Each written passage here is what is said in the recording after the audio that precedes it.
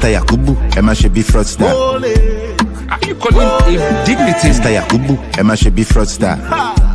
Mr. Yakubu, how much you collect? Professor, your reputation they smell. No be waiting we vote, no be you boss like a town hall. Different from Bala Blue. Say if you know like come, you could go to court. 300 billion with no results. Election for Nigeria, INEC select. No be the people decide, now Mahmoud select. Now that they force the people to congratulate. It's so funny, I can't really comprehend. Shana democracy be this.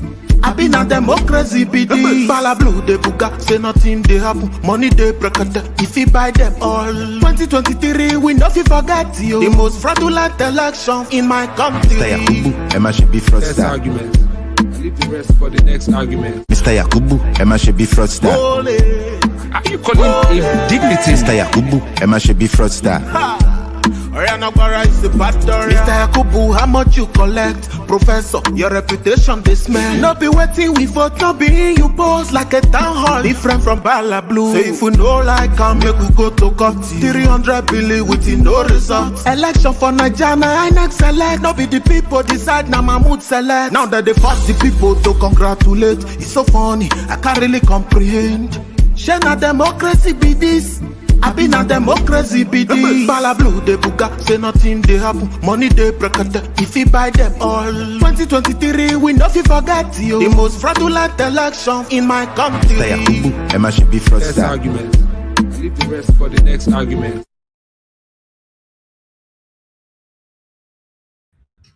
All right. Thank you very much, my people. I appreciate every one of you. Good morning, good afternoon, good evening to every one of you right there. How you guys doing today? Please, let's start to begin to share and like. Let's share and like. Although we came out late, but we can still meet up by doing our part so that everybody can like and share. God bless you all, my people. How you guys doing? How you guys doing? I guess everybody can hear me. Yes. I appreciate you all. Thank you very much for joining us. I'm going straight to the comment section. I'm not sure if I can still, if I will be able to. Okay, I'm not on the screen yet, Seth. Okay, thank you, my people. I appreciate every one of you. Let's quickly go to the comment section. I guess you can hear me very well. Is another hot topic today. More revelation is coming out, so let's talk about this, my people. I appreciate every one of you. On the comment section, we have Wisdom Lucky right there, mother of all mommy diaspora. Good evening to every one of you. Faith Andrew is with us as well. Thank you, my people. I can see many of you have been waiting. Mufi Rail, thank you very much, my brother, for joining us. Paco Barrison, John Ikem Stanley, thanks for joining us. Princess Usara Daddy, Efrata Catfish Farm, Nigeria, thank you very much, madam, for joining us. I can see Messi Ayo, thanks very much for joining us. I appreciate you all, my people. Sabavo Ponga is right there. Mr. Johnson Emmanuel, Eforo Beric, thanks for joining us. Thank you very much, my people. I can see Sunday Success is with us as well. Thank you. Help us to share, Madam Bella Naomi. Thank you very much, Madam Blessing Okafor. Chris Emenike Ubi Ade Edobo. Thank you, Origins. Thank you, Samuel Okafor. Thank you, my people. Michael Bollison, I see right there. I want to be Ferdinand. Good evening to you, sir. Thanks for joining us. Cynthia Obayomi, good evening to you. I don't like to watch, my brother. Thanks for joining us. Disconnect Enterprise. Okay, Deconnect Enterprise. Thanks for joining us. I appreciate you.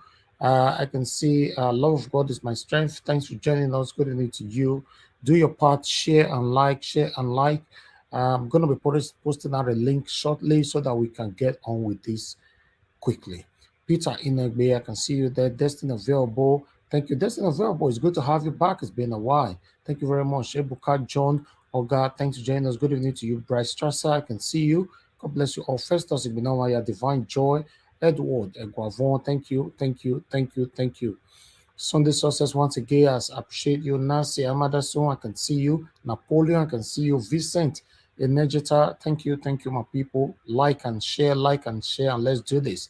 Lady Eugenia, thank you very much, madam, for joining us. Good evening to you. Monica Amaka is right there with us as well. Rita Obei, thank you. The barrister, Osengir Omede, good evening to every one of you. Let's move on now. We have Temidayo Emmanuel is right there. Thank you for joining us. Benita, okay, thanks for joining us. God bless every one of you. Mr. Rita Okunte say love. Thank you, Joanna. Also, Francis. Thank you, Cynthia Abayomi. Thank you. Now, God will bless you now. Yes, let's talk. Yes, I can see you right there, David Uba. Yes. Thank you very much, guys, for appreciating or recognizing my voice. I don't like watch my brother already. Super chat is there. Thank you. God bless you. I appreciate you. Olarewaju Raphael. I can see you. Thank you very much. I guess I pronounced your name properly. And I can see Amaka O is right there with us as well. Prince of Peace. Thank you. Isha Olowa is with us as well. Pisa Italia is with us. Amiogo.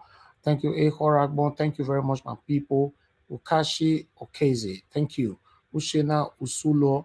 Thank you. Lucky Yamo, Mark Rabo, Henry Gabriel, Anita Mia, Ebenezer Adebi. Thank you very much. Good evening to you all, my people. Do your part by sharing Digicasi. In case I don't mention your name, not vex, because I rush with this. So I just want to quickly meet up. I'll put some of other names on the screen rather. Audio Negator, thank you. Anthony Ola, thank you. And I can see it's like some of you are commented twice, right? Okay. Chris George, thank you. Oyesi Omodia. Thank you. I'm not sure if I pronounced that properly. Jacob D, I can see you. Good evening to you. Richard John, thank you very much. God bless you all. Jachuks Obiboise is with us as well. Who are their owners. Thanks for joining us. William Winner, thank you. Maui Ezra Musa, thank you. Gloria Ogo. God bless every one of you. Let's quickly move on. I appreciate you all. Okay, I would like to post out a link right now so that you guys can join me so we can move on. I have Grisla Igini. Thank you. Oh, Grisla Igini. We have the sister of Barrister Igini here. Thank you very much. It's good to have you here on the comment section. Hopefully, we can have you on the panel. All right, we have Shala David with us. Thank you very much. And we have Faith Kess. Thank you, my people. Thank you. Because I never say I come out late. Rather, they could have pity for me. No easy. Coming out every day, 7 days a week since April last year, 2022 till now, 7 days a week. I've never got 1 day off. I've been doing this. So normally I was very, very hopeful after the election that we can have a break, restructure, reorganize the media and all that. But after we win the election, they can't say we don't win. Now then, another work starts again. Now we just do so, my people. Now all of us just do so. But don't worry, we are getting there. Thank you very much. Now God will bless you, my people.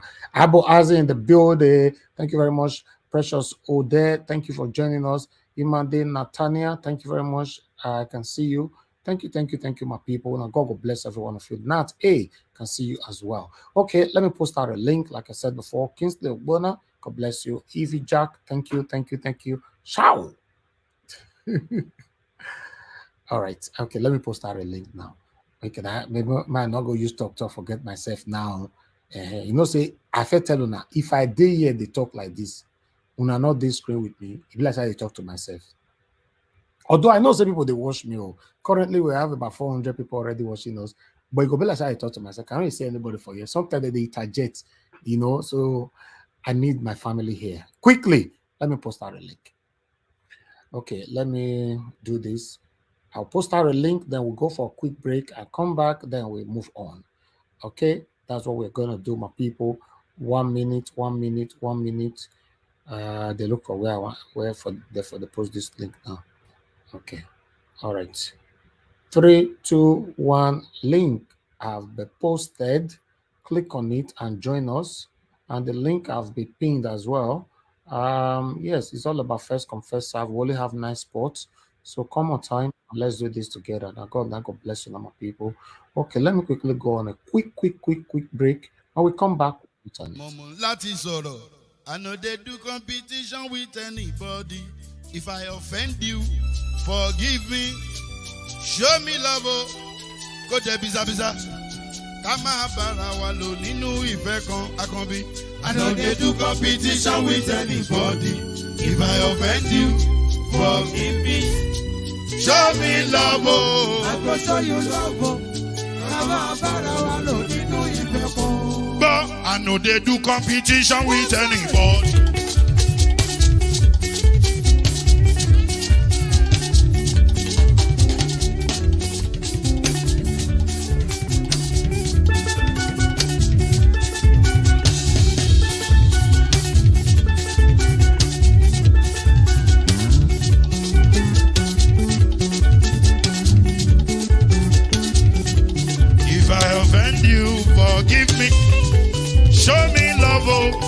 go show you love it.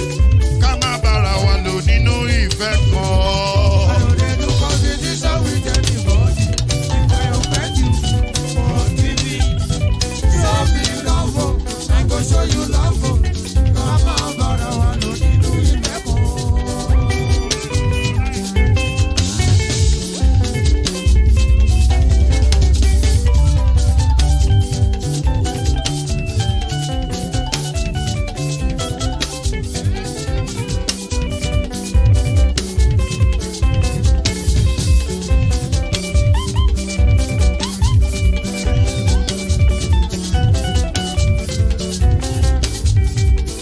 No, they do competition with anybody. If I offend you, forgive me. Oh, tó bá ti sanwó fún Ṣẹ́gun nàbí o. Ẹ fẹ́ jókù. Alákọ̀bí. Ṣẹ́gun nàbí. Alákọ̀bí. Sábà mẹ́la. Anybody. Anybody. Any bobo. Anybody. Mo ló ń folú. Ó gbà mí bó ṣe rí mi láti kíníṣí. Délé mo ló ń folú. Ẹ jẹ́ ń sọ̀rọ̀. Délé o.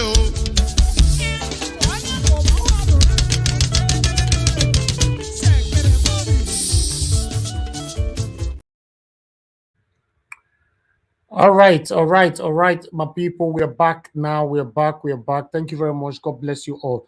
Okay, let me start accepting people to the screen. Please mute yourself. The screen is already filled up. As I bring you in, just stay mute, please. Except you want to tell me something, that's fine. I'm going to mute everybody before putting you in. Thank you very much, my people. I can see more people are still trying to join. Fortunately, the screen door full. Make an obvious. All right, I appreciate you all. Let me quickly acknowledge my people right here before we move on.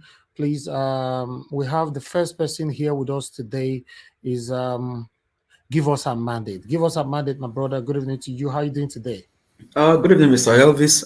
Good morning, good afternoon, everyone on the panel, depending on your location, people in the comment section. Greetings to you all. I was trying to count the number of times you said, let me post the link. I think if I count it, maybe it can equal to that 200 billion that they gave that. Dr. CMIC, I greet everyone. Thank you, my brother. Thank you. God bless you. Oga Henry Gabriel in the building. Good evening to you, sir. How are you doing today? Yeah, good evening, Mr. Elvis. Good evening, everybody. We're happy to be around today. Let's see what's going on today. God bless you. God bless you, my brother. We have Omoye's Corner in the building with us. Omoye's Corner, how body today? How you doing? Body day gidigba. Greetings, everyone. Greetings, everyone in the comment section. Another day to battle.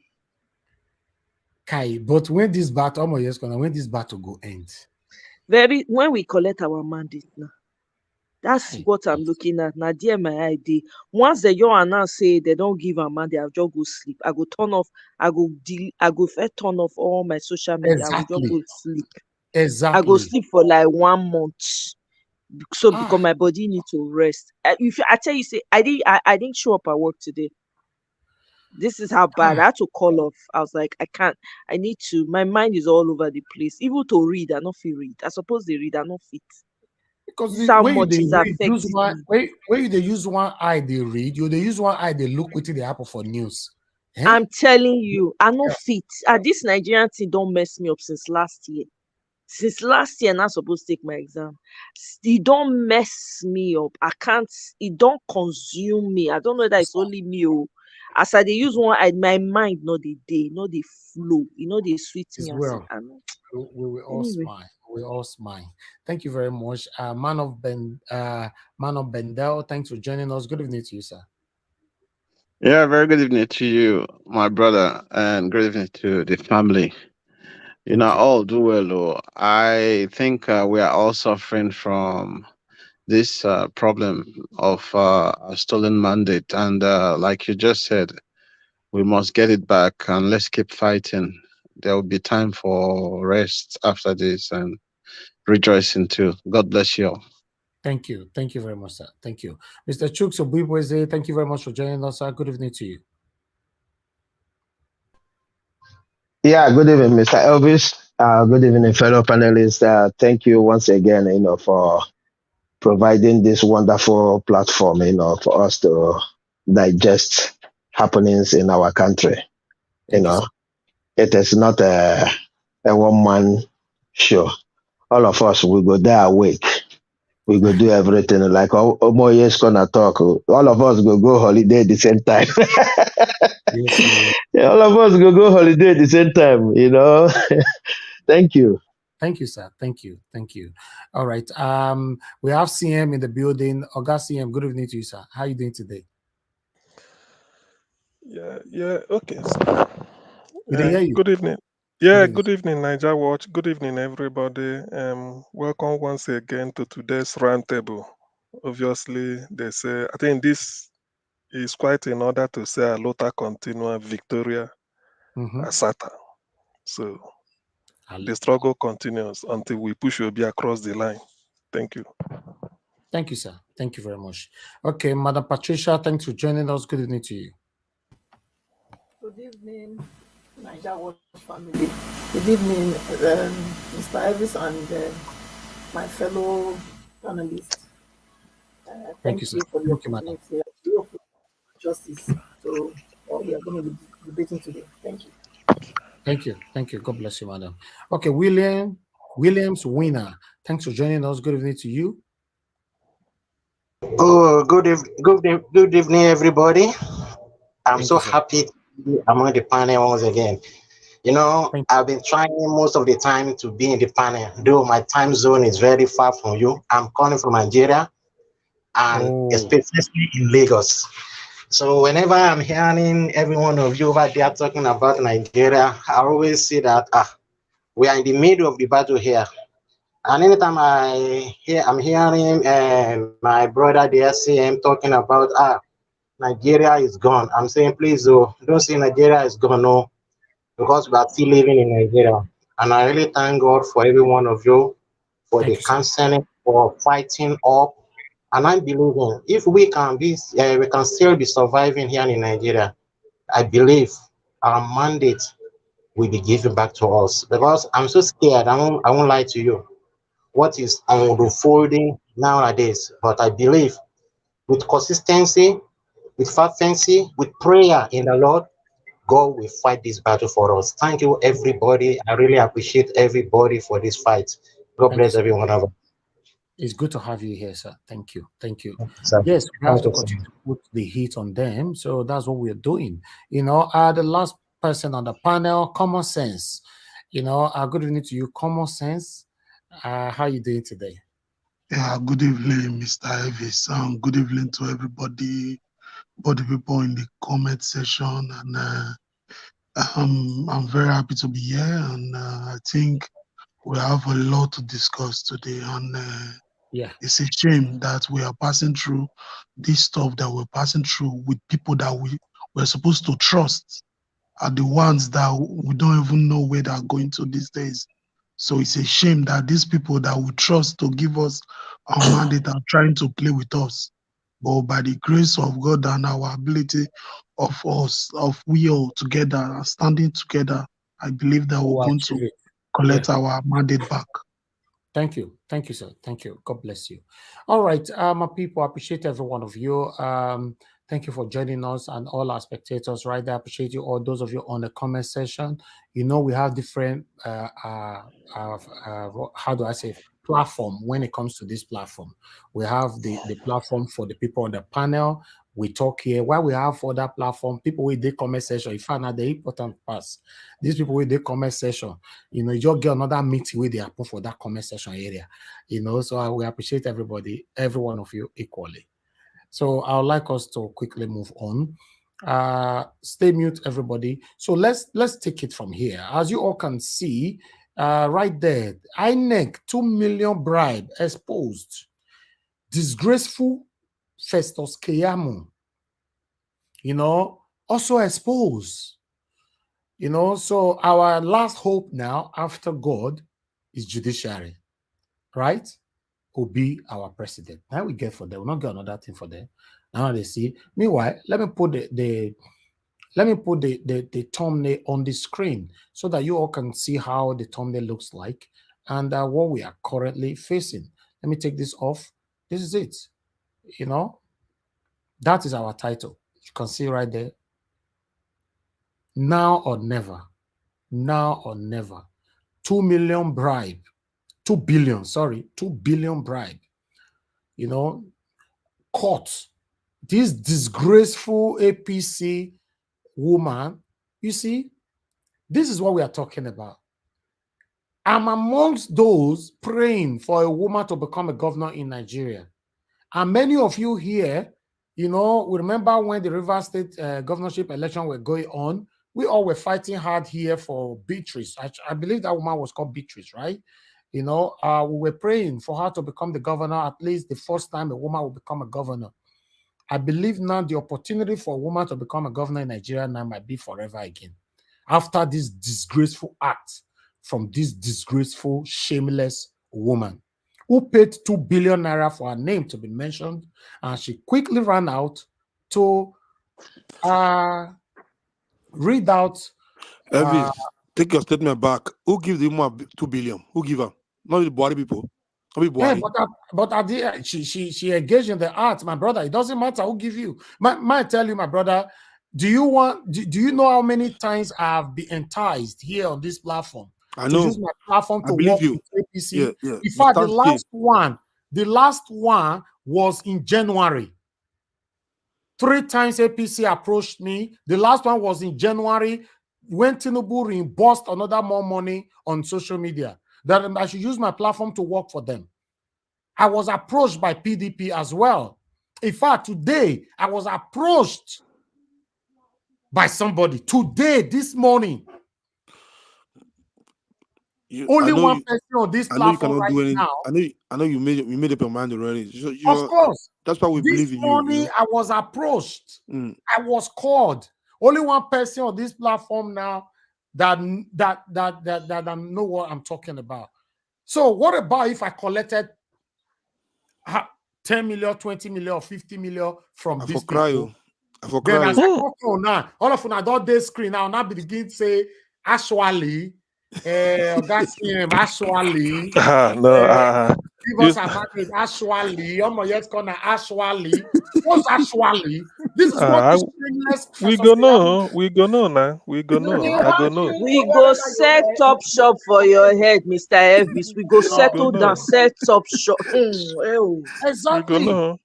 By the time you anywhere you go. We go know. This is what I'm saying. So my brother Henry Gabriel, the woman has a lot of She messed up. Yes. She messed up. Like, listen, my brother, in case you don't know, most of these people running for any political offices in Nigeria are sponsored by those that have more money than them. Yeah. Yes.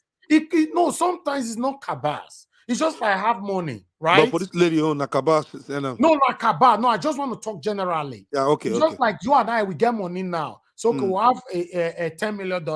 Where do you want to invest time for? If it's a more investment for property, for cars, for any kind of business, some people they invest their money for politics. Consign them how the person want to rule. They don't agree. Say, okay, God, this your election where they go, so I go sponsor you 100%, or I go sponsor you 50%, or 10%. So the right agreement. If I bring out a 10 billion naira to sponsor you, my 10 billion will be 30 billion in return in your first 4 years. You go say, okay, because he wants to rule.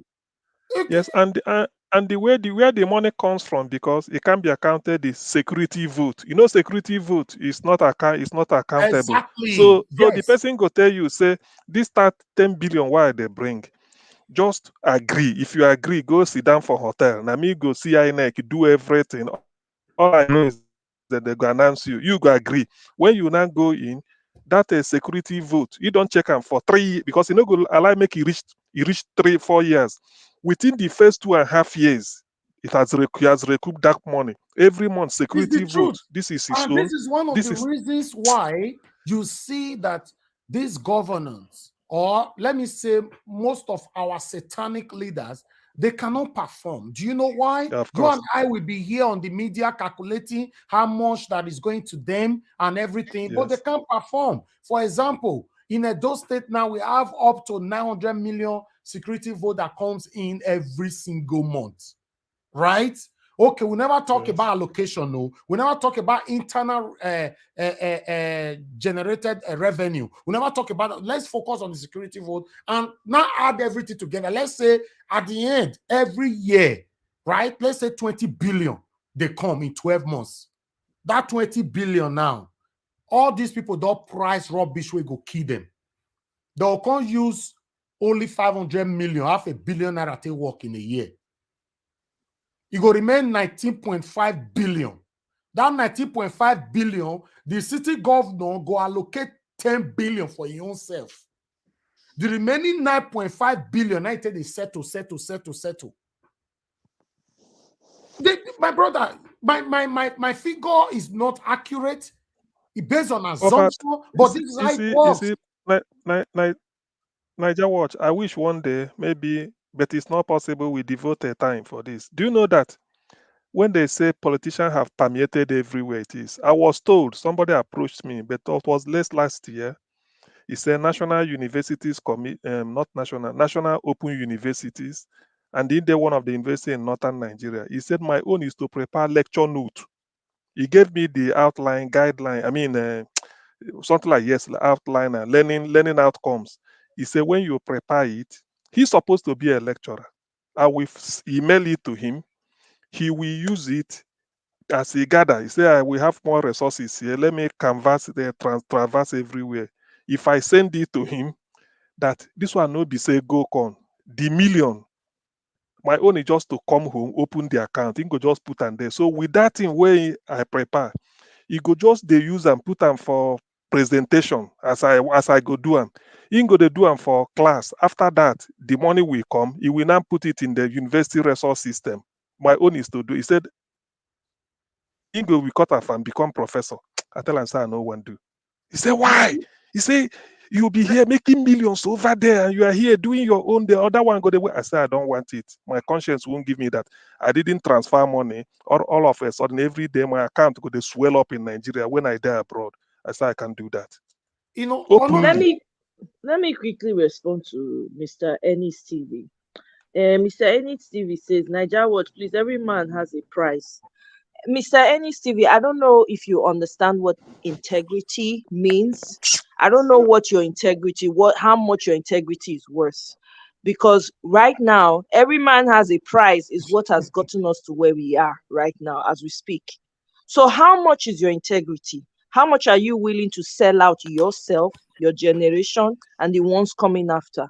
For how much, really? Even if they give you all the trillions in the world, is it really worth it? At the end of the day, it's going to be dust. And guess what? Somebody else is going to take that money and use it. So all this rhetoric of every man has a price, there are levels to human beings. Not everybody is materialistic. My sister, not everybody. Some people don't have integrity. Not everybody is materialistic. No matter how much money you give to some people, they will never take it. So if you are surrounded by people that are materialistic, that's on you. Yes, Connor, I am one of those some people. This morning I received a call concerning the upcoming governorship election in some state. I don't want to mention. No, not to get them. Lobby have started. How do we use your platform? Just use your platform for us. Any state will not say never do their governorship election. Mona no say one I know. So listen, guys. No, if you look down on us, you are looking down on yourself.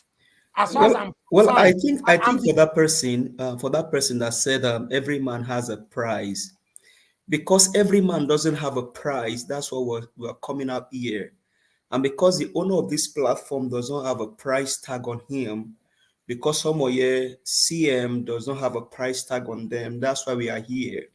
And because that narrative has destroyed Nigeria, even now on camera, somebody said I was given 2 billion naira to rig election. That's why we are sitting down here. So if you're there, we're not judging you.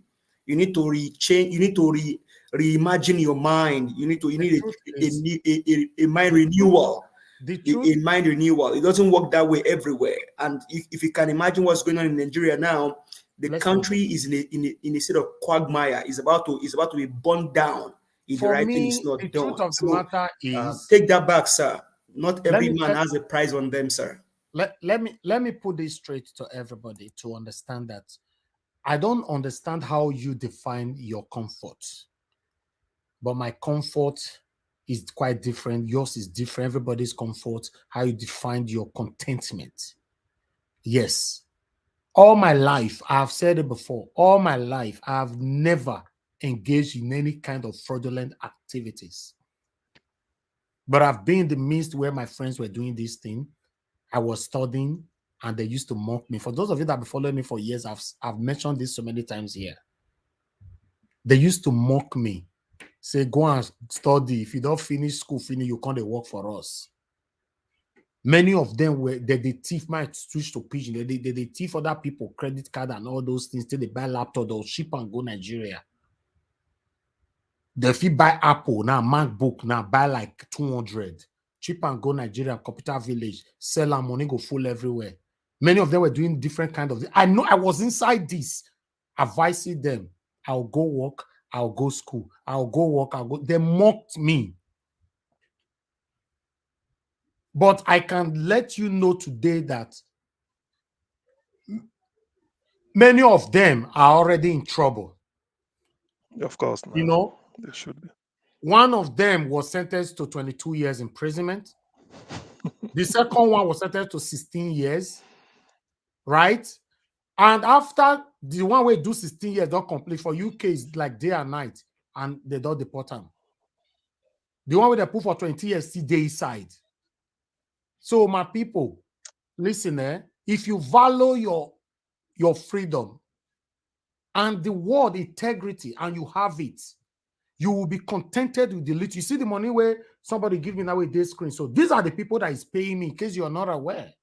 People who super chat me here are the people that is paying me.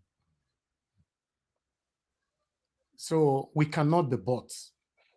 Thank you very much, my people. Let's move on. Let's hear from what Arise have to say here quickly before we move on. Thank you.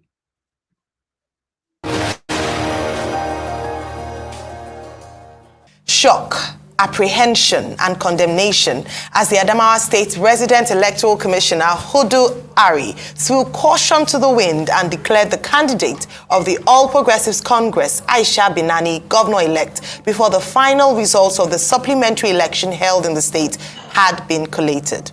Rise News correspondent Mary Chinda, who is in Yola monitoring the election, reports. No, porque it's about like the highest vote.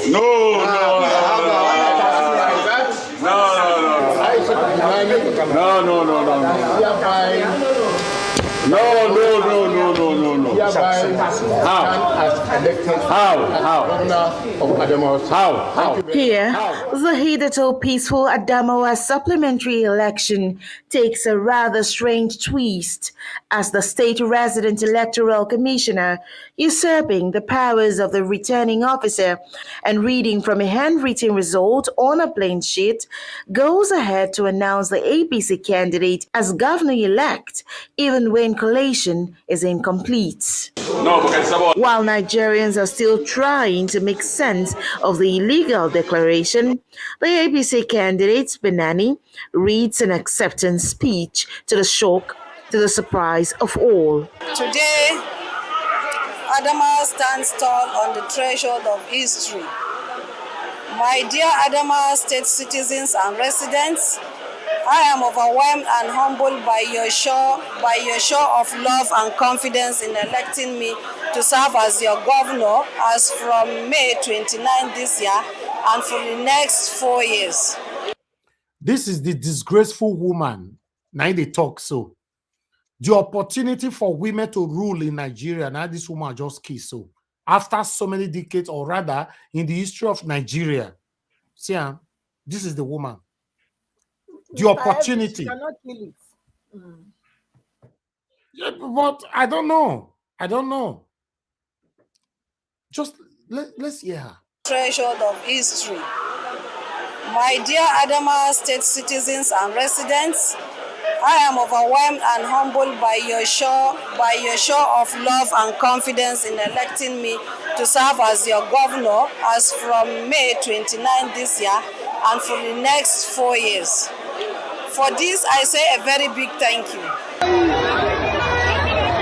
Her supporters also take to the streets. Election observers and People's Democratic Party agents promptly reject the declaration. When I left, I was informed that we resume in the morning at 11 o'clock. And then this morning to find out that something had derailed that scheduled process at 9 o'clock was devastating, to say the least. The count was very transparent. It was going very, very well. I think that the last 10 local governments should be completed to finish off and get the true result of the election itself.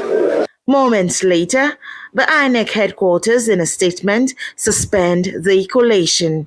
But the incumbent governor, Amadu Fintiri, is calling for calm as he's expressing optimism that INEC would do the needful. This morning, we all woke up to an illegal announcement by merchants of anarchy headed by the resident electoral commissioner, Malanduhu Yunusa Ari, who since the beginning of this election is bent on pushing our collective patient to its limit.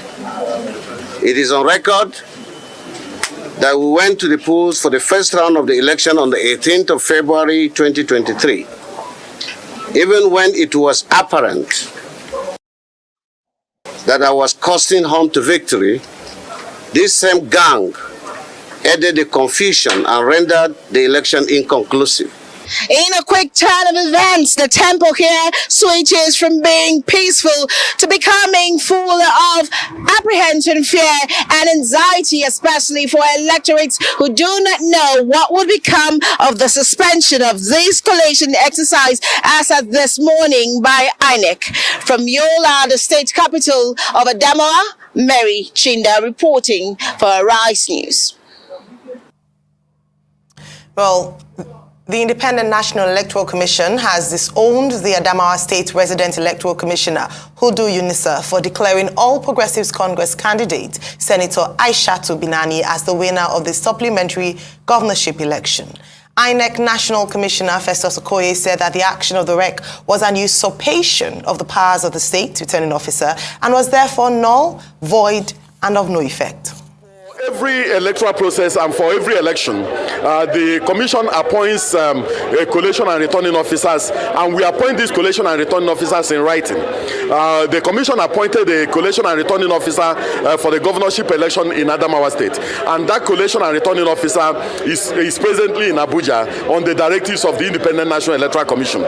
It is only the chairman of the Independent National Electoral Commission that is constitutionally and legally empowered to make a return, because the chairman of the commission is named in the law as the returning officer for the presidential election.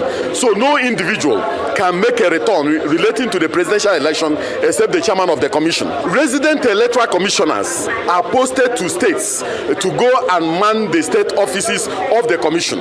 And the powers that resident electoral commissioners exercise are powers delegated to them by the commission, and are also answerable to the commission.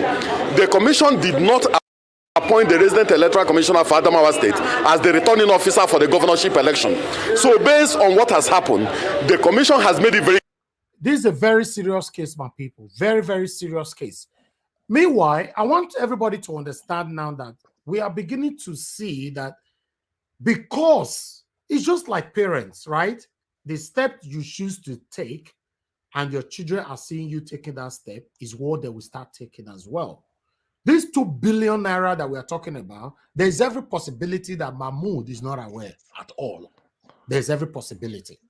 Because Mahmoud have collected you some of amount from the presidential election, everybody now believe, every state INEC chairman or whatever they call them, now decided, okay, make everybody they collect their money. I don't know if you guys are getting it. This is what is happening right now. So from head to toe, INEC is corrupt. That is the problem right now. Just watch out. We might likely not see anybody that will be arrested, because if you arrest anybody, the person you are about to arrest, or you might tend to arrest, or you might arrest, might as well have your own secrets. This is the problem. Please, guys, the likes, we only have 200 likes, and we have about 1,300 people watching us. This is not good. You know, please, can you press on the like? The like means that our voices will go far today. That's what it means. We should be having at least a minimum of 700 likes by now. Press on the like button. We have 212 likes, while we have over almost 1,400 people watching us across. On Nigeria Watch alone, we have 1.1 watching us. So please, press on the like button. If you know you're watching us, help us and let our voices go far. This is not a joke. We are not here to joke. We cannot allow these people to take over Nigeria for the next 4 years. In fact, for the next 1 week. Talk less of 4 years or 8 years or probably forever. Please like and share. Like and share. Let's take the likes to at least a minimum of 500. We can do that. It's already 300 now. God bless every one of you. Let's continue to listen to rubbish that the Okoye have to say here. The commission, and are also answerable to the commission. The commission did not appoint the resident electoral commissioner for Adamawa State as the returning officer for the governorship election. So based on what has happened, the commission has made it very clear that whatever action he took relating to the issue of declaration of results and making of returns is null and void. So the commission has summoned all of them to Abuja. The commission will meet as a commission and take a decision on the issues. It's only the returning officer for the governorship election as appointed by the Independent National Electoral Commission that can make a declaration and a return, and he has not made a declaration and has not made a return. The law does not empower the resident electoral commissioner to make a return and make a declaration. So whatever he did it in his own personal capacity. He was not representing the commission, and the commission has said that whatever he has done is null and void and of no effect whatsoever. So we are going to go back to Abuja, meet as a commission and take a decision befitting of our electoral process. So we have suspended collation relating to the Adamawa governorship election, and that is where we are. Well, there we have Dr. Festus Okoye explaining, at least from the INEC's perspective, what happened in Adamawa State. Dr. Bati. Okay, after the February 25 and March 18 elections, INEC decided that it will conduct supplementary elections this Saturday, 2 days ago. And those elections were to be conducted in 24 states of the Federation. When we discussed this subject, I think on Friday, we were reviewing the promise by the Inspector General of Police that the police was ready. The other security agencies assured us. Okay, I would like us to move on to the other video because there's a lot to present to you today. Let's listen to what Ojo may have to say here on what is trending. Again, what's trending? With reactions trailing the controversial declaration of Aisha Binani Dahiru, candidate of the All Progressives Congress, as winner of the Adamawa State gubernatorial election before the collation of results in the state were concluded. On Sunday, social media was awash with reactions after a video showing Hudu Yunisa Ari, the resident electoral commissioner, made the declaration to the dismay of opposition agents. The highest vote. No.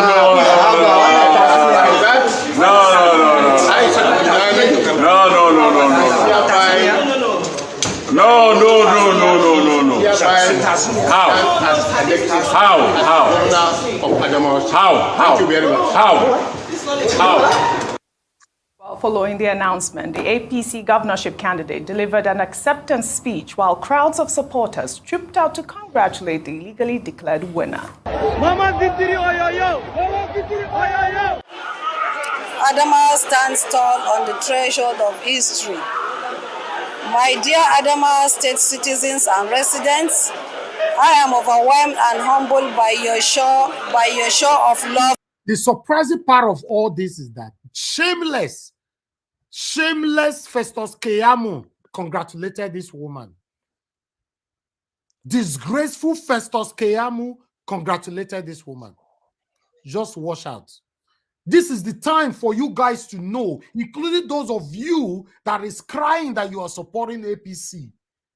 Look at what you are piling up for your future.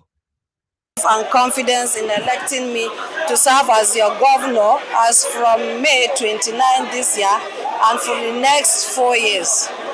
For this, I say a very big thank you.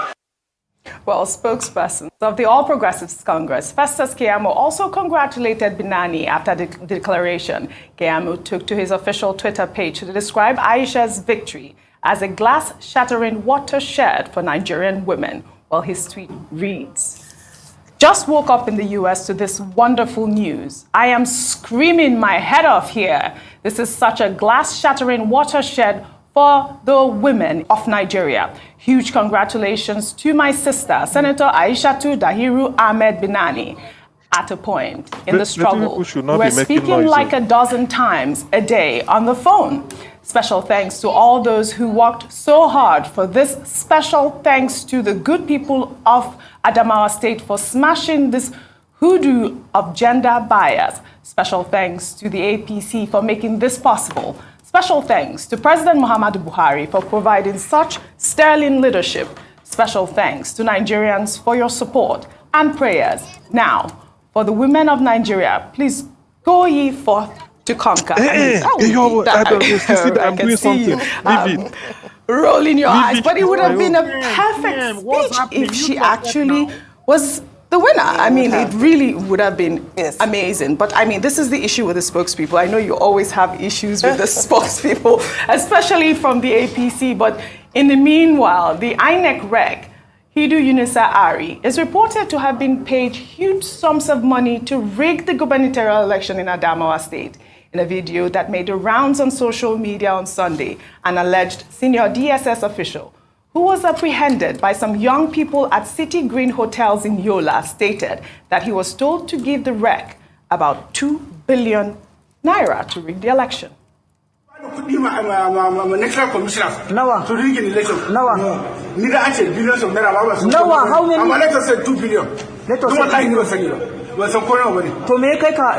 The problem we have here in Nigeria is like we have been captured, including DSS is part of the people that is causing us pains, the security agencies, INEC, the government, all of them. This is a DSS man that were caught. He's the one confessing now. I have another video here. Before we move on, let me quickly take on this video directly here. When they arrested him, let's take this.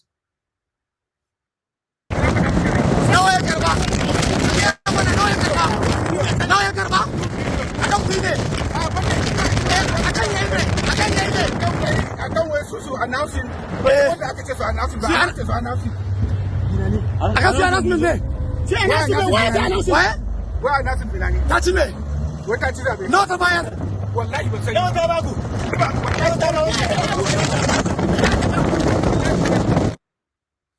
That 2 billion. That's DSS. This man, God. This is the other video here. An ba da biliyon wa aka bai wa 2 biliyon. Ba na faɗa cikin mota ba. To ina ji ka faɗa. Na ce ba ni aka bawa ba. Ka faɗa. Allegation din an ba da kuɗi ma national commissioners. Nawa. To rig an election. Nawa. Ni da an ce billions of naira ba. Nawa, how many? Amma let us say 2 billion. Let us say. Wallahi ni ba sani ba. Ban san ko nawa bane. To me kai ka a Green City City? Ne ce maka abin da kai ni Green. Aba ni da ba ni da. Me ya kai ka? Na je ne da team dina an ce mu zo mu arrest shi.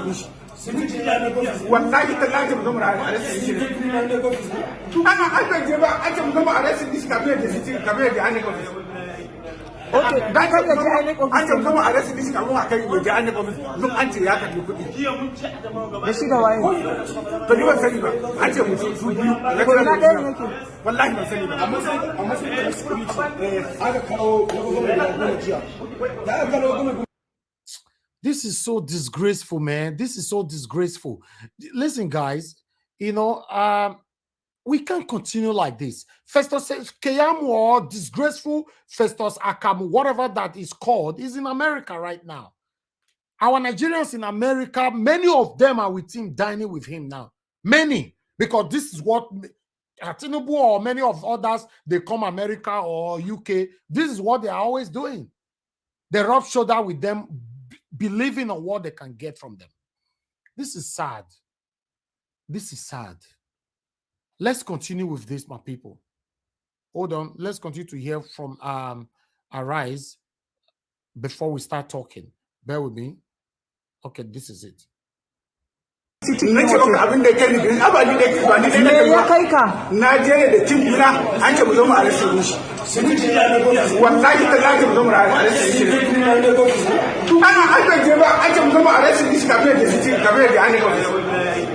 Okay, I can come arrest this guy. I can go to any of them. No anti yaka to put it. You see the way. But you were saying, I can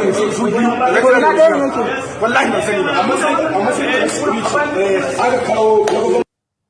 Well, meanwhile, a Professor Abdullahi Abdul Zuru, the present INEC Commissioner Northwest and former Vice Chancellor of Usman Danfodio University, Sokoto, and Federal University of Technology, Mina, who was sent to Adamawa State as part of INEC's supervisory activities, was attacked. I'm sorry, I'm not allowed to show this part. I'm going to cover it. Just listen to the voice. Remember the man with the beat, with the naked and all that. The man was the wrong person. I guess some of us saw it already in Twitter. Exactly. So the man was the wrong person. So that one collect small, you know. Waiting go do for that area. I may not know, but it's okay. More confession will come out. But let's listen to this. Thank you. Attacked by a mob who mistook him for the Adamawa State Rec, Barrister Hudi Unisa Ari, for illegally returning Aisha Dahiru Binani as governor-elect. Now, just wear your trouser,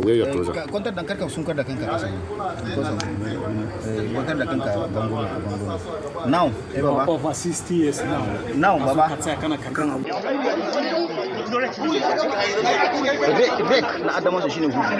But the returning officer, they have sent the returning officer, they are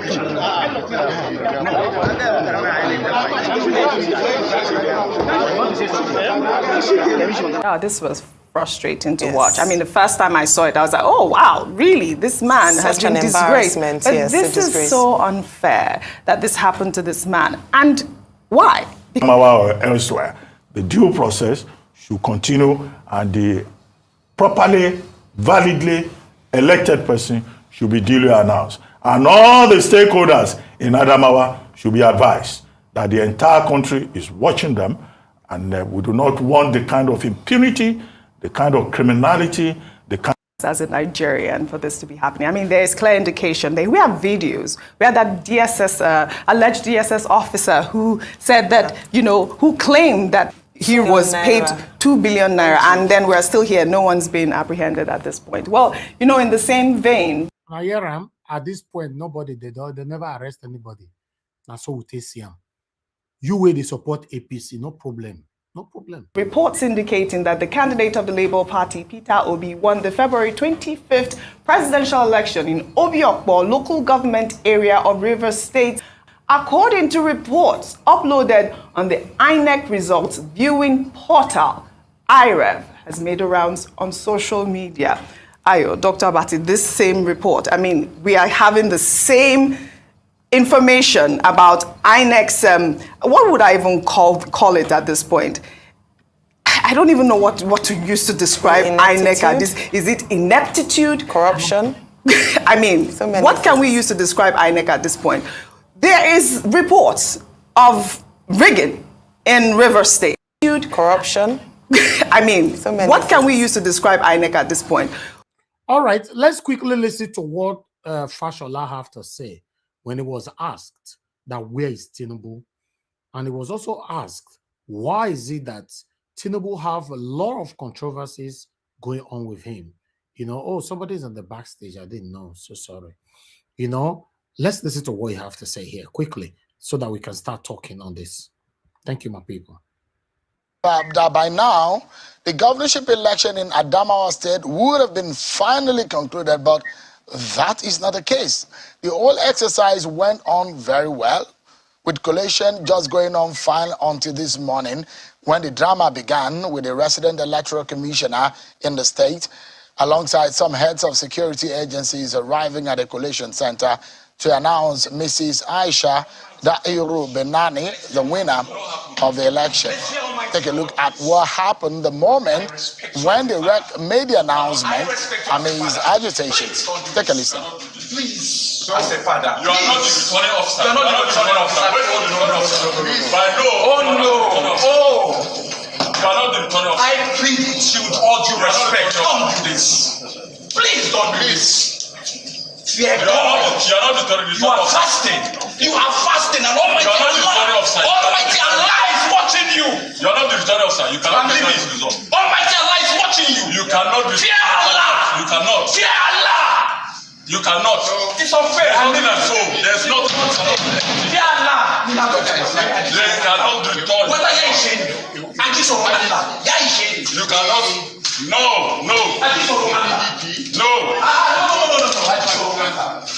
You see, security men, they let the guy down. What a country. How did we get here? In fact, can somebody take us back how Nigeria was founded? How? Look at security, DSS, all of them. They are there guiding a criminal. A disgraceful criminal. They are guiding him. Watch. What a shame. Let's get God. There is a God. No, there's nothing like that. It's not fair. It's not fair. No, you are not. No, it can't happen. This is not fair. You cannot call it result. No. You cannot. You see, based on no. You cannot. Based on the No. Okay, so the APC support the highest vote. No.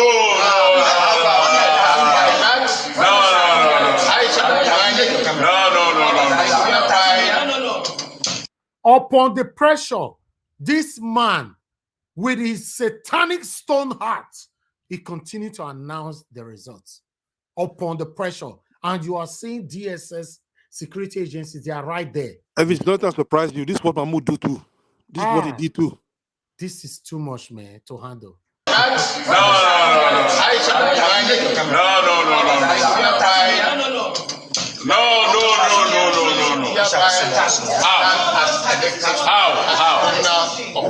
How? Thank you very much.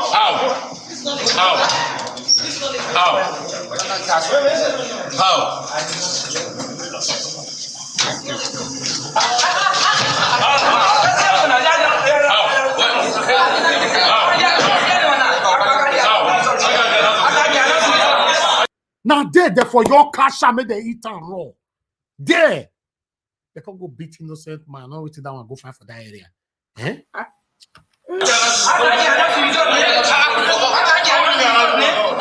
Meanwhile, the headquarters of the Independent National Electoral Commission, INEC, says the announcement made by Yunusa Ari, the resident electoral commissioner in Adamawa State, declaring Aisha Benani Dairu winner of the governorship election is null and void. In a statement released not so long after the announcement, INEC said that the election process was clearly not concluded before the announcement was made, and that the action of the REC is a usurpation of the power of the returning officer. He then declared that the announcement, quote, it is null, void, and of no effect. INEC went to say that consequently, that following the action, the collation of results of the supplementary election in Adamawa State has now been suspended and ordered the Adamawa INEC officials to report to Abuja with the election. You were very categorical. You thought that Bola Tinubu was... Okay, guys. Currently, we have 1,725 watching us.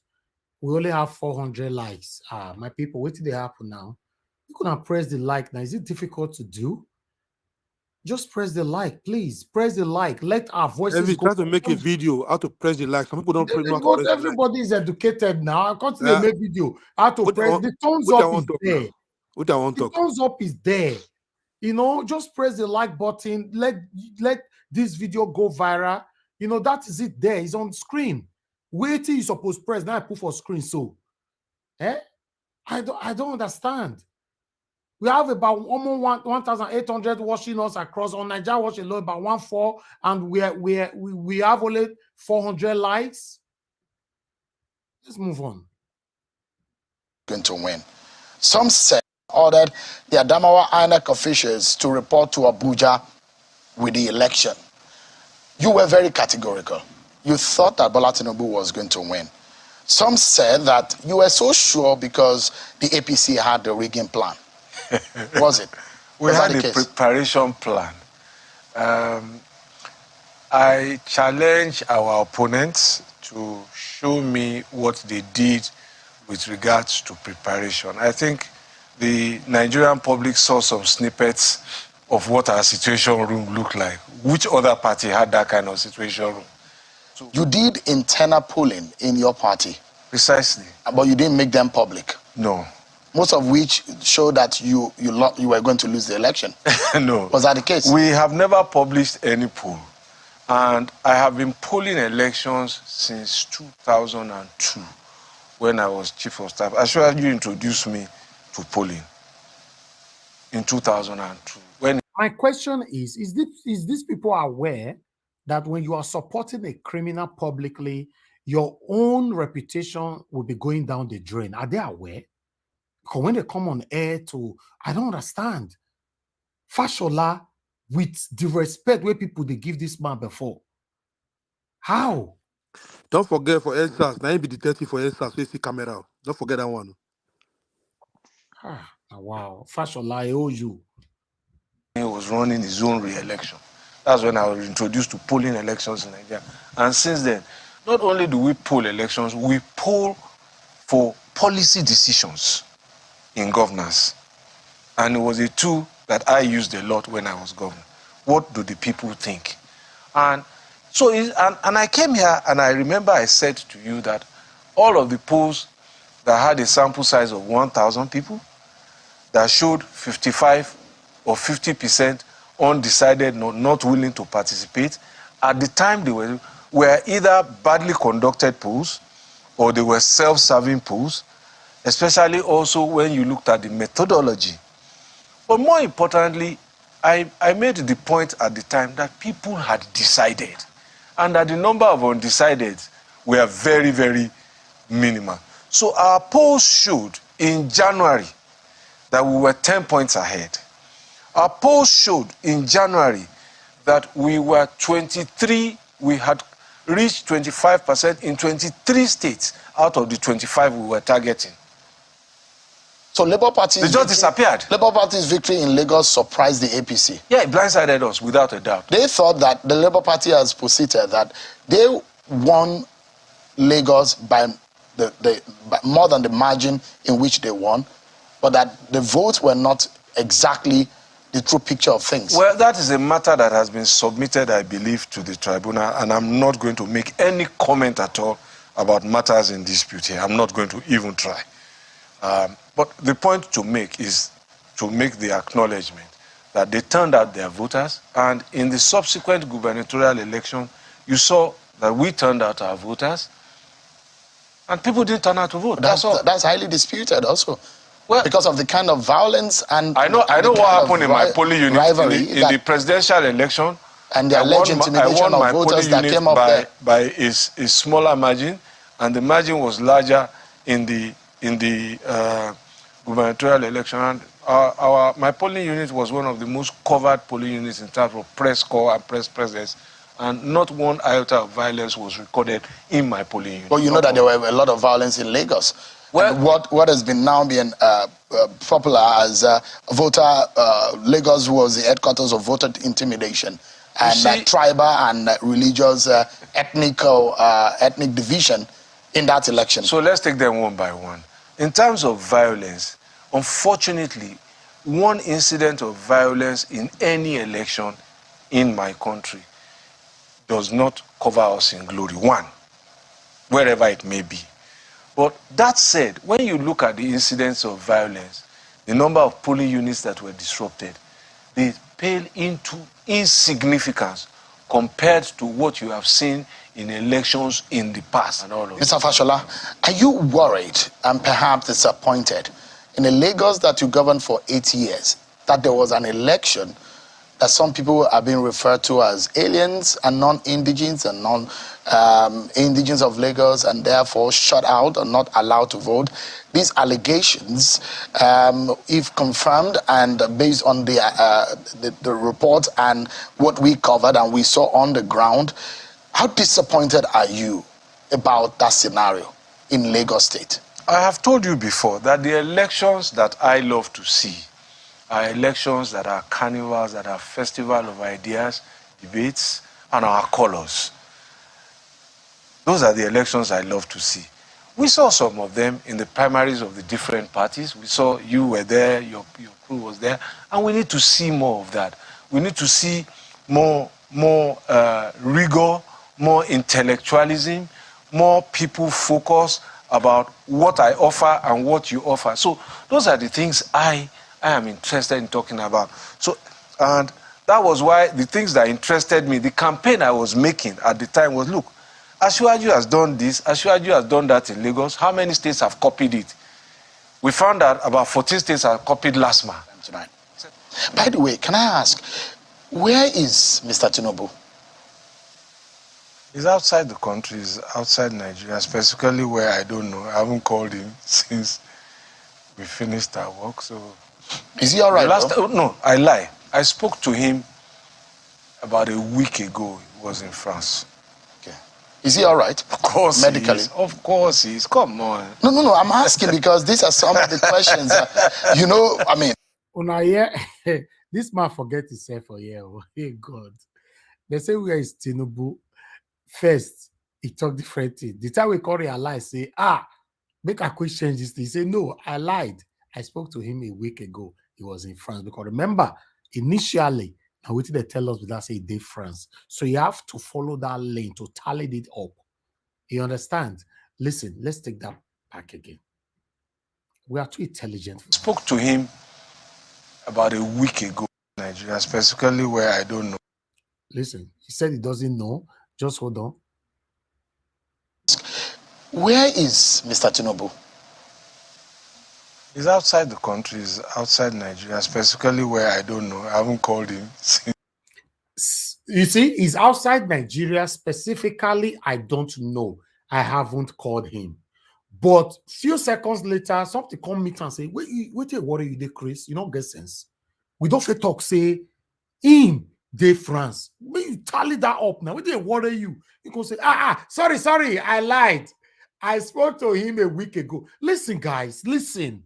I'm not a gullible person. I'm not a gullible Nigerian. Even though we know we have some gullible Nigerians, I am not part of them. I'm not.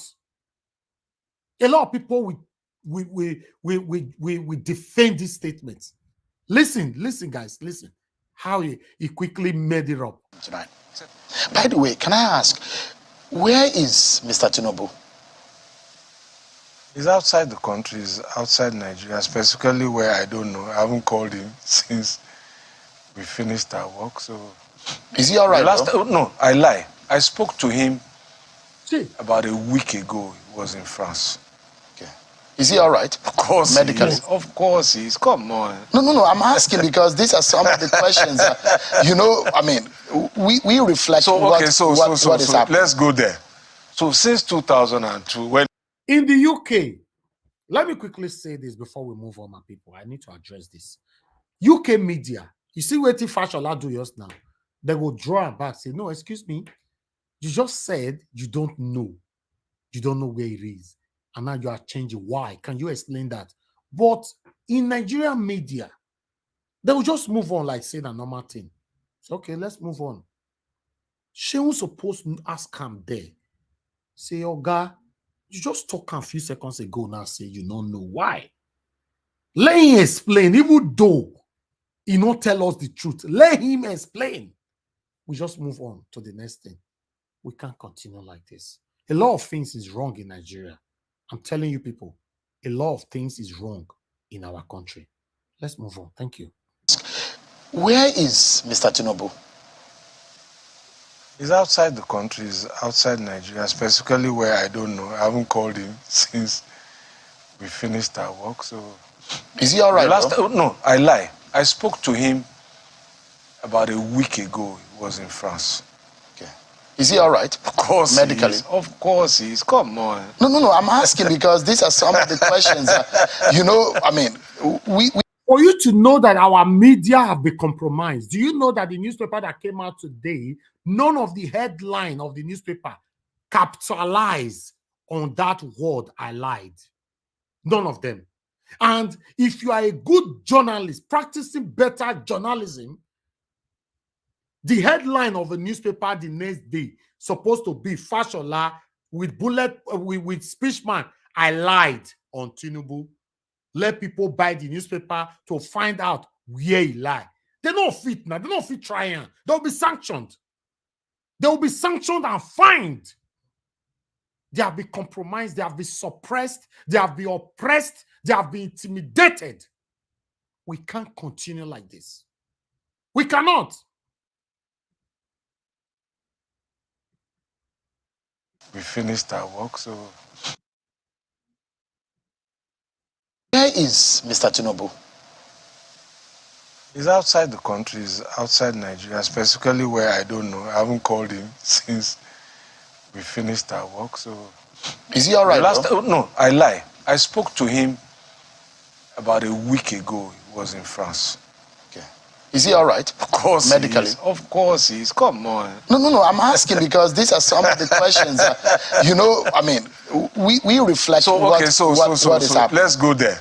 So since 2002, when he hurt his back, almost every time he has traveled, opposition has said he has died, but he still comes back alive. He'll be back soon. But I'm not sure they said he has died this time around. They're just worried. He's fine. They said, look, is he there on a vacation to rest or something? I believe that he's taking some time out. He needs it. He ran, I think, the longest, the fiercest campaign. He ran, his primaries was the most contested. After the primaries, he went around making peace with all those who were unsuccessful against him. After that, he was busy involved in planning the re-election. And since then, he's just ran this marathon like a sprint.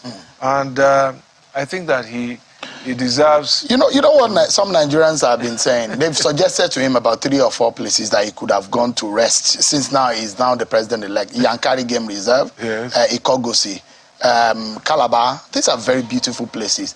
Now we have a president-elect who has chosen to go to France to go and rest. So Nigeria is not enough to rest. These are some of the questions. I am conjecturing that is what he went to do, but... Okay. Let me see if you can help us out with some information. Why is the man you were his chief of staff, he has so much of controversy around him. And I'm hoping that you might be able to clear the air. Just watch how Fashola will be escaping the question relating to the citizenship in Guinea. Just watch how he go to dribble. How he go to dribble like Maradona. Just watch. There are controversies about his age, his true age, controversies about his true educational status, controversy about his name. In fact, there are controversies about whether or not he has dual citizenship, controversies about his past life in the United States. Can you clear the air about this man? I think that makes it the more interesting. And I think those issues have been ventilated sufficiently. You know what the Nigerian people have decided? Those issues don't matter. That's what they have said by this vote. And in making that choice, the only thing I can say to you... Which of the Nigerians decided that? This is what we were supposed to know. Which of the Nigerians said that those issues doesn't matter? Is it that the tout, the talks, the killers that have been coming on air threatening people? Which of this is one of the things I'm saying, that journalists, or rather the media in Nigeria, should be asking these people, which of the Nigerians? Which of the Nigerians? Say now, Sheungo, you continue like that. Just watch. Is that every time you... I know they blame Sheungo. Remember, he tried to stop that the other day. Upon all the efforts, they were still fined. 5 million. I don't they blame them. They have been oppressed, suppressed, intimidated, frightened on a daily basis. You know if you blame them. And wait till they put for their front, now that they talk. A lot needs to be restructured in Nigeria. We can't continue like this. We in diaspora have the opportunity and we can take decision. We are not coming to Nigeria throughout the next 8 years. We are fighting for those that live in Nigeria. It's the fact. If you like, take her. If you like, not take her. We can choose not to visit Nigeria in the next 8 years. We can't continue like this. Everything that is happening in Nigeria is unacceptable. Got more difficult. I used to tell people this was his path to success. There was no easy way. There's no easy day for him. The more difficult it gets, then you can be sure it's Asiwaju's. And I think that for somebody who has faced all of these obstacles, I keep referring to when he was. I remember when when he wanted to be governor. You may or may not recall. For 3 days after the primaries, we couldn't find the state party chairman, the returning officer for the election. And Lagos was in suspense for 3 days until they found the returning officer. And that's the Asiwaju story. But does he really have a dual citizenship? That's the Asiwaju story now. And, you know, so the more difficult it gets, the more it brings. They just ask this man, wait, he's saying they talk to Mumu for Nigeria. Or they just ask and say, does he really have a dual citizenship? Then this man just switch to something else. My people, this work what they do for you, sometimes they make me the verse. Sometimes I just want to stay silent, but I cannot. They just ask this man question. Make a rewind and pass. Back again. Just watch. Does he really have a dual citizenship?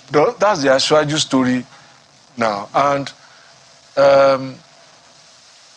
you know, so the more difficult it gets, the more it brings out. Just imagine. Just imagine. I can see somebody writing right there that APC or whatever, I don't know, blaming APC or something. Listen, you say, can any good come from out of APC? Not APC, always include PDP. They are the same people. As long as APC is known as a satanic party, the same way PDP is also a satanic party, you must do away from these two satanic parties for a Nigeria to become a better country. If not, we are going nowhere. Let's say it how it is. Listen to that question where this man just bypassed. Does he really have a dual citizenship? That's the Asiwaju story now. And, you know, so the more difficult it gets, the more it brings out the best in him. And for me, I think that now that all of these hurdles have been surmounted, maybe there's a divine purpose to it. Maybe perhaps, just perhaps, this is where Nigeria begins to turn in the most positive way forever. Because sometimes this is just... No, my people, what does divine purpose got to do with does it really dual citizenship? Dual citizenship with Guinea. No, what does divine purpose got to do with this? I think I've watched this interview. He said he was he first of all said, you know, he was in US. That Maybe is the more you hear, the more you hear, the less you understand. The thing, purpose. Senior advocate. See, you know, the thing about one thing I've learned now science, you know, when you mention somebody senior advocate, you go classify them, you go categorize them either na Ozekwome side, Professor Mike Ozekwome side, or the Keyamo side. So this is the Keyamo side. I can't believe this. No, how does divine purpose connected with dual citizenship, for Christ's sake? He said the more difficult he gets. He said the more difficult he gets, You see what he mean talk? He said they've passed. He has passed all these temptation, something like he has passed all these stages, which means he know say him belong to Guinea. No, these people anyway. Thank God say I went to school. I do primary school. It's not me. You can't deceive me. And for me, I think that deceive me, now that all of these hurdles have been surmounted, maybe there's a divine purpose. Surmount hurdle. Which hurdle? Maybe perhaps, just perhaps, look at your face. This is where Nigeria begins to turn. They coach them well as a criminal. Leave them. Because sometimes this is just what it takes. Because governance is not about sainthood. It is about efficiency. It is about performance. It is about delivery. So Bola Tinubu is not a saint? I am not. I doubt that you are. No, I am not a saint. I mean, so, if you're a saint, you should be never and by at now. The end of the day, at the end of the day, for anybody that will be Nigeria's president, issues of character, issue of consistency in the person's life. Why does he have so much controversy? And the third time I'm asking, does he have a dual citizenship? Character is important. Character is relevant. You see, they ask him again. Why does he have he escape again? He escaped him again. He's focusing on character. Hey God. Hey God. And the APC people, they go defend this one later now. The truth is, he's prevaricating. He's buying himself time so that he can come up with a better life. Oh, let's move on, my people. At the end of the day, for anybody that will be Nigeria's president, issues of character, issue of consistency in the person's life. Why does he have so much controversy? And the third time I'm asking, does he have a dual citizenship? Character is important. Character is relevant. The efficiency. You know, I tell people, when you read the story about Abraham Lincoln and how he got... What does Abraham Lincoln got to do with... Oh God, just tell us yes or no. Leave him. No, me say if I read Abraham Lincoln and leave him. Me say if I follow read him. No worry. Wow. Kai, the bill that ended slavery passed. If you read the process, you will not take the result. Go and read it. You see? So, but it was about doing a good thing at the time, and I'm not saying anything, so nobody should read innuendos to what I'm saying. But all I'm trying to say is that governance is about getting the results. The process is important. No matter who the person is. The process can be important. Mm-hmm. Let me put it that way. But sometimes the people you impact, and there is a level of integrity beyond which you should never compromise anyway. So those are issues that are settled because they are value issues. Societies are built on them. So I should not be misunderstood. But again, you must understand that we must not be looking for saints. So all of the accusations that have been leveled against him have been either unproven or there was no evidence offered in support of them. But they have run along for a while. I know one of them. Which is? So they said that he owned the Oriental Hotel. He goes setting your own question. He doesn't. You know, when that story broke, Dele Alake what does Oriental Hotel got to do with this now? This man just came up from he go setting own. You don't know this trick. If you don't know the question, you set your own. You set your own and answer your own. That is one thing I like about Sheung here. Sheung go ask him again. No, just watch.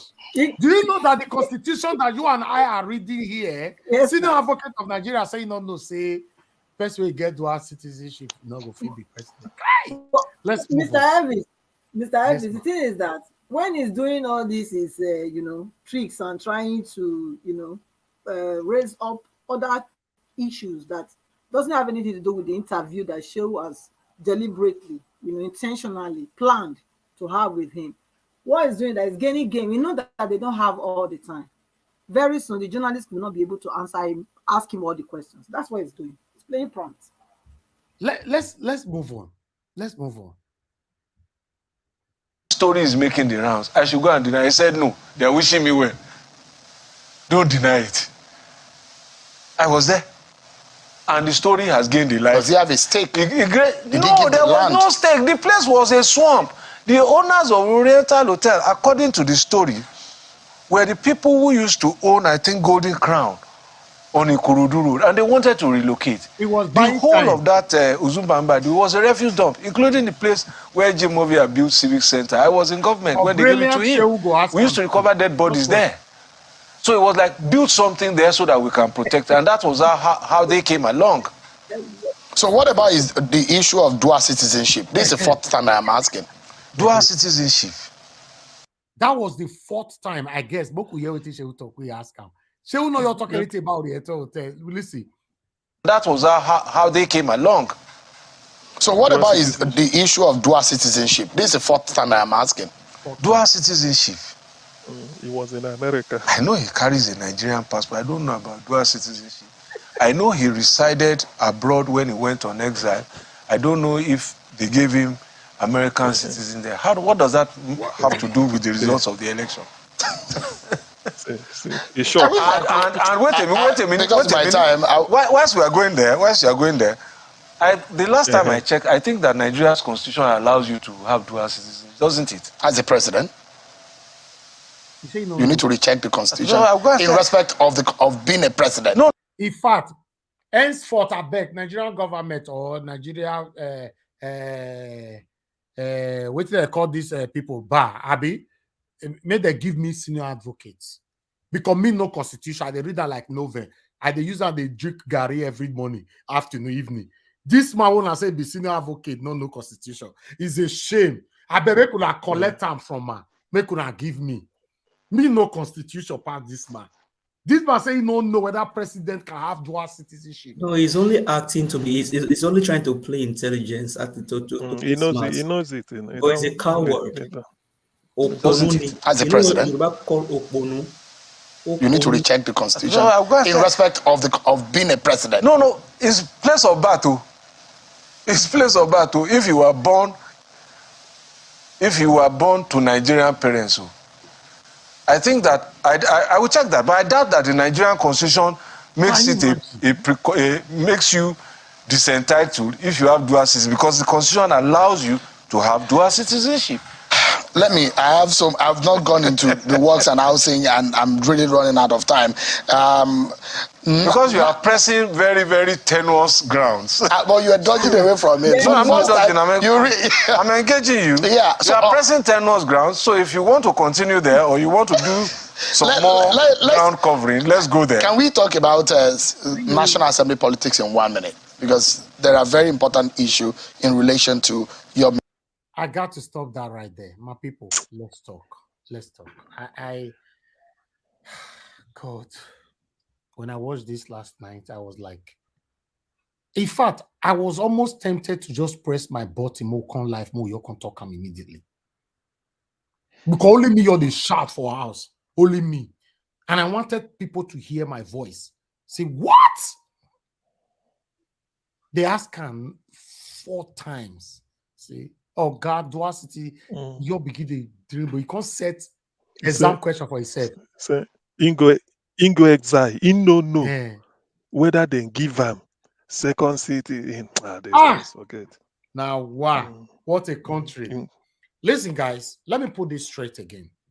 I understand some of you are not happy with me. That's fine. Everybody cannot like me. Everybody cannot love me. And that's fine. For me, I don't love everybody. I don't like everybody. It's a normal thing in life. That's fine. If you're in that category, you don't like what I'm doing, that's fine. Suit yourself. But for those that love me, that's fine. I'm sufficient with that. I want to say this again, categorically. Capital punishment must be reintroduced. Yeah. I'm telling you, Nigeria can never be better. If we are rubbish and romancing it like this, it can never work. It doesn't matter if it's Peter Obi that will become a president tomorrow. If Peter Obi become a president tomorrow, capital punishment is not introduced for corruption. We will still be like this. I pray God give Mr. Elvis. Yes, sir. You see, talking about capital punishment, who is going to arrest them? That's what I'm saying, sir. No, let me finish. Let me finish. When you are talking about APC, fine. Obviously, the satanic APC cannot reintroduce capital punishment. They will never. I'm saying it now, holistically, generally.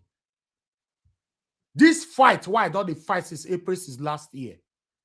I've told you guys, by the special grace of God, Peter will be a march finally tomorrow as the president of Nigeria. The next day, I don't checkmate him. I don't talk him before. Many of you for a year not go like me again. It happens in my state. I fought for Governor Obaseki. Immediately, he won his second term in office. I started checkmating him. Many people will say, where they hate me, Nigeria was, they left this platform. But that's fine. When you leave, you'll be replaced by others. I'm not here that you must stay or you must leave. I'm just being myself. I'm saying this again categorically. If Peter Obi, by God's grace, did not reintroduce capital punishment, he can never win against corruption. It's not possible in Nigeria. It's not. How are you going to do that? How? You want to put person for prison where they go do everything possible tomorrow to remove you from your office, make them come in power, then they go release people we put for prison. What are we saying? We are not going nowhere. Corruption has eaten Nigeria to that extent that nothing can work. Let's say it how it is. Nothing. Let's leave the aspect of government. Let's talk about you and I. Corruption has eaten the individualisms in Nigeria to that extent that nothing is working in Nigeria. You will say somebody, say, make person go buy something for you. They will use corruption to spoil everything. Corruption is the number one problem that you and I is facing today. Corruption is what that gives birth to kidnapping. Corruption is what that gives birth to armed robbers. Corruption is what that gives birth to so many things, rape and every other things. We must cure it from the top if you are really fighting for a better Nigeria. If capital punishment is not reintroduced, we go nowhere. I know some of you will say, no, forget, wait till this one they talk. Say, wait till this they talk. No worry. Let's start talking. Thank you very much. I would like to start with Oga CM. Oga CM, you're not the first, but I have to choose you. Please talk to us, sir. Okay. Thank you, Niger Watch. Actually, you have 8 minutes, sir. Thank you. Okay, thank you. And I thank everybody. Once again, I welcome everybody to our daily roundtable. You see, the issue about Nigeria is that there's something somebody said, the more you look or the more you listen, the more confused you get. Now, there's a while the videos you play, the one of Adamawa, I think that is the key issue today, or that is the talking point all over Nigeria for now. You see, on February 28th, election was held. On that day, oh gosh, on that day, we all know what happened, and everybody felt so disappointed. It so happened that the high point of the rigging that day was somebody was holding the torchlight, another person was doing T-pexing. That is to say, let's say Chuks Obibueze will be holding torchlight while give us our mandate, we'll be doing the T-pex in the middle of the night. So you can imagine such denigration, such vehemence of a sort of trampling upon the decision of the people. We cried blue mother in the hope that things with INEC will wake up from their slumber and correct their mistakes. 3 weeks later, what happened? That is a case of moving from the bad to the worst. 3 weeks later, we now have a case of Mama Chukwudi should not vote, and something like that. This is a very cruel tactics of APC. And people were shouting with a harvest of blood and then intimidation and violence. Then we felt that, okay, let's settle everything at the tribunal, and then people condemned it. Even some people were speaking from both sides of their mouth. Now, this Adamawa case, let me go straight to it, should have been an opportunity for, not really for the people of Adamawa, but for INEC, because INEC is now their reputation, if at all they have one, has been dragged to the gutter. This is opportunity for them, you know, to do something about their reputation. Rather, they even rubbed it into Nigeria's faces. This is a case of 2 billion, admittedly, this was admitted by a DSS official that it was 2 billion they were giving to go and declare. And then we are wondering why a police officer is beside an illegal, somebody who is not supposed to make the declaration. We used to say that, I used to say that if Nigeria is really a country, why should police be deployed to illegal missions? This is a clear case of deploying the police to illegal mission. Remember, a police officer is also an officer of the law because they should know the law and know what to do. Now, what did we get? Out of that 2 billion, maybe they must have promised him some 20 million, and they know what it means. So they now have to go there. This is a case of declaring a result without figure, nothing, plain paper. The only thing is that chap shouting, fear Allah, fear Allah. It was in retrospect, on second thought, they forgot they should have snatched that white paper before the guy put it into his pocket. You know, he tried it at the end, towards the end, it couldn't work. So in a nutshell, what is happening at Jigawa, or let me now touch on this again. The lady, much as Nigerians are looking for the first woman elected governor, the APC went to it in the roundabout manner, the worst way. How can a woman who is a senator, who is a lawmaker, even break the law? Already she has prepared a victory speech because they know, the APC know that they are losing. So they quickly gave that, to justify the 2 billion, she has to prepare a victory speech. And they start to talk, thank you for giving me, show that story, all this philosophical saying, oh, you stand on the threshold of history and all those, mumbo jumbo. Then, and look at the way she coined it. You've given me the mandate until the next 4 years. You see, people are taking us for granted and it's so bad. Now, the greatest of them all, the real Keyamo, Festus Keyamo, is in US. 24 hours later, when the illegality, everybody has agreed, even INEC has declared it illegal, Keyamo released the congratulatory message. That is what made it a comic relief to me. And start to dish out, gratitude. Oh, I thank President Muhammad Buhari for doing whatever. I thank APC. I thank those that made this possible. I thank INEC. Women come and conquer. You see, this is what they call organized confusion. It is true. We may be laughing we may be laughing, but it's not a laughing matter. This is exactly what it means when I say Nigeria Nigeria the way it is now is a terrible scar on the conscience of the people of West Africa. I'm not talking of the world because the world has forgotten about Nigeria. That is, let us respect Ghana and Sierra Leone and respect Senegal. Is it not here in Nigeria word that somebody phoned from Senegal said that the wife said you can never come back to Nigeria, that life in Senegal is like this. So you can imagine, these are the people we are assaulting. Even on the third attempt to use this to correct each other. And I believe if tomorrow you want to repeat this election, more will still happen. So I don't know. In all these things, I look at it, I said, Peter Obi, do you really have a broad shoulder that you are going to carry all this? Because we know you are coming in. Do you really know the mess you are going to inherit? Yes, we are talking of capital punishment. If you put it should be capital punishment plus, because Nigeria, the way it is, it's only somebody like Peter Obi, because of your example, that we give people hope that, okay, let us really bend down to see if we can pick up something. Look at Adamawa, look at the mess. Look at even when you think that Nigeria will not, when you think that Nigeria will wake up, they are sinking deeper into bottomless pit. This is a very terrible shame. Can you imagine? Now look at Fashola in an interview, asking him about dual citizenship. He said this. These are what we mean. If I condemn San, I wouldn't just give a carpet condemnation of senior advocates, because we have a brilliant mind, what they call fertile mind, people that when you want to listen to them for 10 hours, they can speak 10 hours non-stop. I'm talking of no other person than Professor Michael Zekome, the Akpaka Vigi. Yes, Michael Zekome has been here. Yes, he's one of them. Mikey Guinea.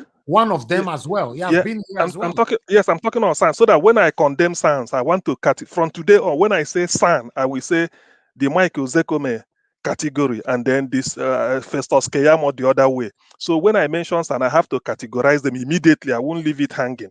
So when you talk of CEO Zekome discussing, then look at what Keyamo is writing. Ruben Abati underlined the thing that he said before he came out to broadcast, he checked Keyamo's tweet. He's still there.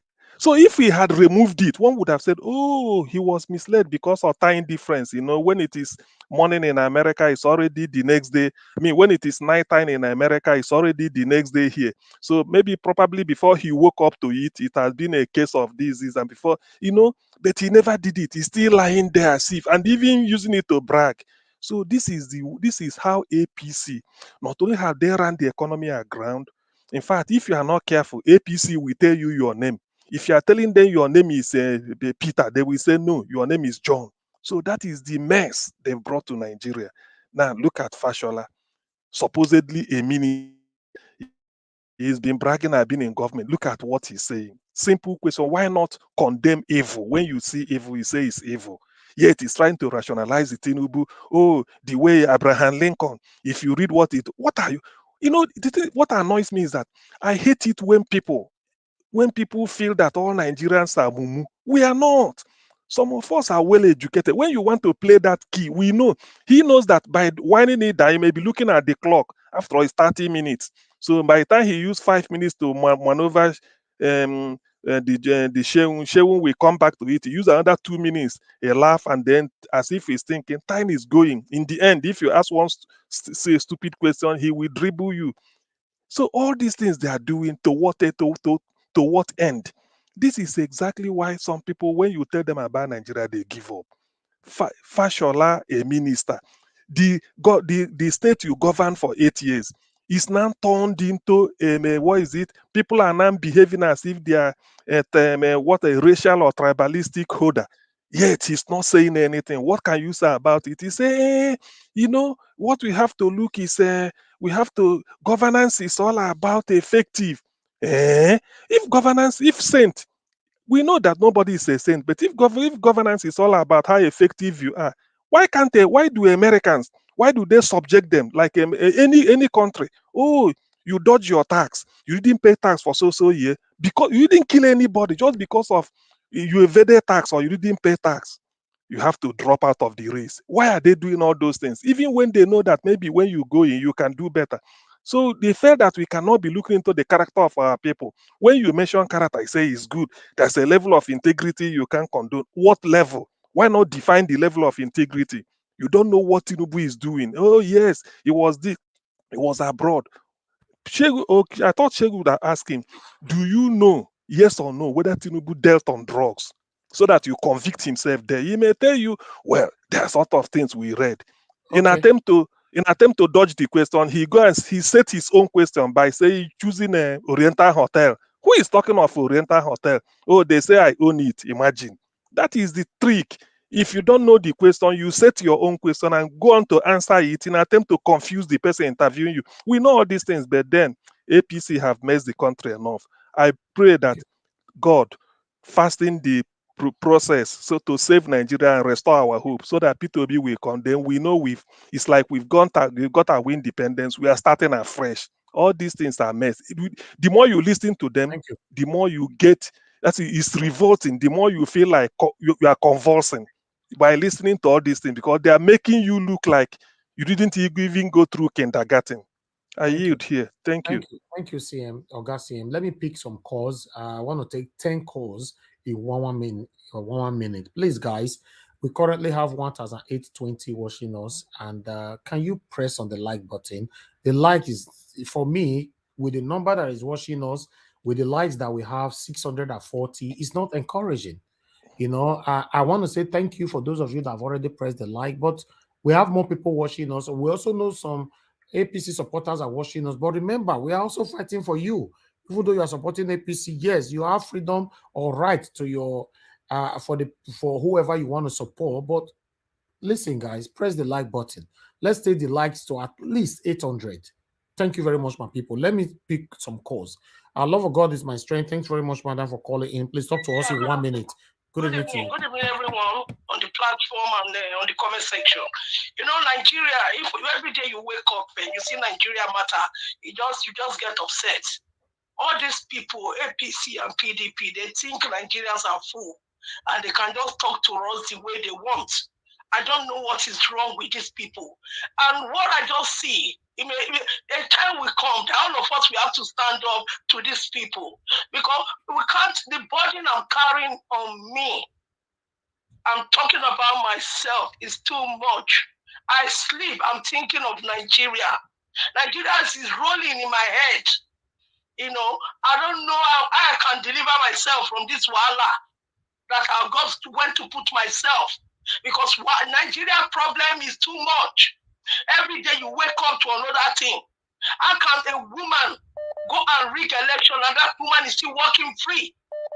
The residential INEC man has run away, and Buhari is in Nigeria, cannot see anything. I think this is the time that we have to stand up, because if we allow this thing to go, that is the end. Obi must come in. Obi must be Nigeria president. Or Tinubu, wherever he is, he will not come. He will never be sworn in. We refuse Tinubu because nobody voted for him. Thank you. Thank you. Thank you, madam. God bless you. Because of time, let me quickly share the time. Hello, thank you very much. Isha Oluwa, talk to us quickly. Good evening to you. Yes, my brother, good afternoon from here. Thank you. Good afternoon, all the panelists and the viewers all over the world. I'm happy that one man down again today, because what we are seeing, we are beginning to see the old order. I told you that they are still going to come, more are still going to come. So Fashola is down today. I wonder, how did this man become the governor of a great state like Lagos if he does not even know a simple, constitution, such as Popular's constitution in section 137? I wonder, because by the time our principal is going to come on board, we will be so amazed how these men, the governors, the senators that have ruled us in the past, how did they become the governors? How did they become the senators? How did they become the House of Assembly members? Because what is going on right now, because I have to ask this question, Peter B, who you be? Peter B, who you be? Because since the advent of Peter B, since we joined this election, this election era, everything has crumbled. You see these men, you see people that we give accolade to, they don't deserve it. Okay, thank you. Thank you, Isha Oluwa. God bless you, my brother. Yeah. Because of time, let's work with time. Good evening to you. Your name and where you're calling us from. You have 1 minute. Hello. Hello, sir. I can hear you. Your name and where you're calling us from. Turn down your system. Good evening. Turn down your system, sir. Turn it down. Thank you. Hello. Turn down your system. You are not responding, sir. Okay. Hello. Okay, sir. If you're ready, turn it down your system. Call back. Thank you. Hello. Good evening to you. Thank you very much, madam, for calling in. Please talk to us. Hello. Good evening, Nigeria Watch. Good evening to everyone. I just wanted to make a small contribution to the discussion. Go ahead. Hello? Go ahead. Yeah, I just wanted to agree with you on what you were trying to say earlier on about capital punishment. Yeah, I do see that fact, because the way at which corruption has eaten deep into Nigeria, sometimes it's scary to think if there's any way out. And if something drastic does not happen, I don't see how we can come out of it. Because whether you agree with me or not, it's been normalized. People don't see anything wrong in lying. People don't see anything wrong. People come out publicly, support evil without shame. And I don't understand. So that's the height at which it has gone, and it's scary that evil and people support evil in broad daylight without shame. Yesterday night, I was having a conversation with a friend at work, and we're talking about this rigging of election. And he said, oh, after all, PDP rig as well. And I said, okay, if PDP rig, what is it the right thing? Let us know the truth. Whoever rig, we want to know who won legitimately. So we cannot normalize rigging, and we cannot normalize criminality. And I told the person, I said, do you know how the world will look like? Thank you. Thank you. Because of time, madam. Thank you. Let's also hear from another person. Forward. Thank you. Because we're trying to support, we're trying to normalize crime. Thank you. Thank you, madam. Thank you. Thank you. Thank you. Thank you. Yeah, Thank you. Thank you so much God bless for what you. you're doing. God bless you, madam. Thank you. Hello, good evening to you. Your name and where you're calling us from? I'm good, sir. How are you doing? This is I'm doing good. This is Ebenezer. I'm calling from Chicago, Illinois. Oh yeah, you wrote to me earlier on, right? Yeah, I did yesterday. I did online today. How's everyone doing? Yeah, we're good. It's good to have you on the show. Talk to us, sir. Yeah, first off, I'm not going to take a long time. I just want to say thanks to Elvis for putting this together. It takes a lot to do this because, I know you got other things you do with your time too. What I want to say is I don't understand, for the love of God, like what is going on with Festus. This is the same guy who was actually there with Chief Gani Fawayemi, and I thought he's a decent guy. I thought this guy was good for the country. I thought Festus have the love of Nigeria in his mind from when I first know him. He has never. The other time, he has always been part of the satanic group. Right. So the other time, somebody said everyone got a prize. It's true, but it depends on who want to be bought. Exactly. Yeah, just because you got a prize don't mean you gotta be bought, because conscience is a big thing, and once your conscience is stained, you cannot do nothing about it, because the word keeps record. Everybody know what you've done. Yeah. At one point or the other in your lifetime. So if you're gonna live your life, you gotta live your life in the way where you're not on the wrong side of history.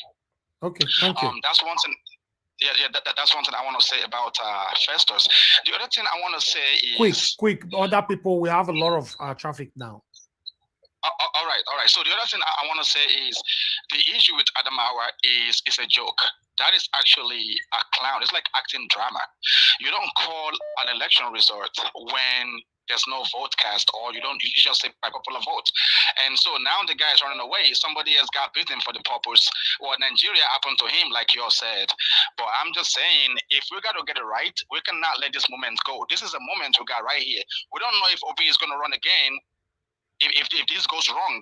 So this we got to get right. We cannot let this be stolen from us. That's all I got to say. Thank you, sir. I will talk again another day because I don't want to take your time. Thank you, guys. Okay, God bless you, sir. Thank you very much for calling in. Hello, good evening to you, madam. Thanks for calling, Madam Mommy, all the way from London. Talk to us, madam. Thank you, madam. Well done. I say well done to everyone there, or the panel, everybody. You are doing a great work. Thank you, ma'am. About the Adamawa, this thing. Mama will be calling from London, sorry. Yeah. About the Adamawa something. This shows the level of criminology APC they have gone to. It shows how cruel, how devilish. Everything about APC is forgery, thuggery, stealing, criminology, any definition you can put. My only fear now is that if this government is sworn in on the 29th, what is going to become of Nigeria? Exactly. What is going to become of Nigeria? Government of Agbero, government of Togri, government of Silk. I don't know what adjective to quantify this word. What is going to happen? I pray that God should, in his infinite mercy, should let this man get back his mandate, Obi. Yeah. And rearrange Nigeria. If this opportunity goes, that is the end, though. Thank you, That Mama. is the end of Nigeria. Thank you. All of you Biafrans should start going on and let Yoruba people go our way. If this opportunity goes, I don't think there is any other opportunity again. Thank you, my brother. Thank you very much. God bless you. Thank you. All right. You're welcome. Before I pick another call, somebody on the phone, on the comment section saying, stop rushing people. That is rude. Listen, you don't come here to tell us how we run our media here, okay? All right. I've said it before. We are picking calls for only 1 minute. I mean, not the hear English. Don't come here to tell us how to do our job. We've been doing this job for the past couple of years. Anybody that talks more than 1 minute, if they could, channels work with time. Arise work with time. Every other platform, mainstream medias, we call in, they give you time. If that time is up, you are gone. Don't come here to try to tell us what we know, okay? Hello, good evening to you. Your name and where you are calling us from. You have 1 minute. Talk to us, your name. Go ahead. Hello? Hello, good evening, bro Elvis. Good evening, sir. Good evening. Where are you calling from? This is DG. I'm calling from Germany. Oh, God, DG. Thanks for calling in, sir. Thank you. Talk to us. 1 minute, sir. Good evening. How you doing? Okay. Please, I watched the interview. What is his name? Fashola. Babatunde Fashola did. That guy was so funny. You know, he thinks Nigerians are fools also. The interviewer was asking him and he was just dancing around the bush, dodging the main question he asked him. Eventually, when the guy now pressed, he eventually came out to say that he doesn't even know if the president-elect has a dual citizenship. Exactly. I mean, that is really funny. And I don't know how a whole, a minister wouldn't know what states in what is written in the constitution regarding the presidency. Okay. So the whole thing sounds so childish.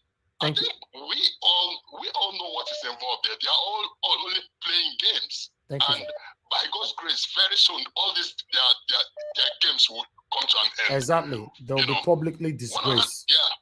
Exactly. One other thing, please, I want to point out is Rufai. We've not seen him for quite a while. He's on holiday, sir. He's on holiday. He's fine. He's on holiday. I see. Okay. I just want to point out. Yeah, he will be back this week, sometime this week. Oh, okay, that's all right. Thank you, sir. God bless you, sir. Thank you. Keep doing the good work you're doing, Elvis. We're strongly behind you, my brother. God bless you, sir. Thank God we have people like you there. Okay, yeah. Thank you, all right. sir. Thank you. Hello, good evening to you. Your name and where you calling us from? Hello, madam. Please, your name and where you calling from? Good evening to you. Victoria. Madam Victoria, what did they do for phone now? I couldn't get into it. That's okay. Thank you very much. Good evening to you. Talk to us. Quick question. Yeah. Is this sand thing we're talking about? We say this one is a sand. Are they honorary sand? Because all these sand that are coming online, they are all stupid people. So, quick question. I don't know. That's what I want to ask. Yeah, they are honorary sand, of course.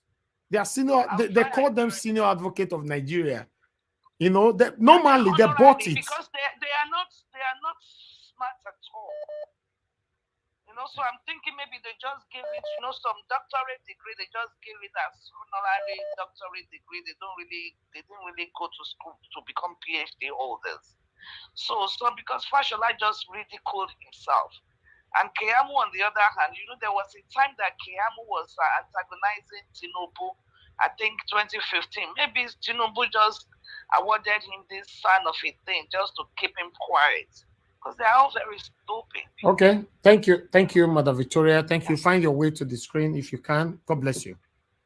Thank you. Okay. Let me hear from the next person here. Hello. Good evening to you. Your name and where you calling us from? Okay, my brother, Bright Asamota, thanks for calling in. Talk to us. Good evening, Mr. Nanja. Good evening, fellow Nigerians and good evening to you, my brother. Talk to us. I saw your preview. Yeah. And I want to just the Nigerian today, the society today in Nigeria is a replica of the novel Animals Farm. I don't know, some of us here might have read that novel. And if you read that novel, you will really see the picture of Nigeria of today. And we all know how the novel ended. You know, the unity among some of the Nigerian politicians today. I'm afraid that sooner some of these people will see a beautiful married woman. In the presence of the husband, they will send their thoughts to go and bring the woman for them. And if you ask, they will say, go to court. Because it's going there now. Because these people, they are not ashamed when they come to national TV and start behaving like kids. And they don't even feel all right. You have 20 seconds left, my brother. Okay. That's just my submission. I don't have much, but I'm so disappointed in most of these politicians because they've turned Nigeria into a laughing stock internationally. And we cannot continue like this. It's going to be difficult. Like I said earlier, I urge for a referendum. Nigeria is already a country that needs to be reset. You cannot work with all these politicians. It's so corrupt. You need a reset. The corruption is too deep. It's too deep.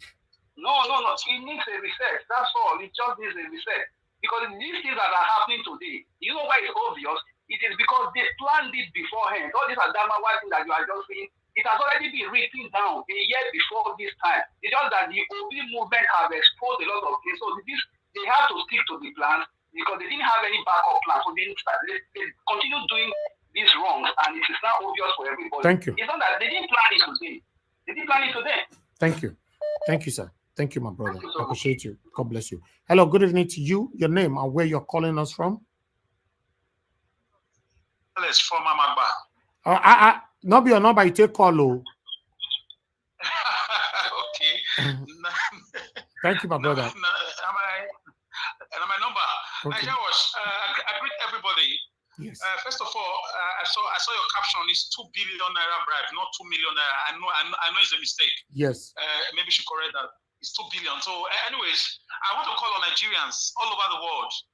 We should stop respecting politicians. We should stop calling them honorable and excellencies. Anywhere you see them around the world, these corrupt people like Festus Keyamo, like Lai Mohammed, and the governors. Anywhere you see them, boo them, shame them, boo them, because they are suffering us here.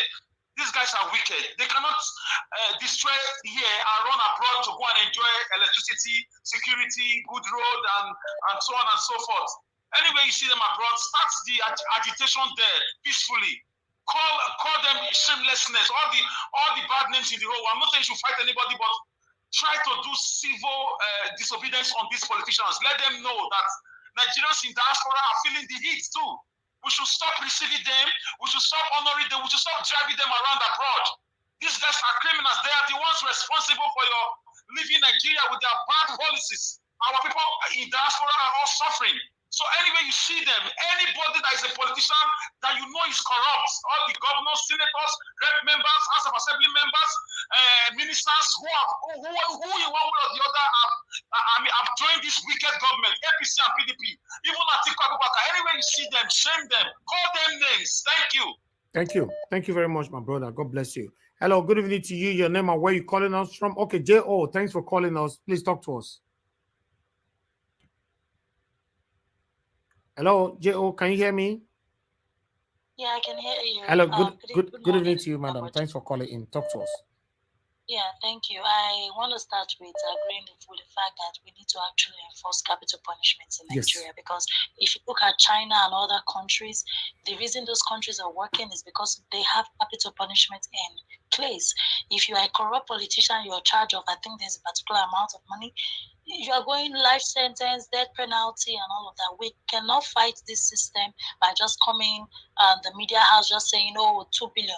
Right now, heads are supposed to be rolling regarding the $2 billion, $2 billion naira bribe that was given out. But like as usual, nothing will happen. And they will tell you, say nothing will happen. And really, nothing will happen. It's just so sad. It's very sad. You know, nothing is going to happen. That woman right now is supposed to be behind bars. The DSS man, between me and you, that man, you might not even hear from him again. Because why? The guy came out and confessed. Maybe they go just delete the man. You know, nothing will come out of it. And the rec officer, the impunity for him to have the effrontery to declare a result that he knows that he does not have the power to do, is to tell you the powers that are behind him. It is to tell you the people that told him, go ahead, nothing will happen. They don't tire, they go court. Thank you. Know, it's the insults to Nigerians it's just too much. It's too much. Thank you. Thank you very much, Madam J.O. Thanks for calling in. God bless you. Thank you. Okay, callers, I've completed the 10 calls I needed to take for 1 minute. Let me quickly come back to the panel again. Give us a mandate. I'd like to hear from you in 8 minutes. Thank you. Good evening to you once again. Good evening to you, Mr. Resident Electoral Commission for Nigeria Watch. Thank you for rigging the panelist. And after rigging, you gave the phone people 10 space to call. We will not take up the battle here. No, my ringing is a good ringing. We have our case. We have our. You cannot be a judge in your own matter. We have our courting. We have our case in court. Barrister and son Michael Zakome. No, may they give me the Sam. May they collect Festus Keyamo. They are our lawyers, so we will meet in court. Should you continue this rigging by tomorrow, we will meet in court. Thank you very much, everybody. We greet everyone on the panel and the comment section. Well, coming to Adamawa, what a man can do, a woman can do better.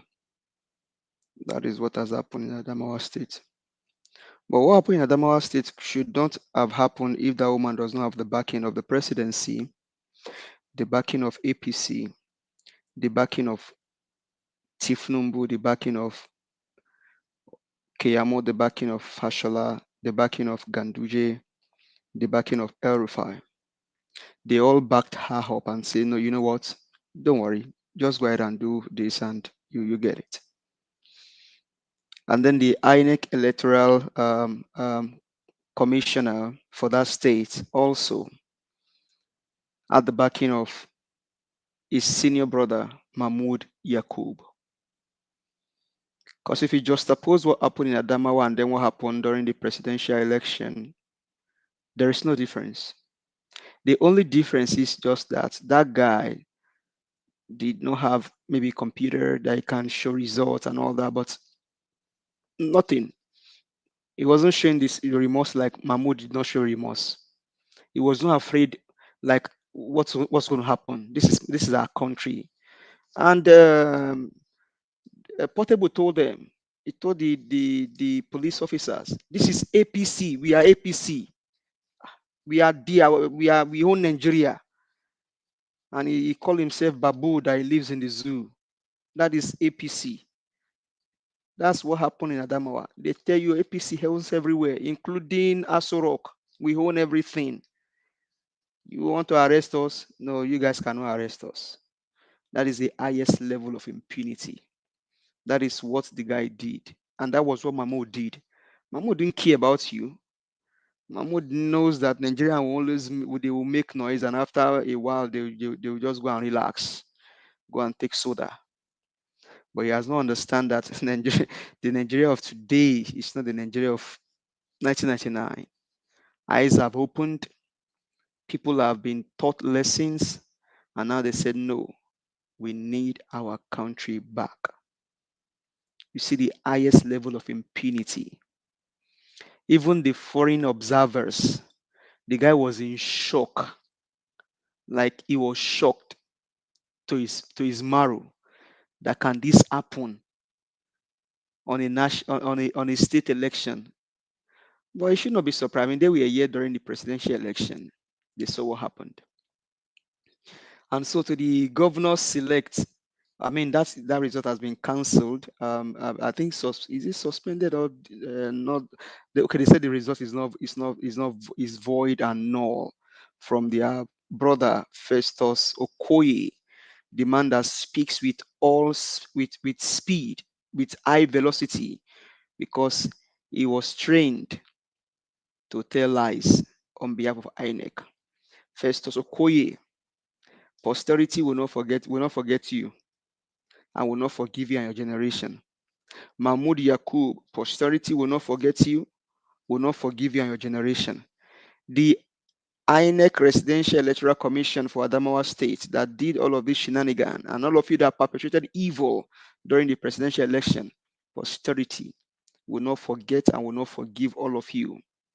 And then to the woman that was elected, you have just brought shame to womanhood. But what more can we say? We saw Nena Oti. She stood for what was right. Nena said, the woman in me and the God that I serve, the pastor in me, will not allow me to do this evil. You quickly went because they prepared. If you look at the what she read, is in alignment to what Numbu also read.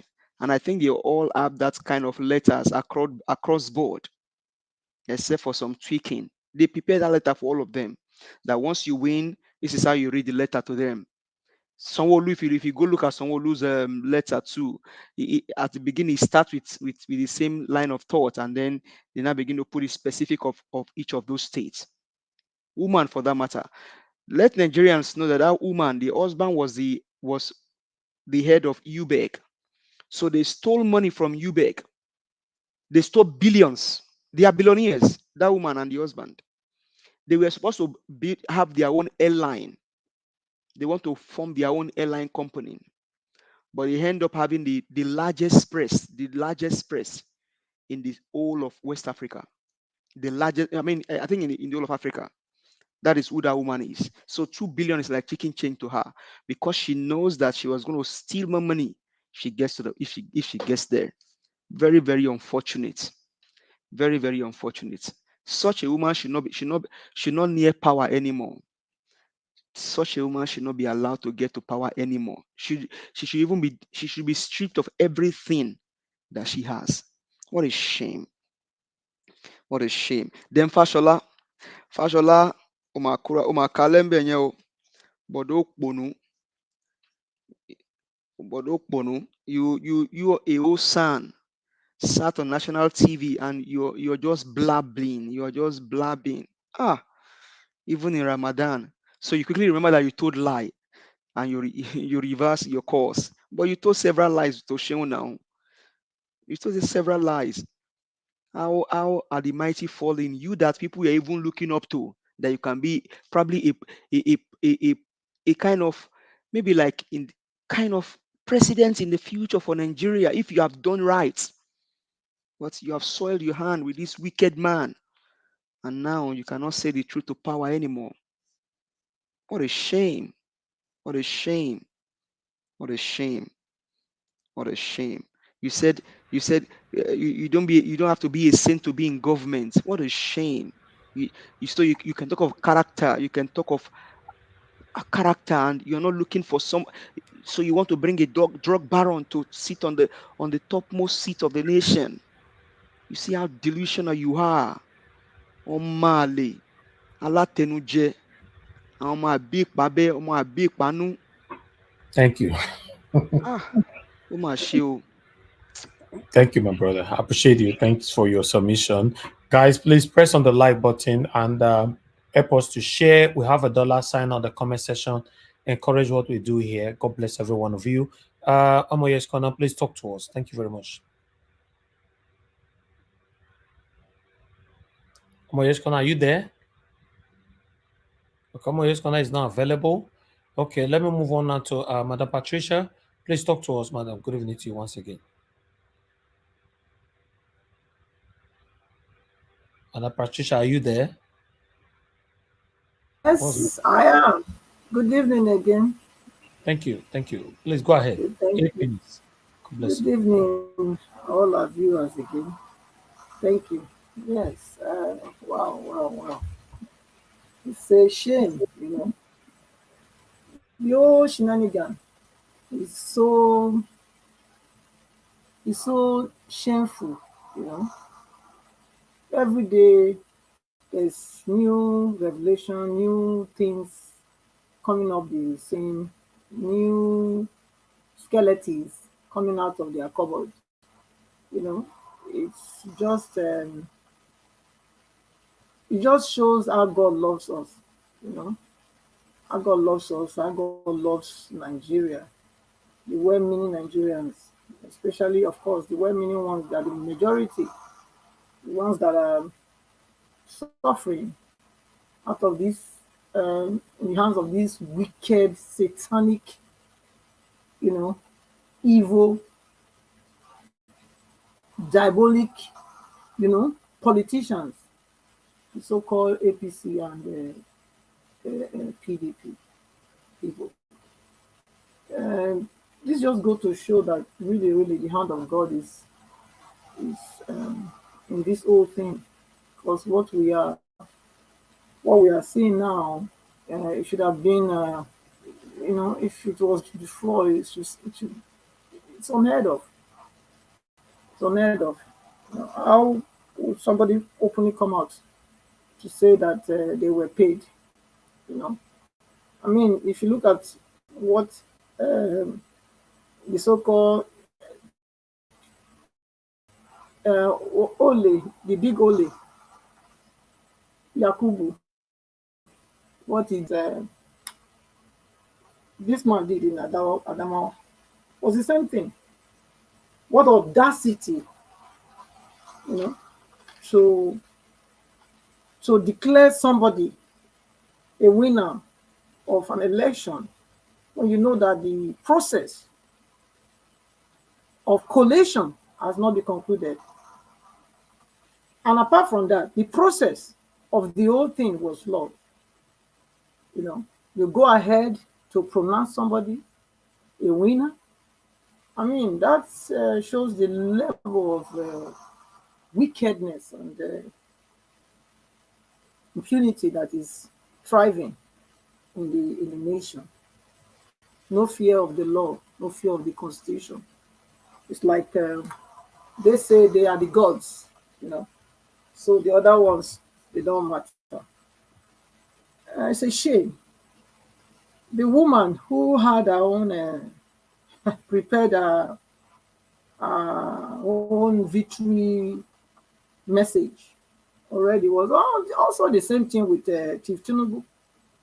Only that Chief Tinubu said, yeah, I know that many of you did not vote for me. I mean, most of you did not vote for me.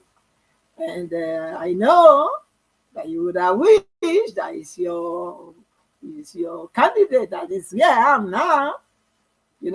That's the only difference. Otherwise, it was the same victory message. And that shows the position, the undoubtedly position of their tyrannic position of the APC. Because it's only in a tyrannic state or nation when you know that you are not. The audacity to stand before the camera, before the journalists, before the whole world, to declare yourself the winner. And then you read your own victory message, claiming that, yes, the people gave you for the next 4 years, thanking them for giving you the mandate to preside over their affairs, which definitely that they did it. So you just show the dictatorship spirit that they have. Nigeria is becoming almost like communist. I would say it's like communist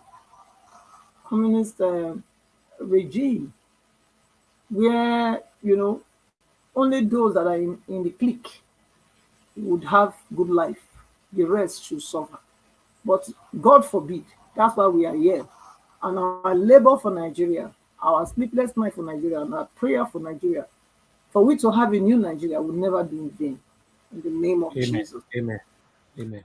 So, looking at the other one that was lying, oh my God, just imagine. Fashola. You want to answer His Excellency. They want to answer Honorable, but they don't want to go through excellent process. Is that not ironic to say you are not a saint? I think if you should desire those kind of offices, you should be seen to be a saint. Because say he that deserve the office of a bishop, there is a characteristic that goes with this. There's a portfolio for certain offices. Don't dare to near them, because you must be implacable. You must be a person of your word. You must have integrity. You must be somebody of excellence. You must be somebody of dignity. You know, so we can't afford to have substandard people that, and you must be free of any kind of criminal act. You must be a man of truth, honesty, you know, and a man that is in touch with the people, sensitive to people's plight, hearing their cries. When you are not even there, you can hear their cries and feel their pain. But this is not what we are seeing. For him to be taking side with Chief Tinubu and claiming that Chief Tinubu is divinely sent to come and rescue Nigeria, and diverting questions and planning what he should tell Shehu, you know. I mean, it's preposterous to see people that want to answer honorable, but they don't have an honorable, behavior or character. So how? The interview we did today with yesterday, with what we watched today, just show the kind of caliber of people that that has been ruling Nigeria. These people, they don't have anything upstairs there. They don't have nothing. They are just there for their own selfish interest. Otherwise, how could he? And then he talked about when Shehu was asking him, where is your president? Then he lied. And first he said, how can you say you spoke to somebody 1 week ago and you say you have not heard of long now, you don't know? Then he started laughing like a fool. He's somewhere resting, So turning around on that dancing chair, like a barber chair that he was sitting on, I mean, it's a disgrace. Thank you, madam. Thank you. God bless you for your submission. Thank you. Okay, Amaye's Corner, are you available now? Okay, I will have to remove Amaye's Corner temporarily because we have other people that want to come in. She's not available. Yes, Amaye's Corner, you have been removed temporarily. You can come back again so that other people can come in because we have lots of people that want to contribute to this. All right. Before that, Mr. I, thank you very much, sir, for your time with us. Good evening to you. Please talk to us, sir, in 8 minutes. Good afternoon, good morning, good evening from wherever your location is. Thank you, a happy Monday to every one of us today, and thank God for His mercy upon our lives.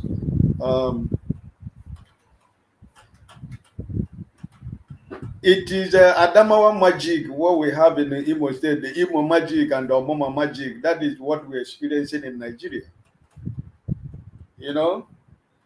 We are in a lawless, we are in a banana republic, my brothers and sisters. Nigeria has lost it, Anything goes in Nigeria, my brother. And the thing is that there is no government at the center. And if there is no government at the center, what do you expect the state and the local government to do? So anything goes in Nigeria as long as you're a member of the political class. As long as you're a member of APC, anything can go. You can do anything. Nobody who cares.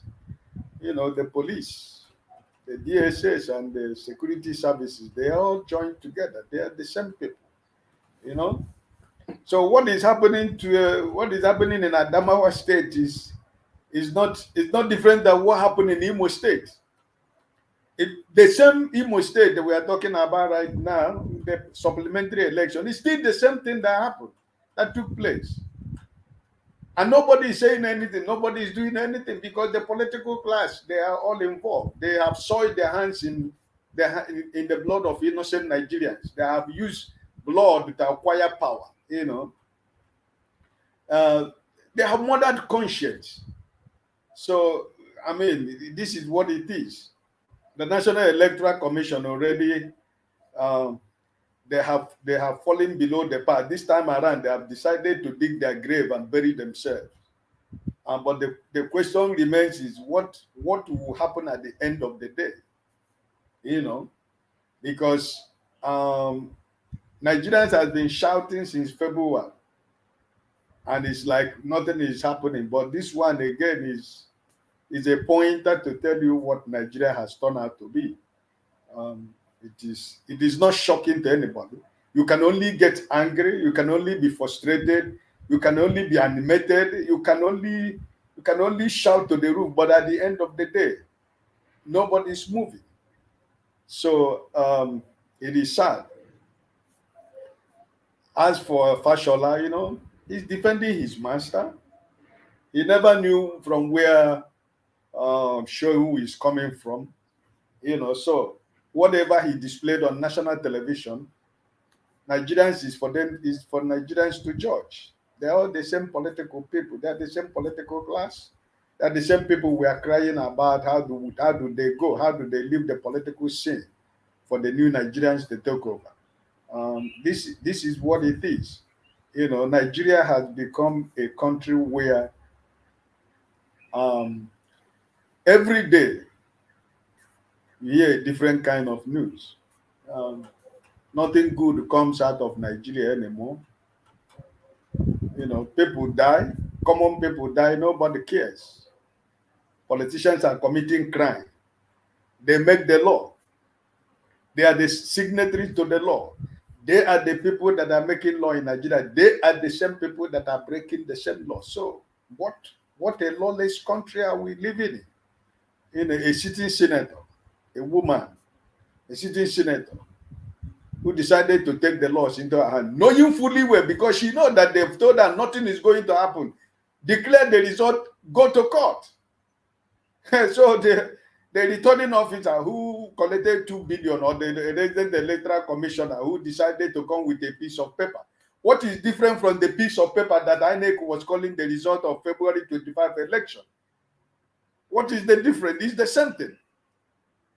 When they leave the result that is in their IRF or whatever you people call it, and start calling us mutilated figures with pen and T-Pace, what has become CM slogan here every time, T-Pace. Every time you talk about T-Pace. What is the difference? The same thing.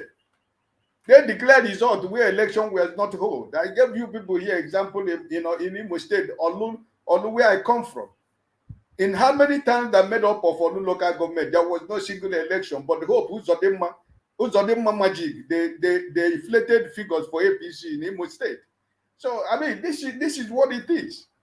You know, so Nigeria has become a country where you can wake up in the morning and go to the street, cut somebody's head and carry it on the platter of gold, and you begin to walk. People will be sharing you, following you, as long as you are putting APC uniform or APC card carrying member. Nothing happens to you. So, listen, my brothers, we can only cry, we can only do our best as we are doing every day. The channels on internet has given Nigerians a platform where we can express ourselves. None of us has the money to go to Arise. We don't have money to go to Channel. We don't have money to go to IAT. We don't have money to go to TVC or whatever, the NTA. But a platform like your platform has given Nigerians all over the world opportunity to speak their mind, to say what is actually happening to their country, and the world is listening. But the world that is listening, what are they doing? They are the same people that are accommodating the same people we are talking about. Keyamo is in US right now, right? He's in the US, congratulating an election that has no result. And up till as we are talking now, he has not deleted that whatever he said on Twitter. That thing he wrote is still there. The same American people, American government we're talking about, and Nigerians that are living in the same, maybe he's in Texas, maybe he's somewhere in America, he's in America. That's what we are talking about. Where do we run to? We don't even have a hiding place anymore. So this is what it is. We can only get angry. And we shout as we are getting angry here as I want to break my laptop. But there is nothing anyway we can do. Just we continue to say this, we continue to talk, hoping that someday, Nigerians will rise up by themselves. You know, so that Nigerians can decide, okay, listen, this is enough is enough. This is enough. It is time that we have to do something. If nobody is ready to stand and die for Nigeria, I mean, what are we talking about? What are we doing? This is it, my brothers and sisters. It is heartbreaking what the news that you hear about a country in Nigeria with overpopulation of about 250 million people. This is the legacy of Buhari administration. This is the legacy he wants to leave because he doesn't care. He's not going to America tomorrow when he retired. He's already in Daura. The Muslim country that surround Nigeria already to protect him. He has given them the whole weight Nigeria have. From Chad to Niger, he has surrounded himself for security for his life. So he's not worried about America or Britain tomorrow. So this is what it is. So Nigerians are just helpless. Nigerians are helpless. We're in a situation that Nigerians are helpless, where politicians have decided to do anything they like. Go to court. That's what they tell you. Because this woman and APC, they have decided we want Adamawa State. Don't worry what is going to take place. Just do it, announce the result, and let them go to court. This is what it is. And Okoye comes to the television, he begins to tell us the rules and regulation of INEC. What happens about the rules of regulation of INEC in February 25th? Where were the rules? Where was the electoral and where was they when everything happened?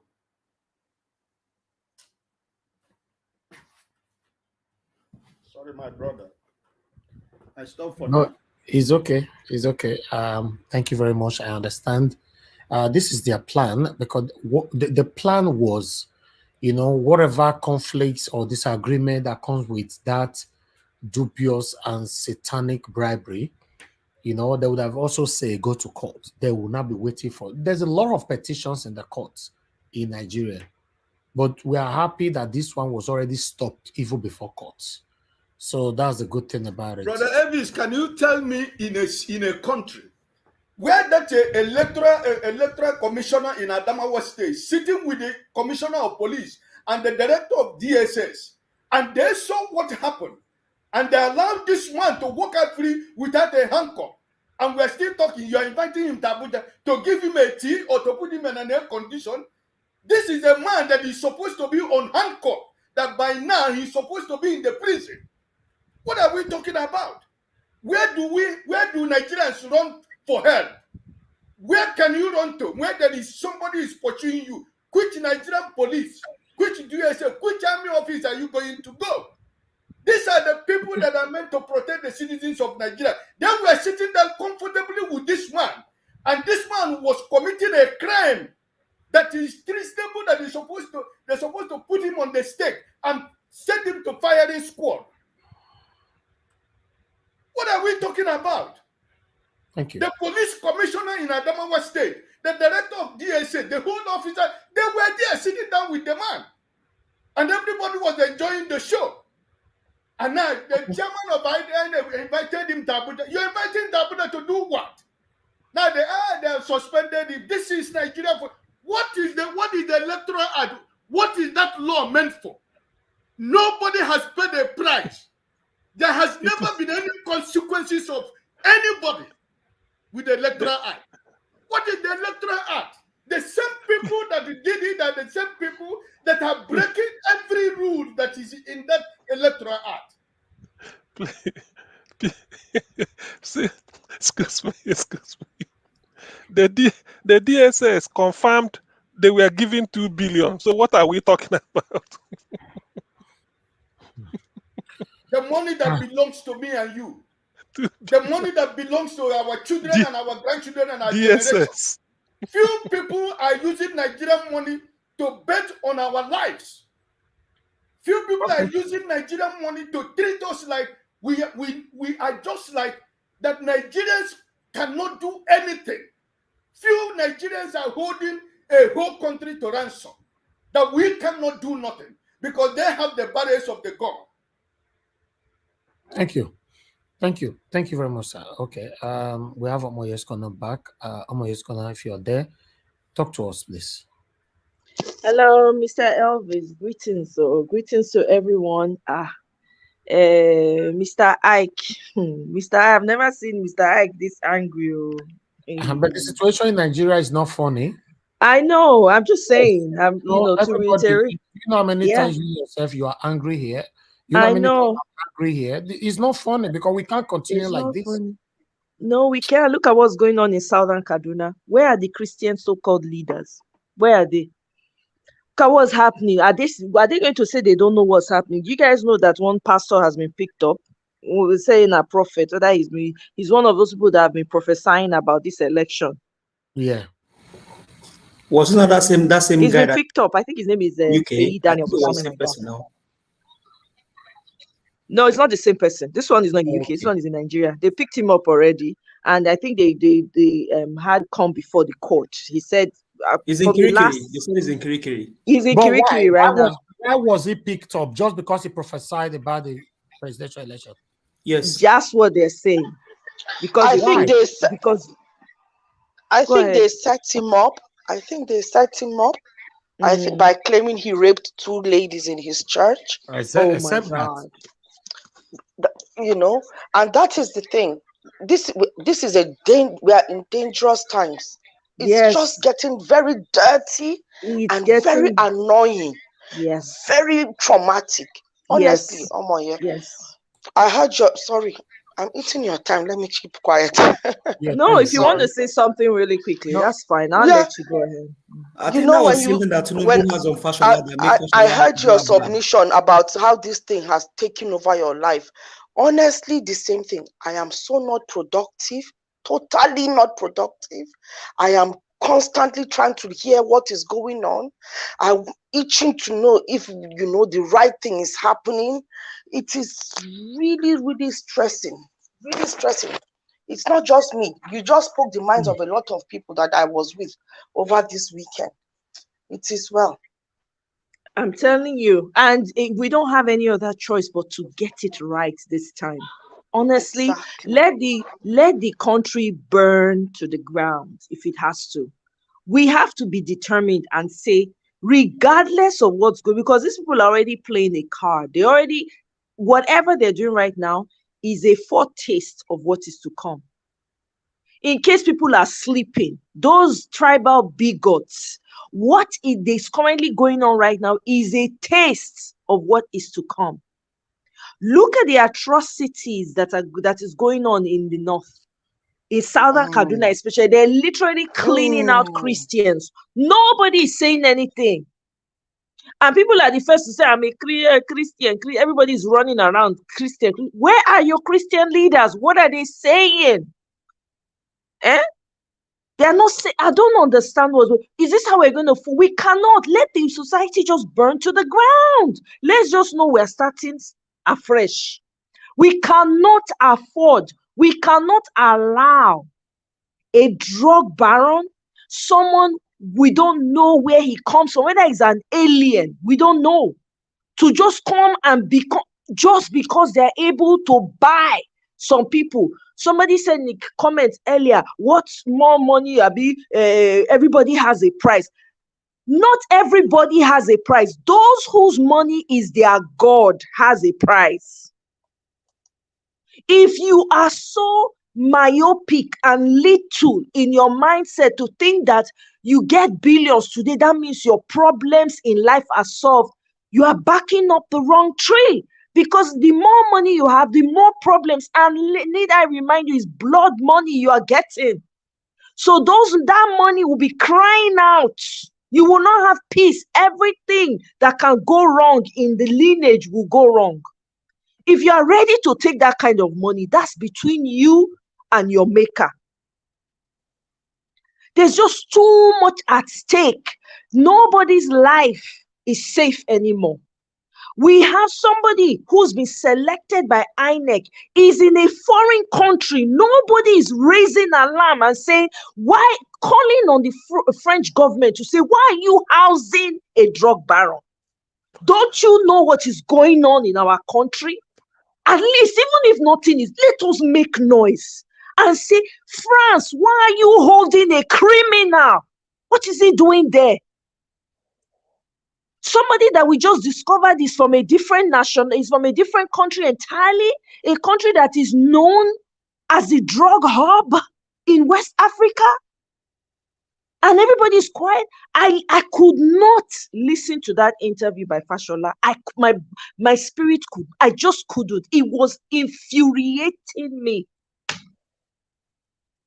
These are the type of leaders that we want to watch to wreck. They've already wrecked Nigeria. What is left?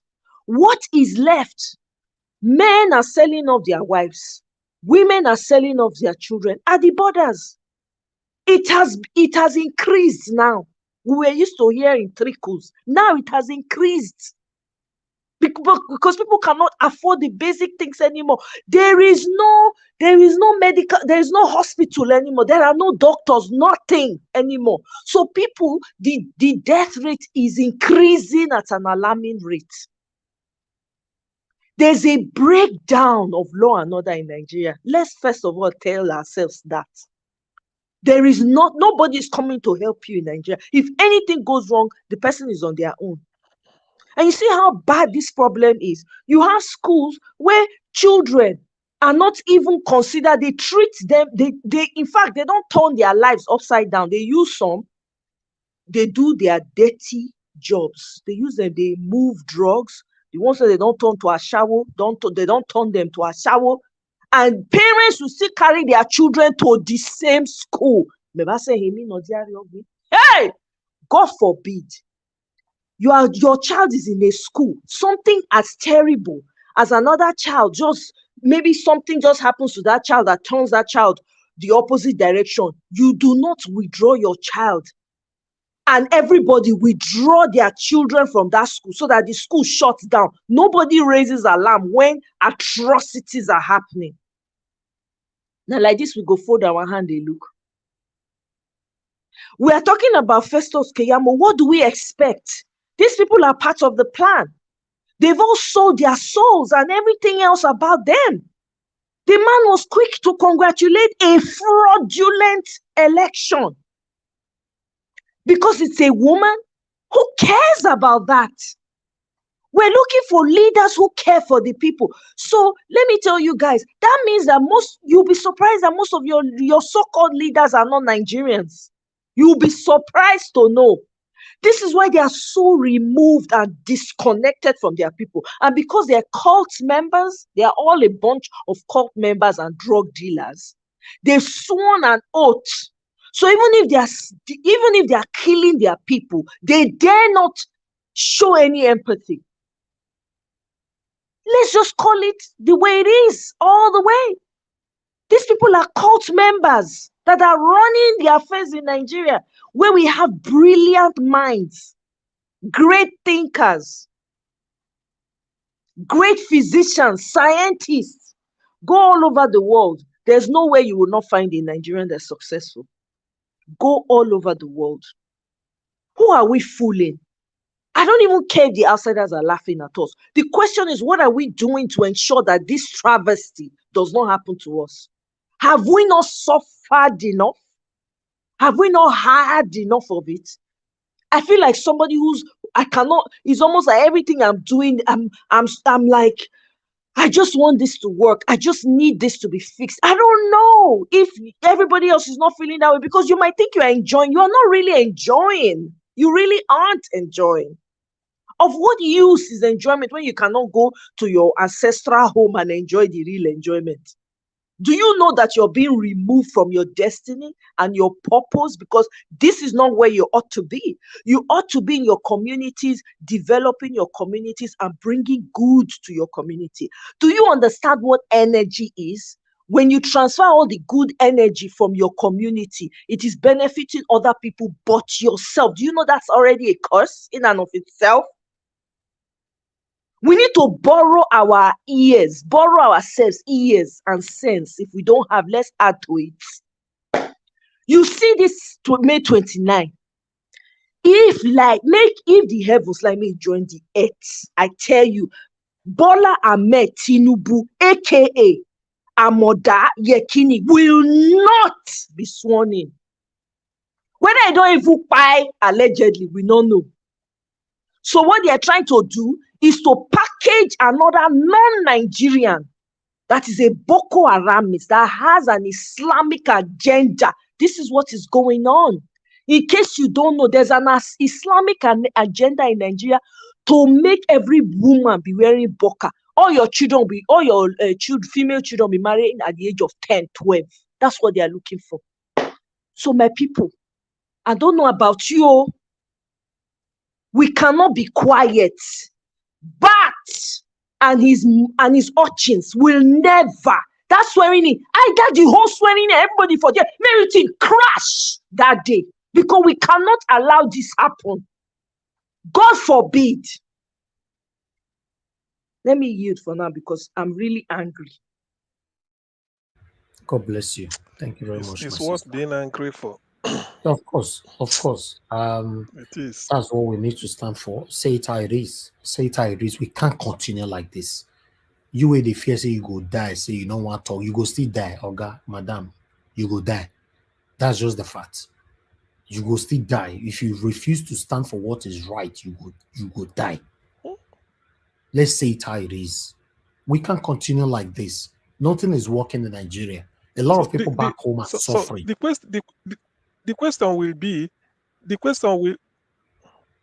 question is if DSS is confirming that he was given 2 billion naira bribe, who then will investigate crime? Who? It's very sad. It's sad because you know we that lives abroad, he's even better for us. Even though it's affecting us better. What about the people that live back home? They don't even have anybody to cry to. Many of them are facing series of intimidations every blessed, including the ones that is supporting the satanic APC. They are all suffering. We are fighting for all of them. They are suffering. Nothing is working in Nigeria, for Christ's sake. If you know anything that is working in Nigeria, join the panel. Come and talk to us. Don't stay behind the camera and be saying, you people are just this. Come here. Educate us. Because we are educating you and you are refusing it. Then come here. Tell us what is working in Nigeria. Let's move on. Mr. Chukso before Mrs. Egini. Please, Mr. Chukso Bibweze, talk to us in 8 minutes. Good evening once again. Yeah, good evening all. It's a very, I don't know how to describe it, because, we are looking at, I'm talking about Adamawa right now. We are looking at women that has integrity, have everything, to be a mother. But I'm glad it was. Hello? Can you hear me? Yeah, okay, sorry.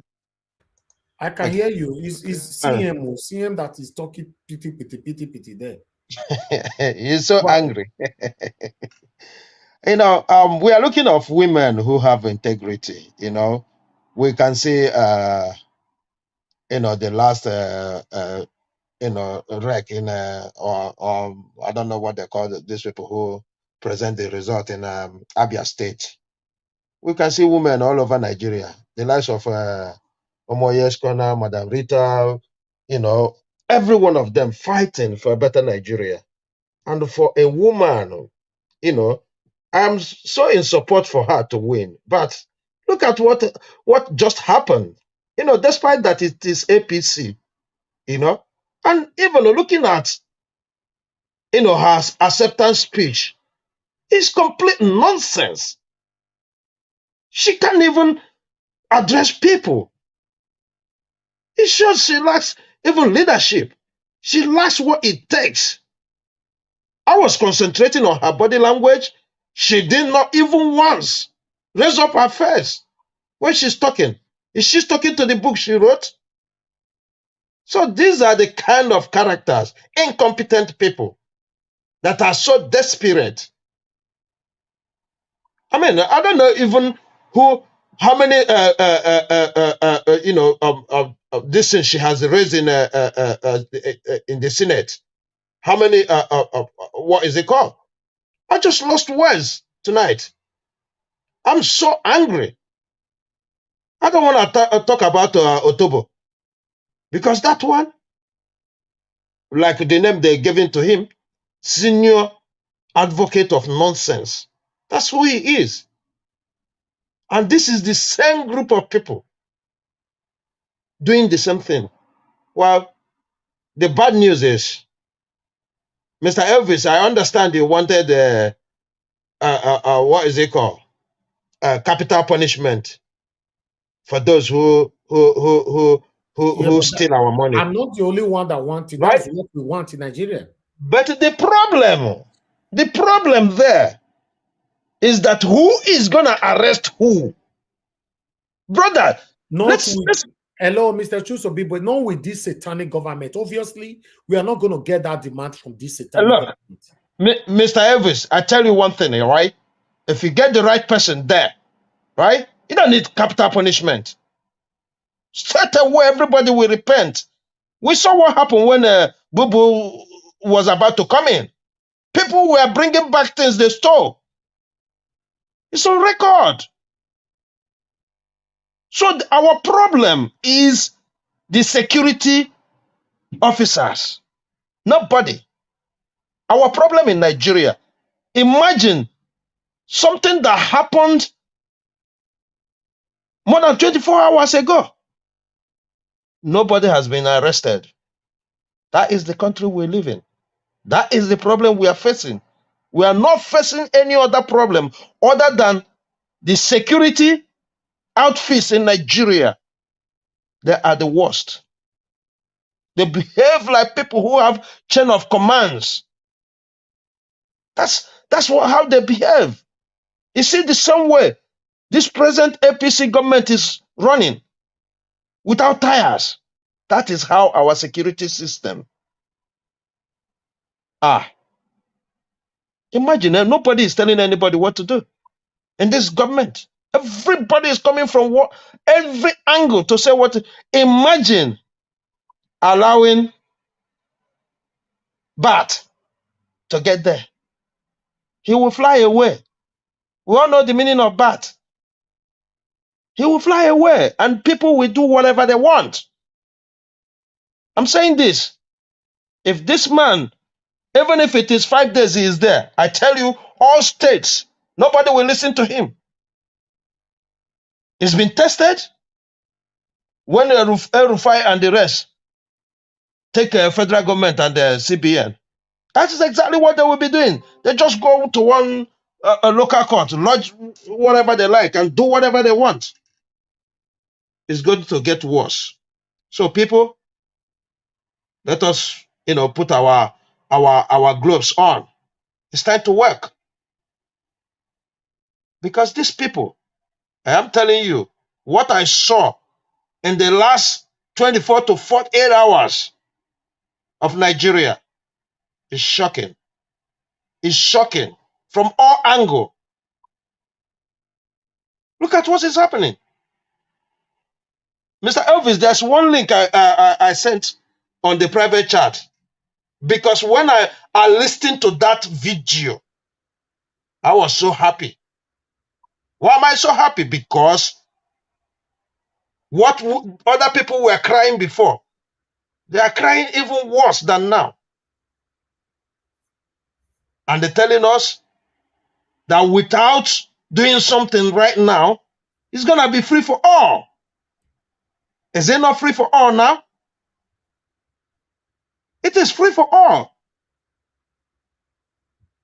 So, I mean, it's so annoying to see what is going on. Look at what Fashola come to tell us. On a national TV, I lied. I thought if people say about people lying, they say it's not allowed on national TV. that you need to use a moderate word. Why was he allowed to say I'm lied and nobody questioned him? Not even putting it straight to him like Mr. Elvis said. No newspaper carries it.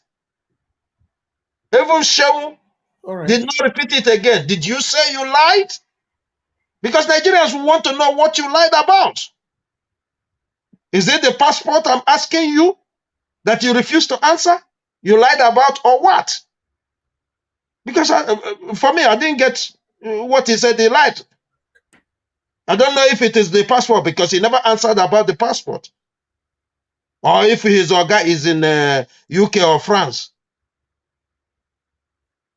So we are in a very, very tight corner. It's even more than tight corner. He has not been there. He's been missing in action and nobody is saying anything. Nobody is worried.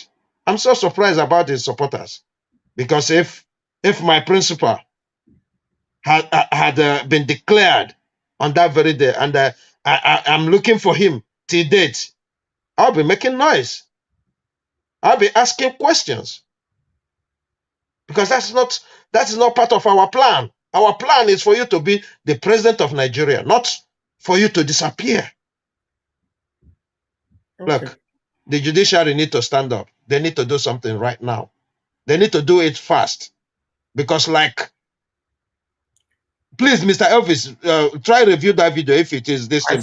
I saw it. Yes, there is some words used there that was worse than what Dati Ahmed said. Okay, thank you. I will go through it. I saw it, and the one give us a Monday sent. We can't play that one. Thank you. All right, let me quickly hear from Ella S. Igini. Thank you very much, madam, for your time with us. It's good to have you on the show. Good evening to you. Yeah, good evening, everybody. I'm so happy to join you guys today. I don't even know where to start from. It's just so depressing, Thank you. Seriously, it's so depressed. I don't know where to start from. The whole thing is just a total mess. Just like the other lady said, that it's like Nigeria is not. I hardly even listen to any other news. I'm getting ready to go to work. I'm listening to news from Nigeria. Come back from work, I'm on Niger Watch till I go to bed. I mean, it's just so overwhelming. Every second, you just want to know what is going on, the next news or something. It's so depressing, really. So, I mean, and Nigeria, when you look at this whole thing, with the sort of people that are in Nigeria or that come from Nigeria, intelligent people, and then you see these sort of clowns, and they don't even know how to play this game so clean. They're so tacky it's just so stupid. You're like, wait, is this for real? They're not even playing it. It's like watching, like when you watch a Nollywood film that is not properly done.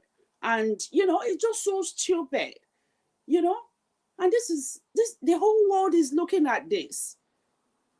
We have intelligent people in Nigeria in every sphere of life. And then you see this sort of nonsense. Can't we have intelligent people as leaders in Nigeria?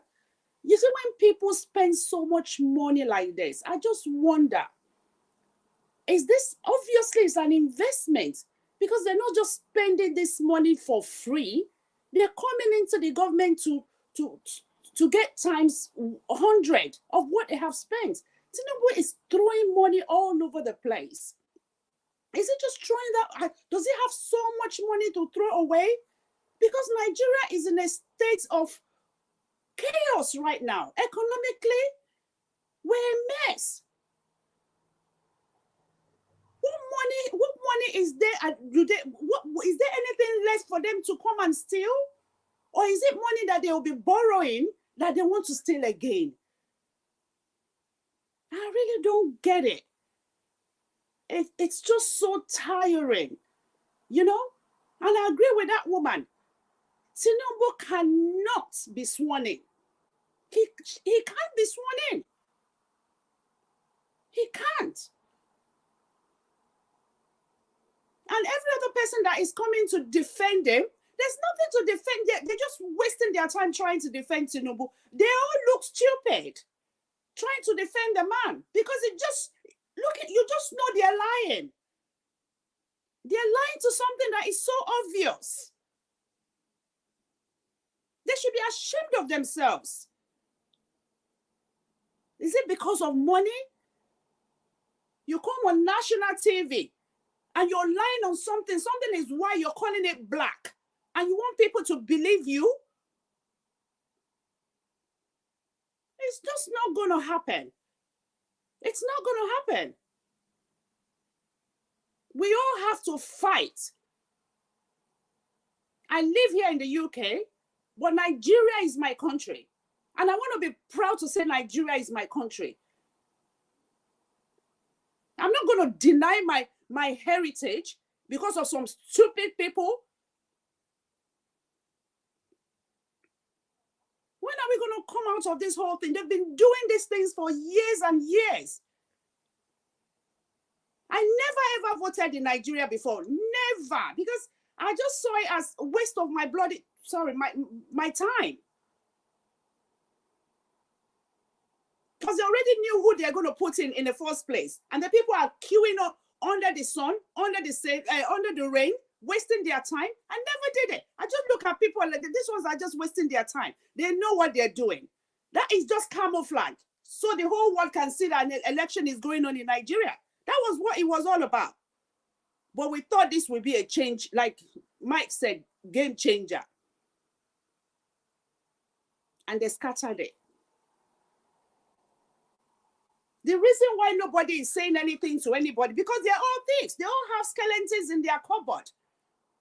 If you talk, I'll expose you. And that's why we're where we are today. And that's why every one of them needs to get out of there. They're so shameless. So shameless. Tinubu won an election and he's sitting down somewhere abroad. Who does that? Why did you leave your country? You should be there.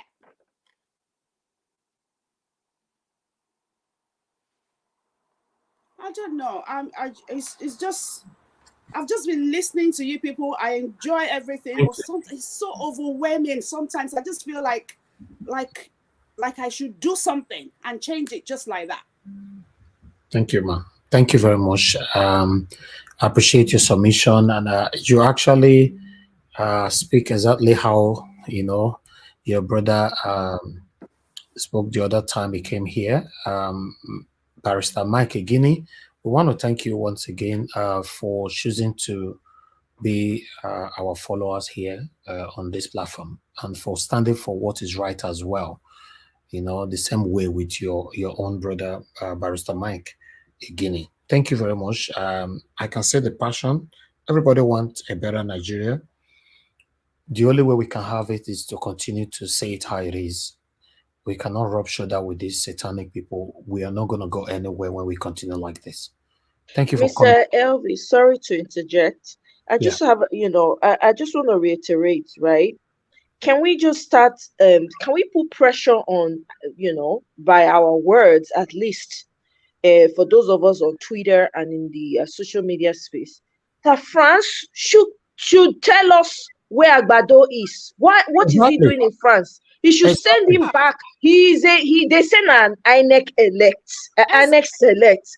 Make it come to the Nigeria. Wait, be how person go there go say they declare person say okay, oh now you will give this thing to you. Just disappear that night. 2 months. Which other country has ever? Will it happen in France?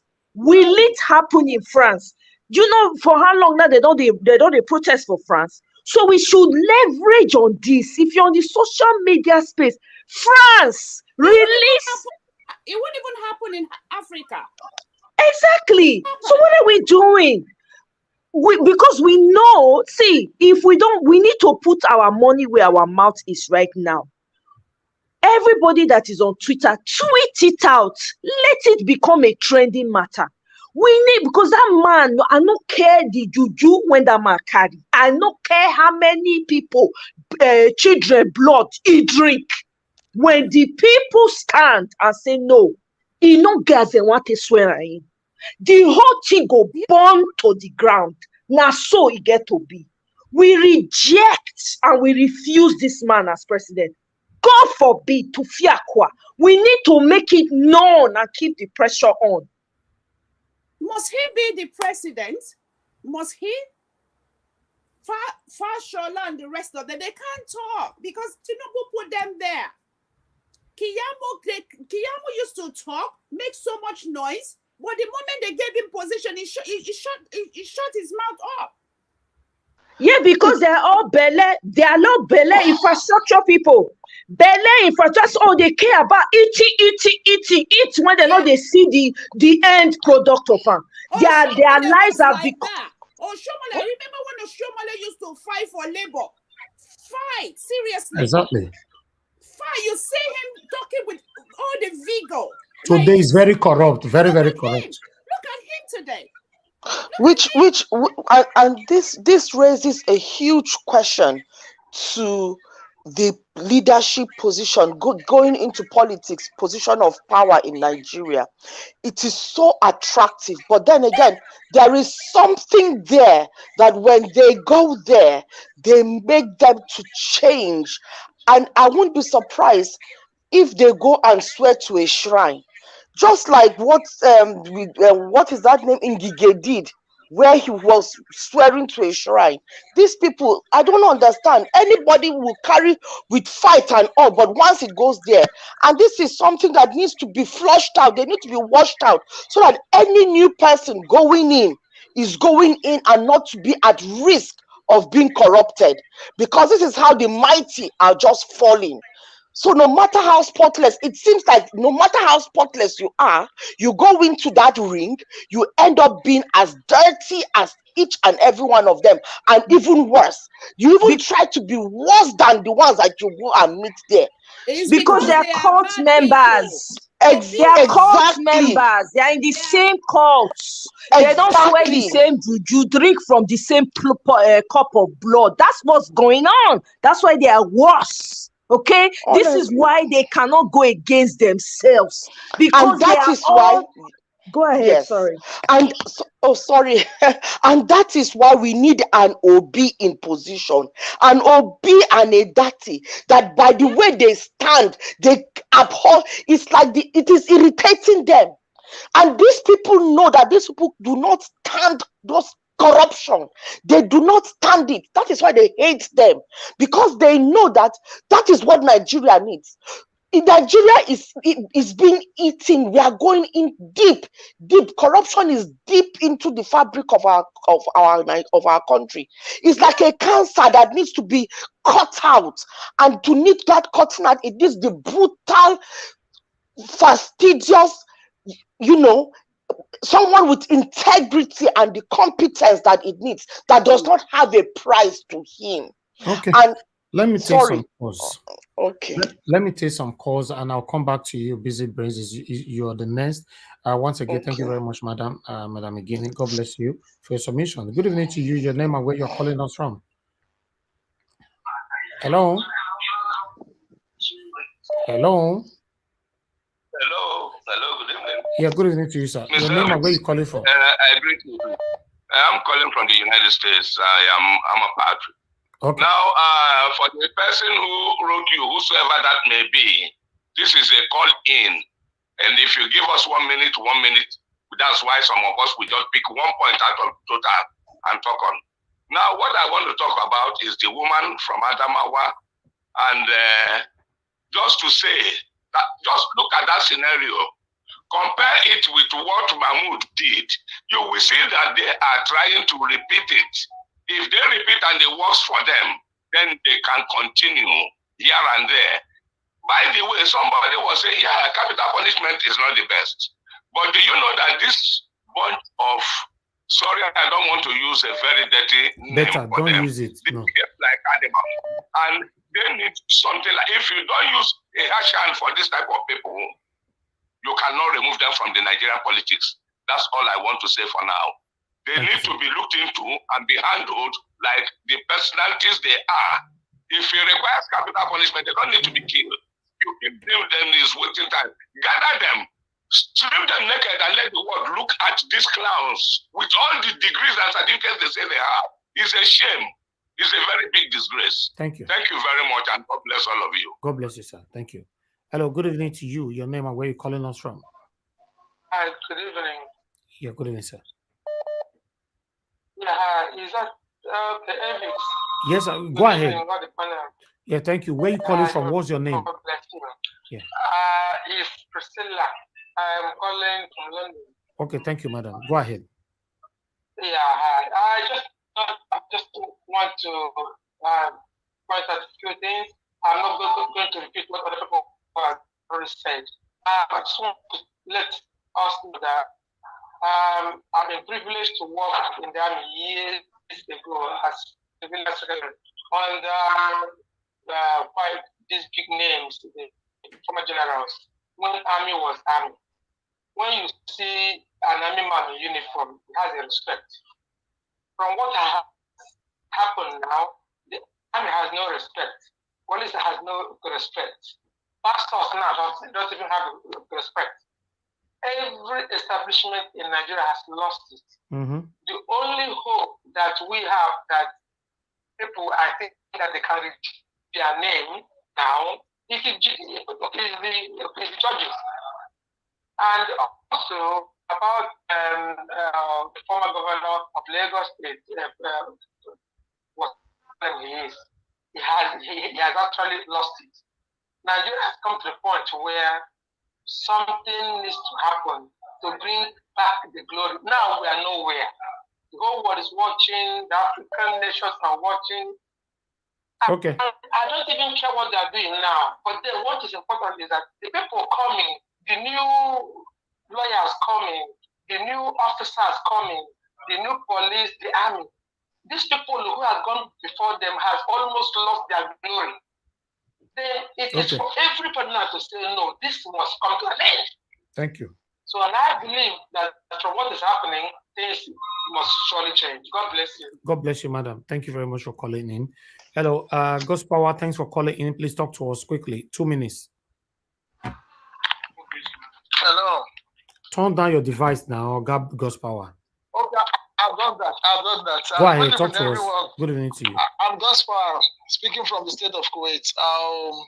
First of all, I want to give everybody, the commenters, and the number of truths, everybody, all the obedient all over the world.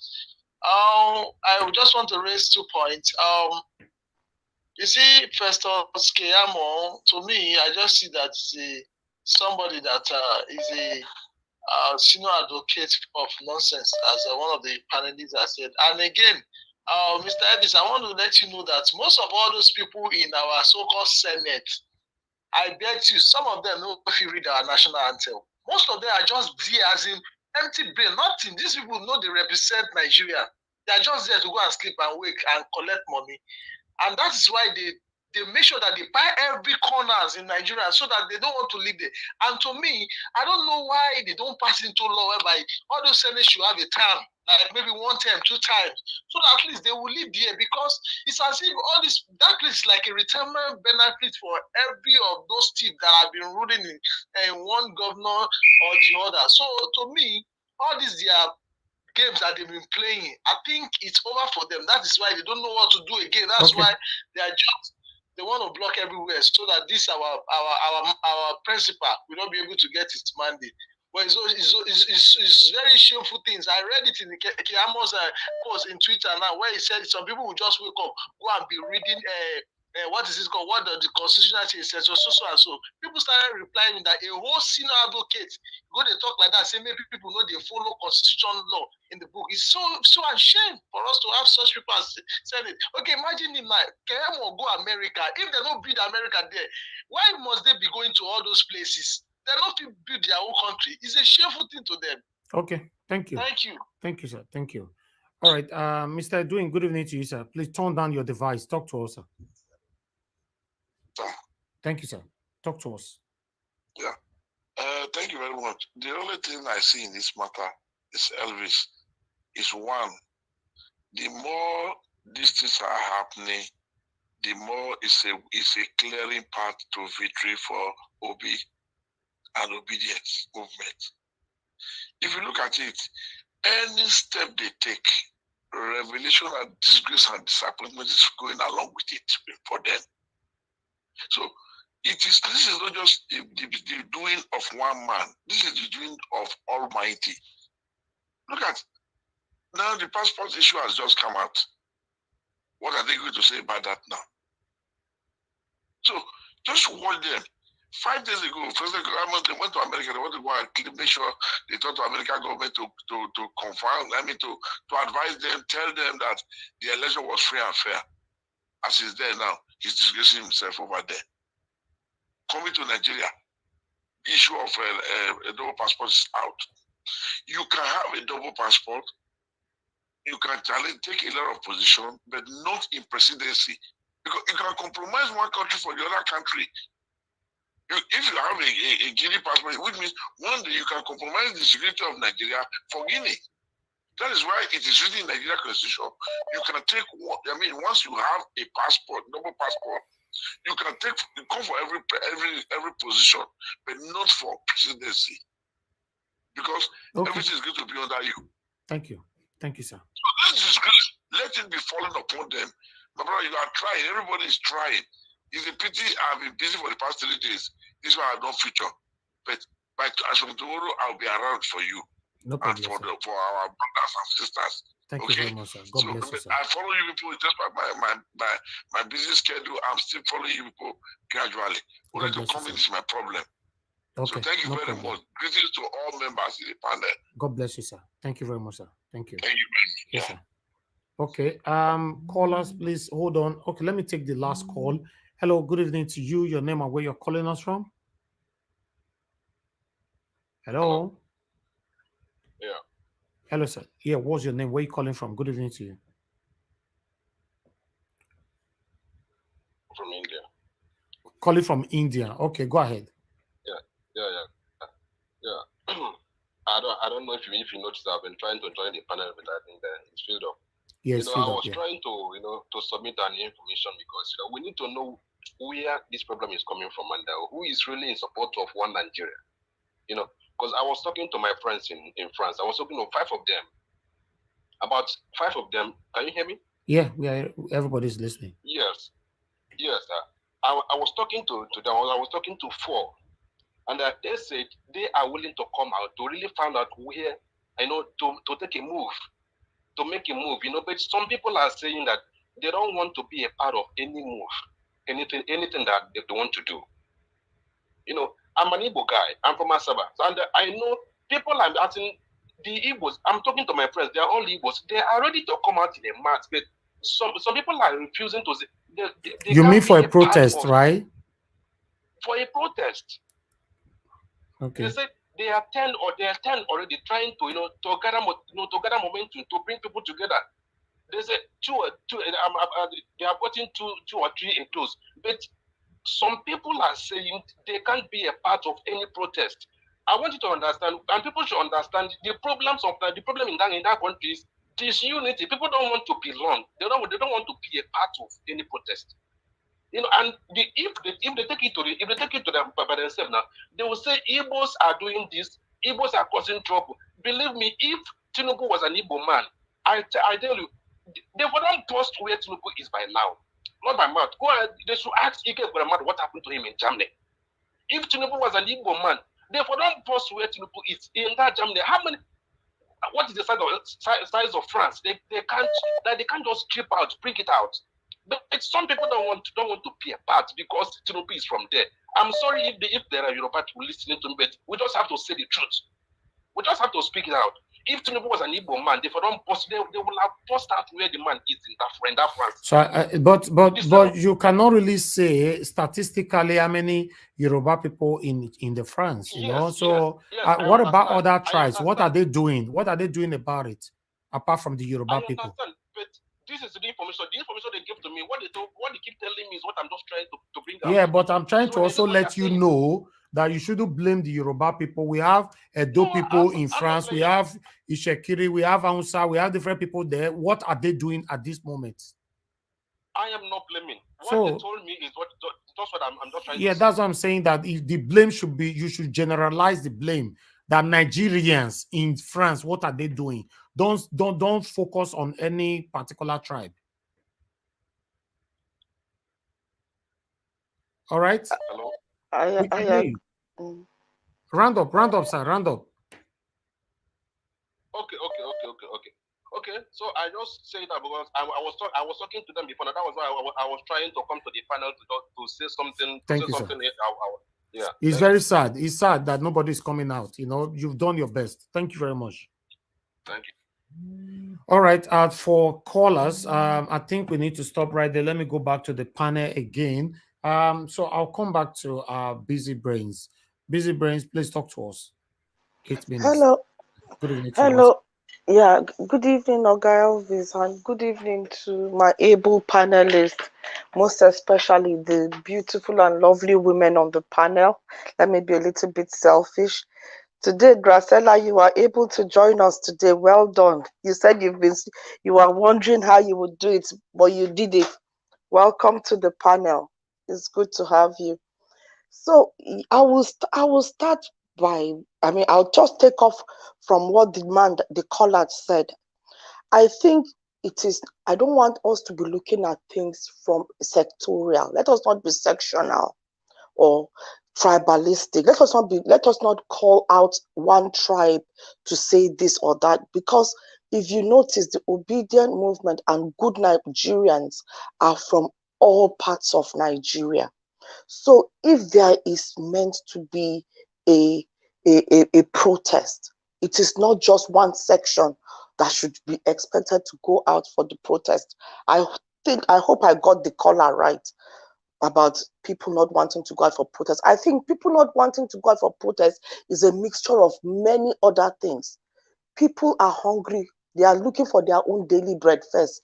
They are not thinking of anybody. They don't have that mind of sacrifice. And that is why I'm going to be calling out. We need to learn to make sacrifices.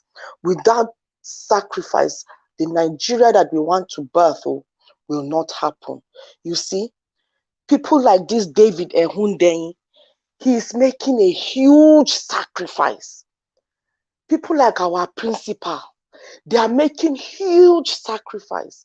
So we, the foot soldiers, should also be making, nothing should be too big or too small a sacrifice to do to get the Nigeria that we want.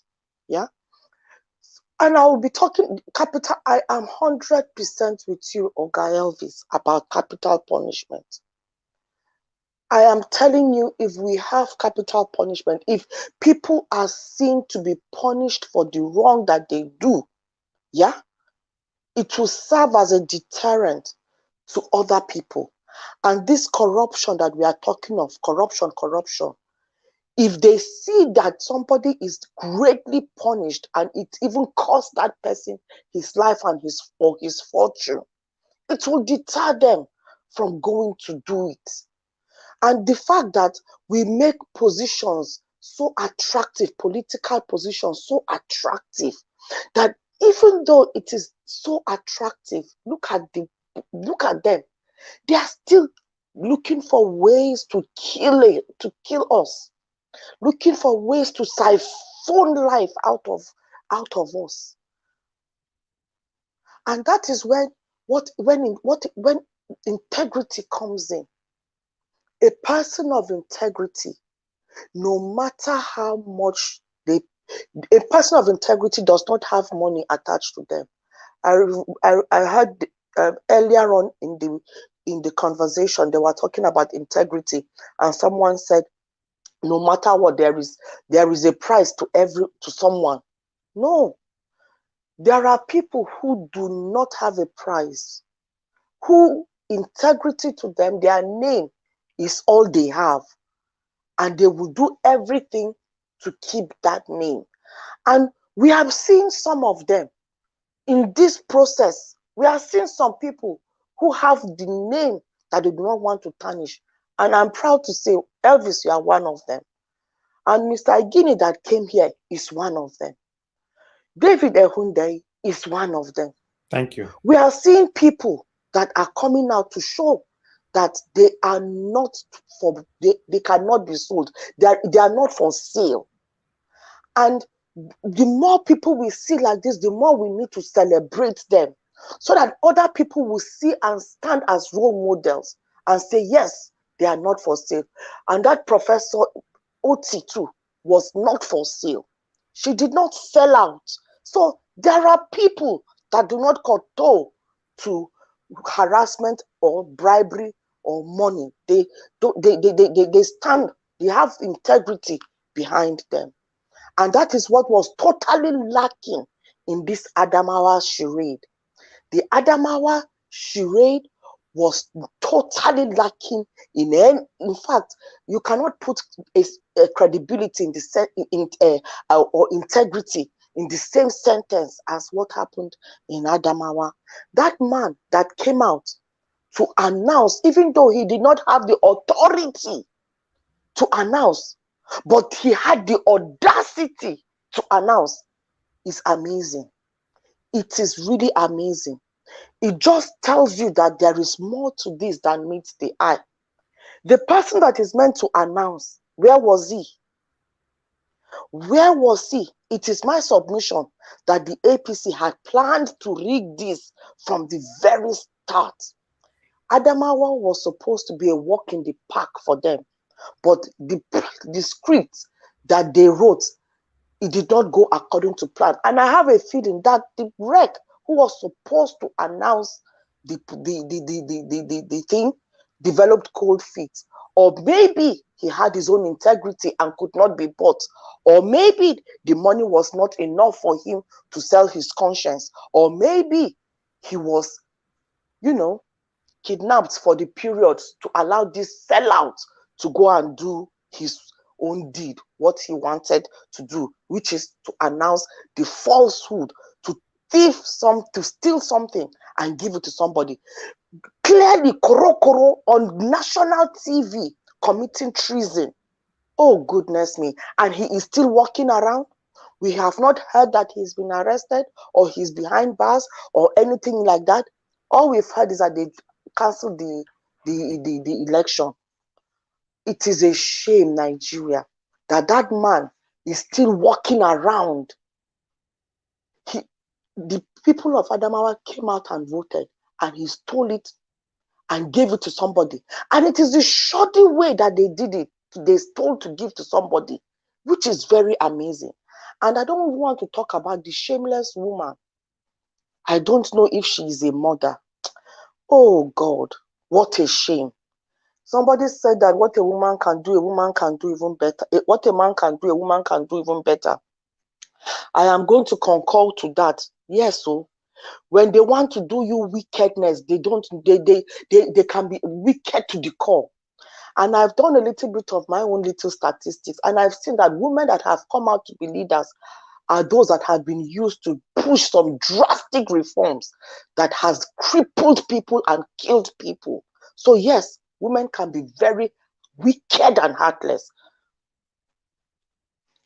So, with the other the Fashola man, my time, and I am just starting now.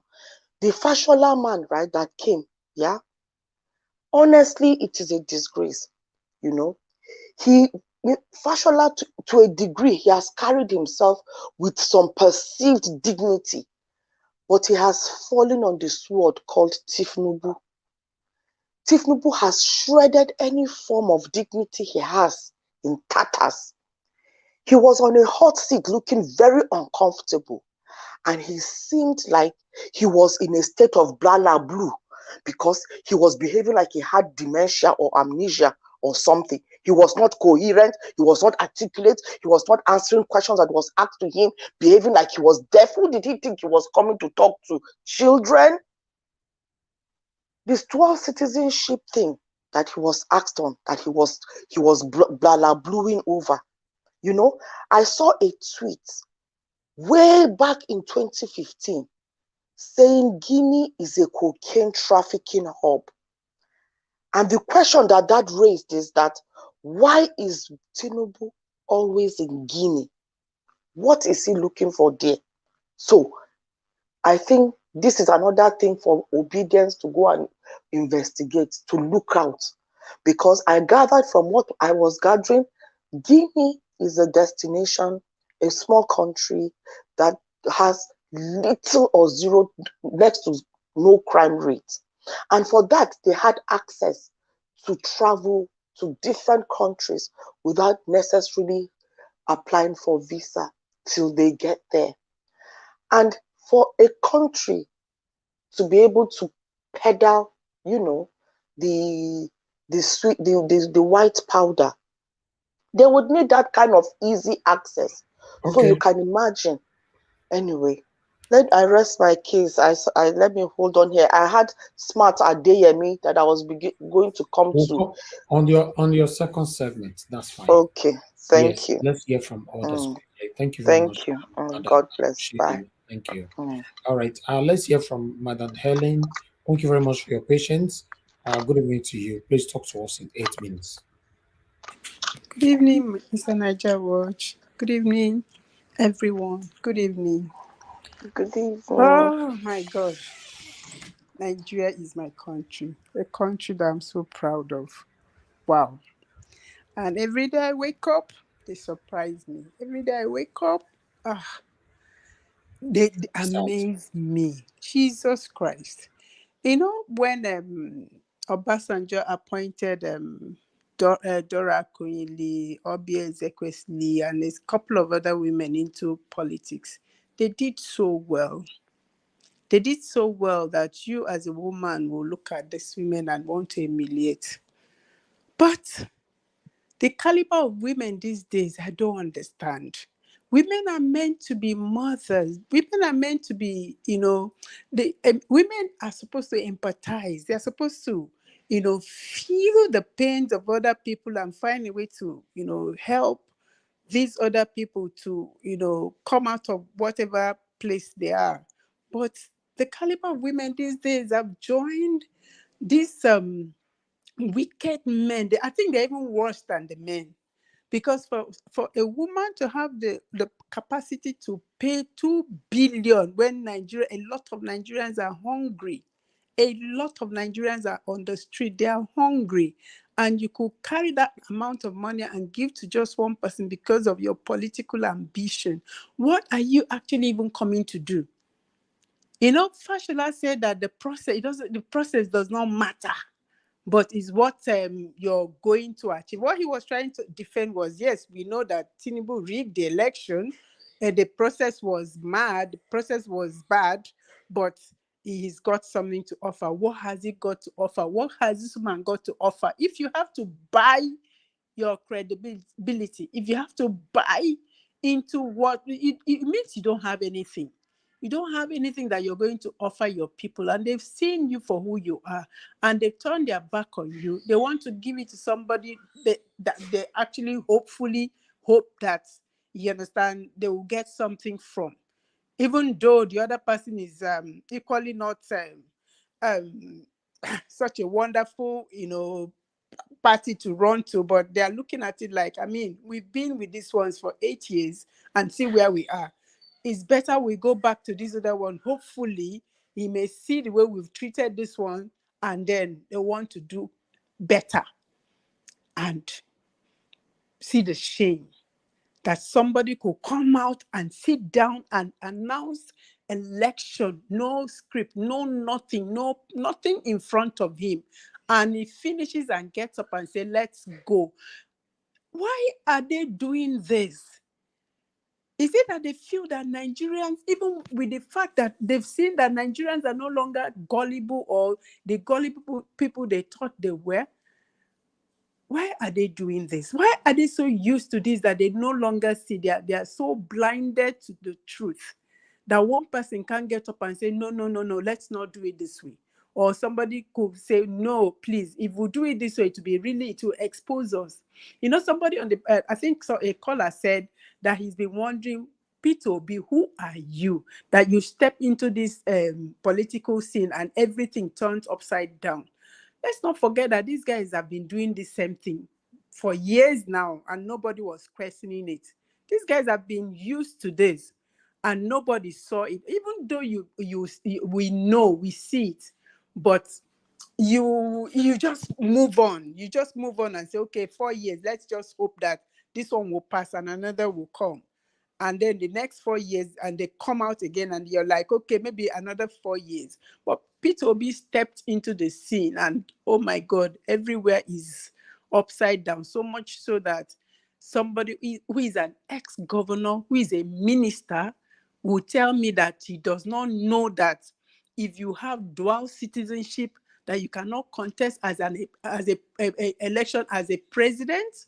And he's being told to go and check. And Shehu said, I think you should go back and check. Is it not shameful that you're being told to go back and check your constitution? Is it not shameful that you can sit on national television and say, oh, I lied casually, like, I mean, it's no big deal. It's no big deal. I lied. Last week, last week I called him. I spoke with him. I think he's in France. Who are you talking to? Are you talking to a country that is filled with maybe 5 years, 6 years, 7 years, 10-year-old children that you could talk to, and then you feel they don't have an understanding? I tell you, even such kids will hold you to ransom. They will pin you down, and they will expose your foolishness. Why are these people doing this? And then some other person will tweet and congratulate a sham, and nobody is talking. Nobody has been arrested. No, they are not shouting, arrest him, treason, arrest him, kill, bury. Nobody is saying that, because it is them. It's their thing. So it's okay. So, stealing is okay for a particular group of people. And then when it's another group, you understand, you start shouting, arrest, kill, do this, do that. Somebody said, I have said it before, that Nigeria is under some sort of spell. That is why these guys are acting like this. They are under some sort of control. Go and check what jackal means. And somebody had described Tinubu as a jackal. He's holding them on under some sort of very demonic spell that they can't come out of. And like, I don't know who, I've forgotten who said it, talk and then I will expose you. Why won't we ask the question, what's happening to the person we elected 4 years ago as a president? Why is he not talking? Why is he not saying anything? Why is he so quiet? All these things are happening.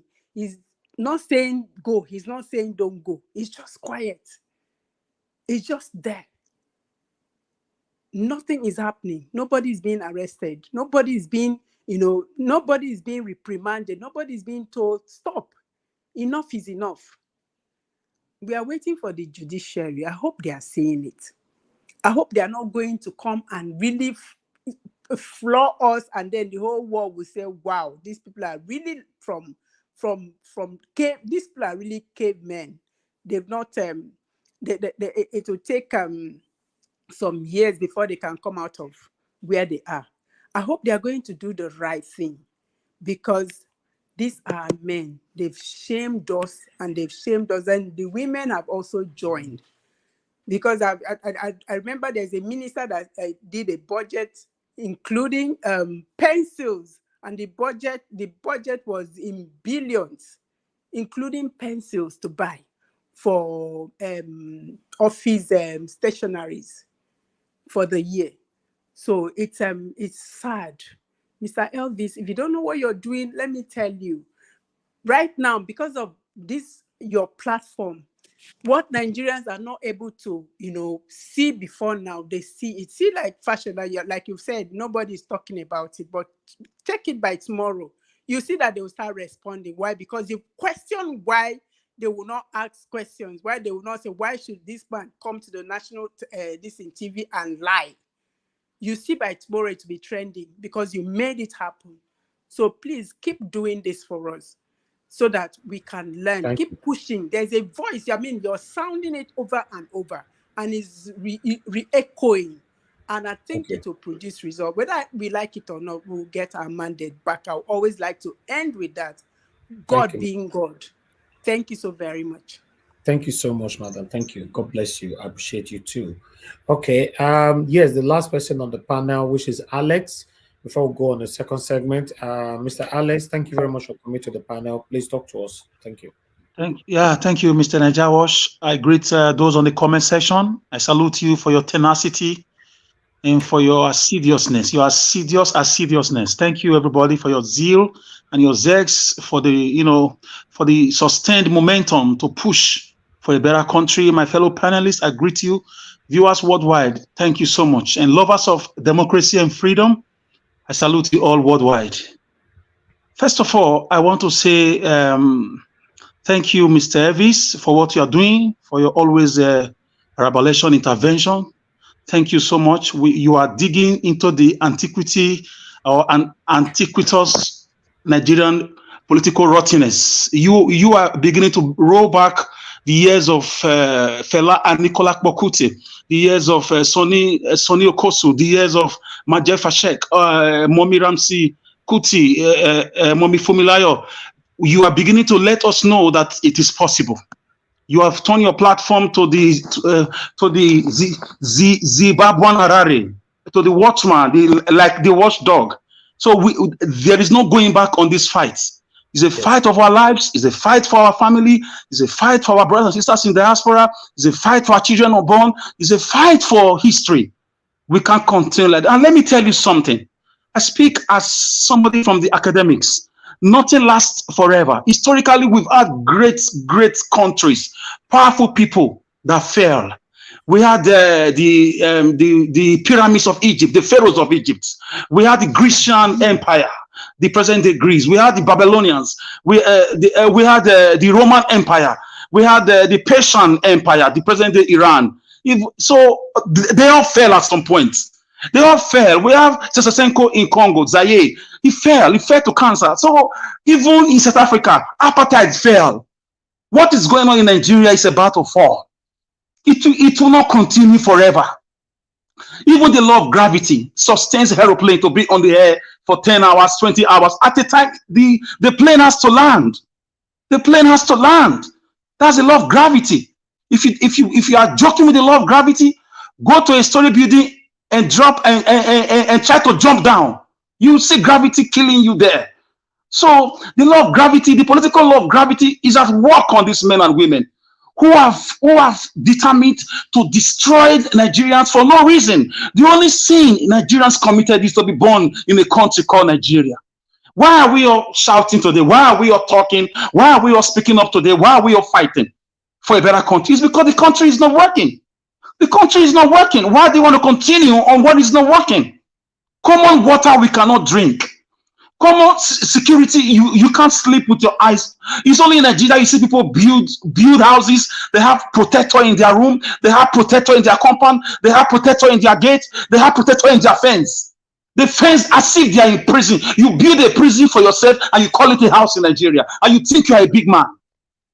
So for me, it's a fight that Peter Obi is a light. He's a light. I like him so much. Even if he's not really my kind of leader that I would have shake these men and women. I like the way he's going about it. It's a different, special kind of breed. Because with some people, with what they did in the presidential election, the country would have been in flames. I like his own system. There is no going back. Thank God he did not go that way. But with where things are going and that was, these guys have nowhere to hide. So I want you to know the facet or go of this problem, the historical background of this problem we are fixing. They want to divide us with tribe. They love to divide us with religion. They love to divide us with region, with sections when it comes to elections. After elections, they come together and loot this country dry. When they are looting this money, they don't think about tribe. They exchange bank accounts. They give themselves bank accounts, the European bank accounts. So guys, it's a very strong fight we are fighting, and we are shaking the colonial foundations. Our country was not always Nigeria. For those who do not know the historical antecedent of Nigeria, Nigeria was a fraudulent amalgamation. It was joined together after different kingdoms were fought. the Benin Empire, the Oyo Empire, you know, the Kanuri Empire, a lot of country, a lot of nations, the British people invaded them. Even Lagos under Dosumu were forced together to form Nigeria. And our heroes past who fought for independence, after independence, because of the euphoria of, you know, being a free country, they didn't deem it fit to change certain things. Like even the name is a colonial name. The name, even the flag, we don't know how these things came about. Let's leave the military time. Look at, since 1999, how did we get this fraudulent constitution that makes, you know, politicians billionaires overnight with all sorts of, you know, salaries, wages, you know, allowances, you know, travel packages. This is the real problem of Nigeria, and this is what Obi is fighting against. Obi told somebody, you know, during his press conference that, you know, it's because of people like me that have stolen this country dry that you cannot buy a 78,000 naira oven to buy your, you know, to do your baking business. And they just want to continue like this. You cannot continue like there is nothing that have a beginning that don't have an end. If they will not agree to end these shenanigans in a peaceful way, they will do it in pieces because the country will implode. It will either go in peace where Obi is doing it, Obi is the tiny thread holding back Nigerians from invading these wicked politicians. And whether Obi does it or not, it will still happen unless they just release the results. They just apologize to him and announce him as a Nigerian president. Ahmed Bola Tinubu will never ever be Nigerian president. Even if they forcefully make him a president, he won't last there. A lot of this, how are you going to face the eastern part of the country that experience bigotry, that experience burning of shops, that experience killings of people in Lagos and other parts of the country? How are you going to face them? And how are you going to face the people that have been deprived of their rights during voting? How do you intend to even govern this country in the next 4 years? These are salient questions. How are you going to face the diasporans? How are you going to face insurgents? How are you going to face agitations? People are going to come up. Even the Afeniferi, they are not supporting Tinubu. And they are going to start. In fact, about 2 months ago, they went to the African ECOWAS court to submit their Oduduwa Nation papers. Yes, it was thrown away, but they've started it. I'm hearing that they're in New York at the United Nations now, trying to lobby some senators to help them pass it. Countries are going to spring up. So how can you even break the Nigerian constitution? You know, Fashola, that used to be a very sound lawyer, he has become so docile. He has become so recalcitrant. He has become so cantankerous. He has become so he has turned himself into the Wizard of Oz overnight because of political, you know, monies or acrimonies. I'm so ashamed of the likes of Keyamo, who used to be a human rights activist. What has happened to these guys? They turned themselves to political government overnight. Whether they like it or not, nobody, no part of Nigeria, even those in the middle belt, they are waiting for the trigger. There is going to be an implosion. Ladies and gentlemen, I don't know any other thing. This is what I know. Political permutations, postulations, and predictions. From what we are seeing now, the danger is so big that Obi is the only one. If not, Obi is a peaceful person. If it was Sowore that enjoyed the kind of support Obi enjoyed, Nigeria would have been burning by now, because you cannot rig Sowore's election like that. He may not be perfect. He has his own problems. I'm just talking. They should thank their gods for the personality of Mr. Peter Obi. Obi is the only restraining force for these wicked men and women, you know, from paying for their sins over the years. Gentlemen and ladies, get ready. The much talk about doomsday is very close. It's very close. Just like somebody said about the Animal Farm. Brothers and sisters, Animal Farm is a book that you need to. I've referenced that book before. Read that book. Read How Europe Underdeveloped Africa by Walter Rodney. Animal Farm by George. Is it George Orwell? Read those books. You will be so enlightened, and you will understand exactly what was happening in Nigeria, the wickedness, the bloodletting, the massive looting. I don't understand why Britain and France will not let Nigeria be. I don't understand. We are not really free. What they gave us is flag independence, political independence. Economically, they don't want us to be free. So why are they hiding Tinubu? Are they preparing another Sudan or another Jubilee from Sudan for us? Are they preparing a mask for somebody now? What is going on in France? Because recently, France has been battling with economic problems. They've been traveling to areas they've never been. They went to Angola to seek economic opportunities. Now they've just joined British in the last 2-3 years to start milking Nigeria resources. Macron has been doing a lot of traveling recently just to gain economic relationship. If you notice, he traveled to China amid the Russia-Ukraine war. He was there to talk about economy. He was just, asked to also talk about, the Russia-Ukraine war. So for me, guys, Nigeria is a ticking time bomb. It's going to explode at some point. We have to be ready. Get food. Take your money out of the banks. Get yourself ready. Swear in Tinubu. Nigeria is finished. Thank you. Thank you, Mr. Alex. God bless you. Thanks for always putting out your voice right there. I appreciate you as well. It's a collective effort in everything that we all are doing right now. I appreciate you. Thank you, thank you, thank you. I would like us to watch this video. Before we do the second round, let's quickly see to this video here for you guys to know that some people are done in their head. Listen to what this man was saying about Yaya Bello. Listen. Thank you. Only a foolish man will be thinking that I will have one. Let me clearly tell you, only a foolish man will be thinking that I will have one when they have issues with Yaya Bello. I will not have any issue with Yaya Bello, let me tell you. It will never happen. Because when people didn't believe in me, he believed in me.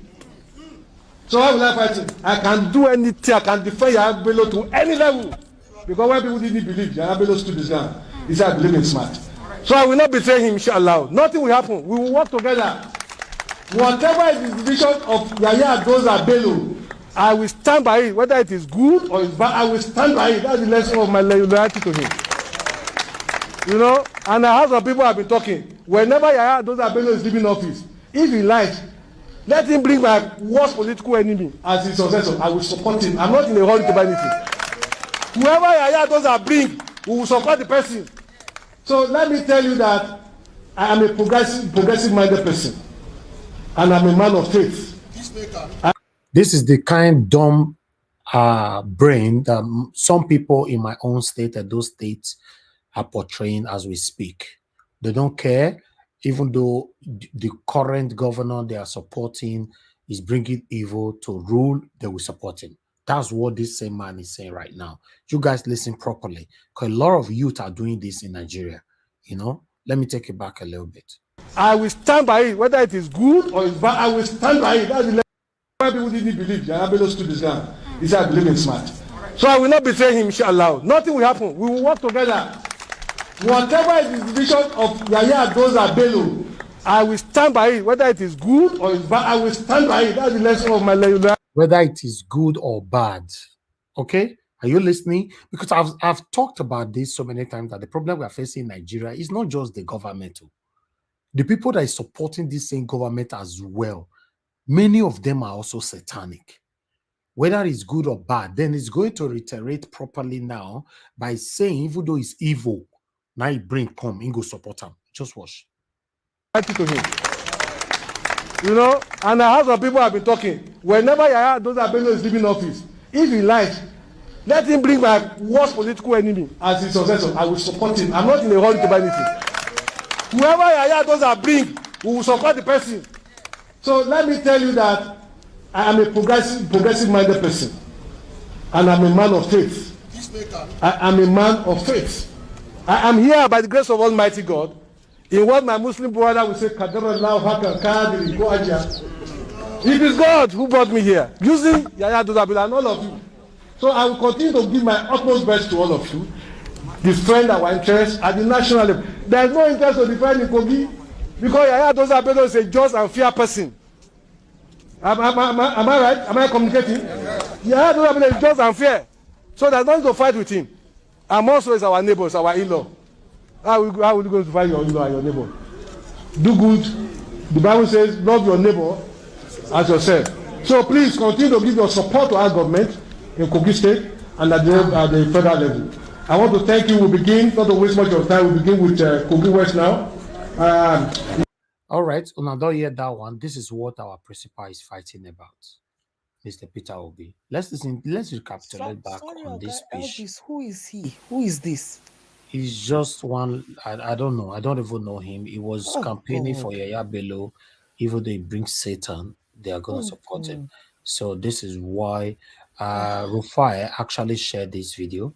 So that's why Rufai in our right shared this I video. think it's smart out there, yeah. Yeah. So that same structure, they are the one fighting back right now. They are fighting back. Thank you very much, my people. I appreciate you all. This is the second segment. Everybody gonna have 5 minutes now for a roundup. I appreciate you all. Please, can we have a like?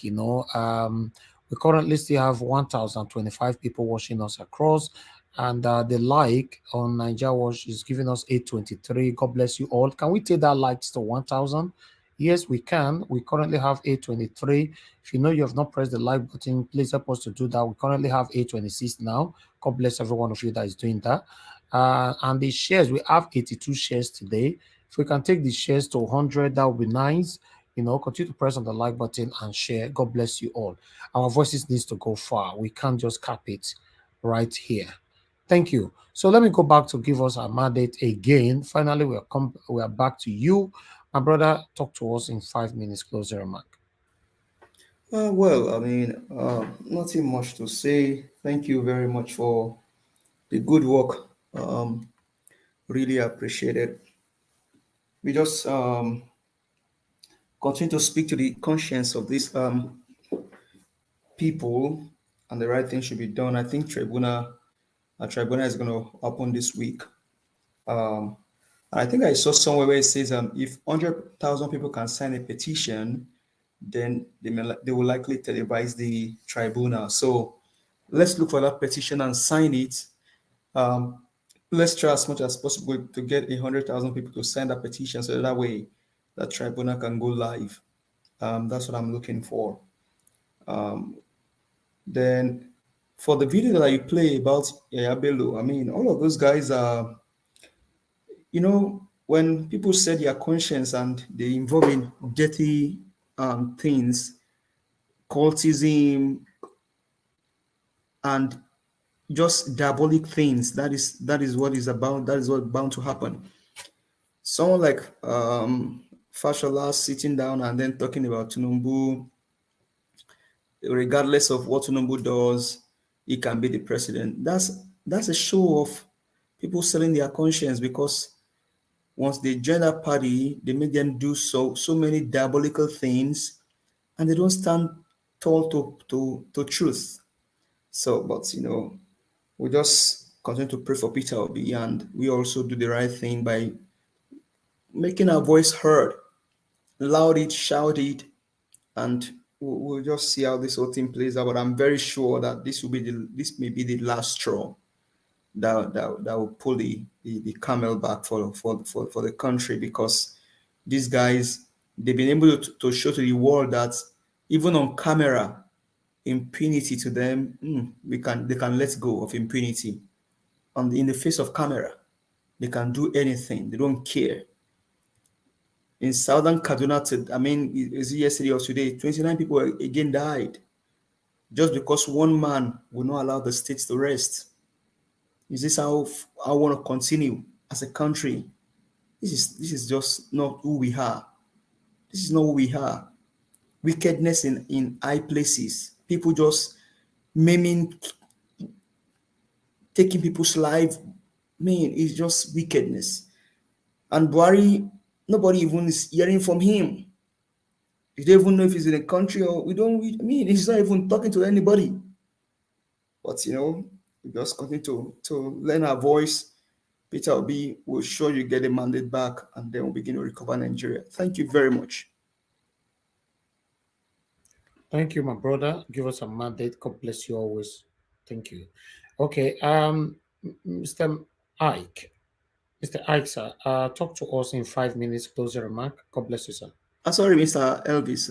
Before I sent you a link. I don't know if you're able to cut that video of that little boy. I just want people to see what is going on. If it's possible. I'll have a look. If it's what we can present here, I'll have a look.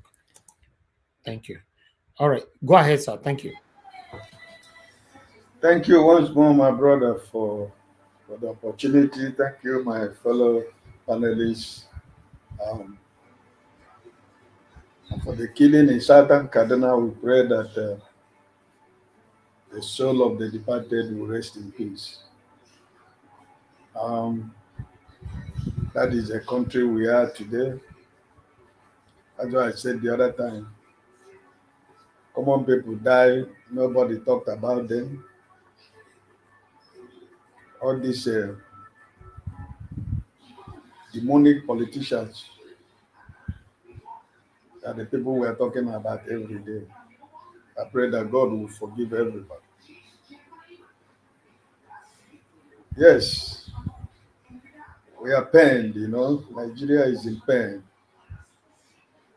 And I don't know. I just don't know, but let's keep hope alive. I saw that,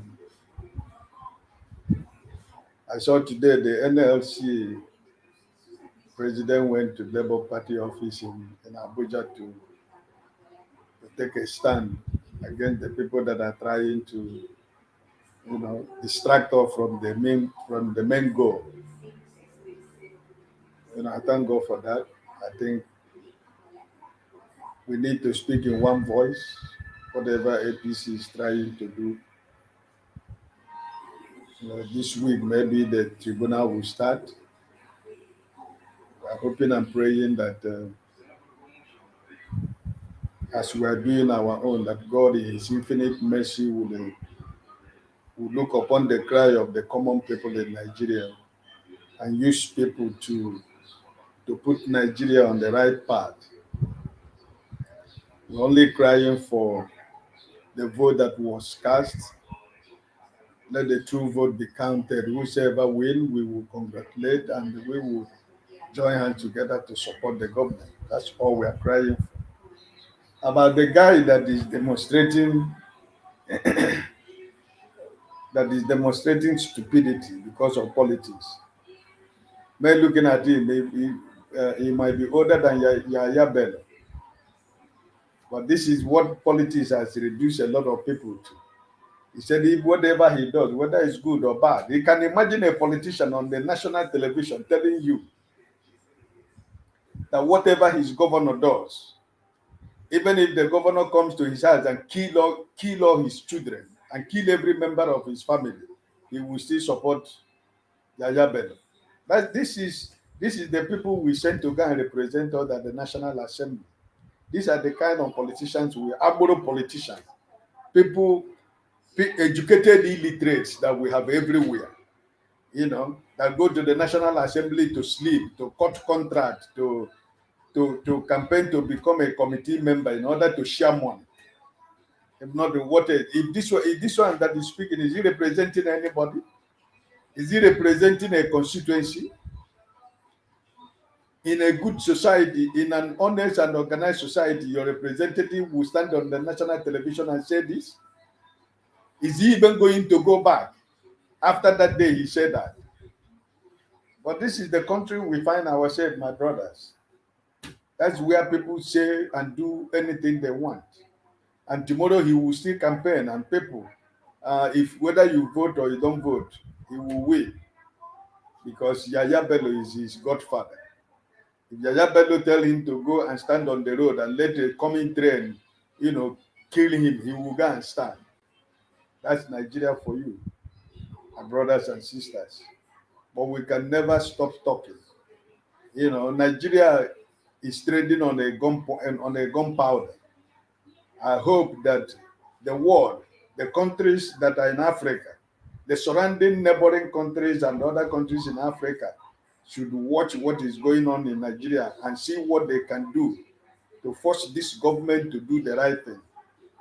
And the people will call our America and the Europe and the United Nations should look at what is going on.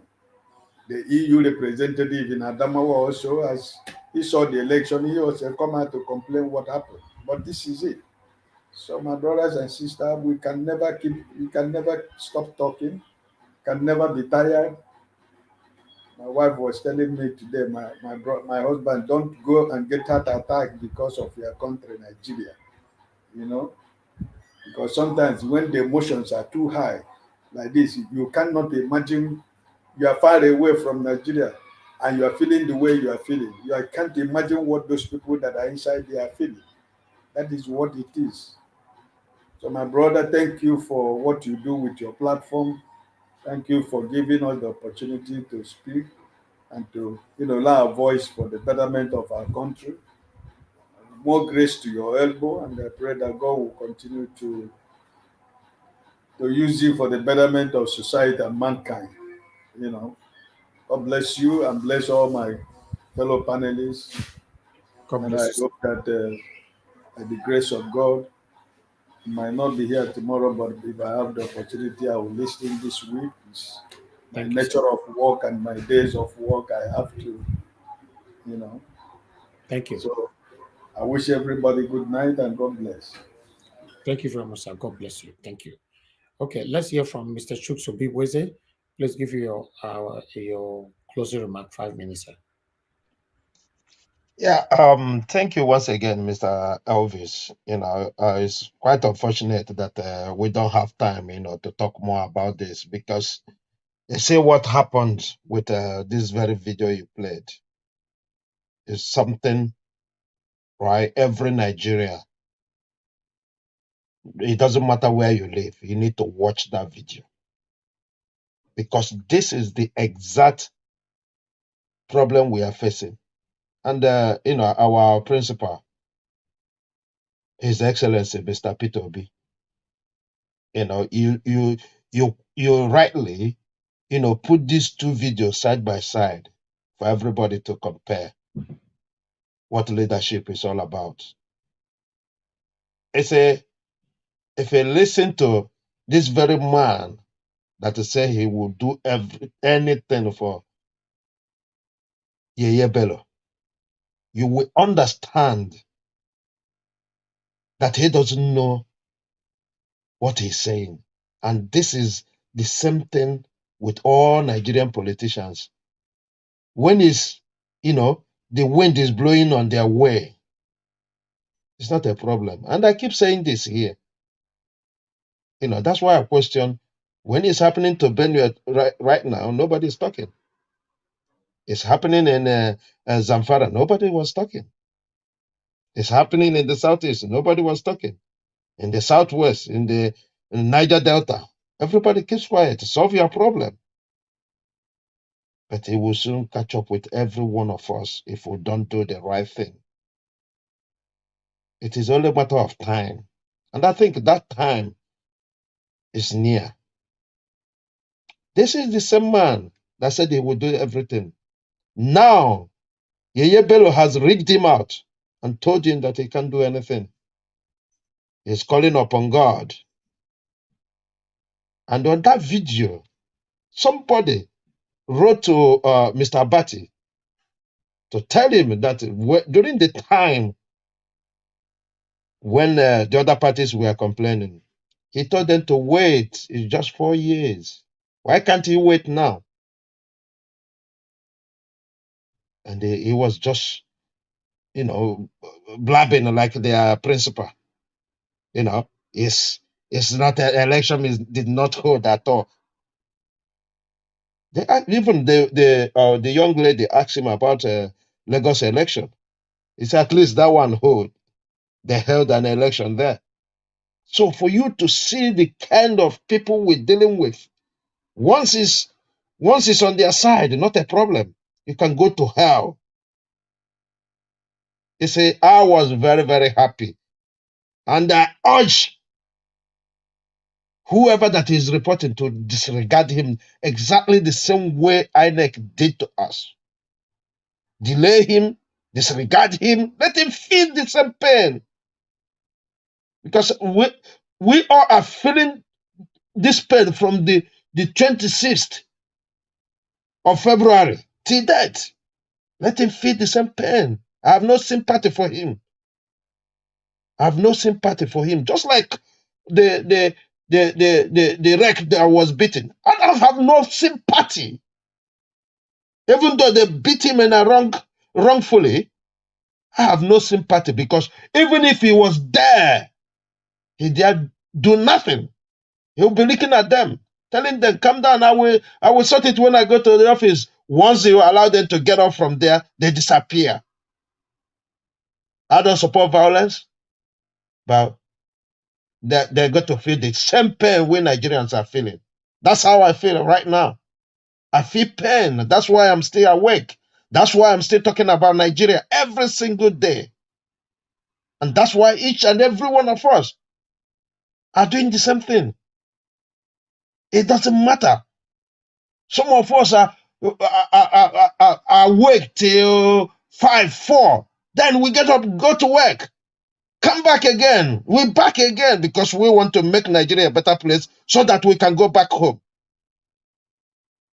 I think it's a very, very big lesson. And if it is like this, come that fast. I'm loving it. Let it come fast. Let it come and sweep these evil satanic people away, because I'm tired. I'm really tired about news from Nigeria. Every day, I will be hoping to see one good news. Guess what? If you got to hear the same good news, it is Nigerians living in diaspora. Very few are coming out from that place. And it's so pathetic, with a country full of talent, skill, name it. And we are just settling for whatever these few individuals are giving us. Well, like the hearings, it started this week, or it just started. Let's see where they are going. I hear there. Thank you. And good night, everyone. Thank you, Mr. Chukso Bibweze. Thanks for your support always. God bless you for your submission. Thank you, sir. Okay, let me hear from Madam Ella, Mrs. Guinea. Please talk to us in 5 minutes. Closing remark. Yeah, thank you very much again. Thank you. Well, everybody has said everything that I don't know what else to say, but we can only hope that the judiciary do the right thing, and it's a good thing that what we're doing, that we're just talking and everybody is talking, and I'm sure they're also listening, that they know that all eyes are on them, not just in Nigeria, but all over the world. Nigerians all over the world are talking, and this is why things like this, are so important, because they're also listening. So we just hope and pray that they do the right thing. And I can't even imagine them doing anything less, because swearing this man in is unimaginable, with all the negatives all around him. This is the president of Nigeria, so I just wish and I pray that they look at all the odds, and do the right thing. There are too many things that is surrounding this man, that it will be appalling and a disgrace if they make such a person, the president, and I just pray and wish that they do the right thing. Thank you and good night. Thank you very much, madam. We really do appreciate your time with us today. God bless you. Good night. Good night. All right, Madam Ellen, please talk to us. Your 5 minutes starts now. Thank you very much for your patience. Thank you, Mr. Elvis. Thank you so very much once again. I don't really have much again to say, apart from the fact that I still want to emphasize on you keeping on, giving us this opportunity to keep speaking, keep shouting, even though we are not shouting, but we are shouting. And the world is hearing us. And I know that they will do the right thing. The day that I'm talking about is the judiciary, because there's no way they will see the same thing that played out on the 25th of February, playing out in Adamawa, and they will still pretend that they don't know that this is the exact, because their principal did it, now they feel they can also do it. Is it not the same thing that he did? Okay, the agreement had been that the result to be announced by 11 a.m. and somebody gets up and comes with comes and sits on national television and announces result 2 hours before the time that he's supposed to announce result without any form of data to show that. I mean, I'm reading it from somewhere. So how did he come about the figures? You understand? And that's because he has seen the INEC chairman do the same thing. That's why he had the boldness, the audacity to come and do what he did. So Nigeria is heading for a very big fall. But my prayer is that the judiciary will help us and bring us out of this one. They are seeing it. There is no way they are going to say they are not seeing this. They are not hearing it if they are not seeing.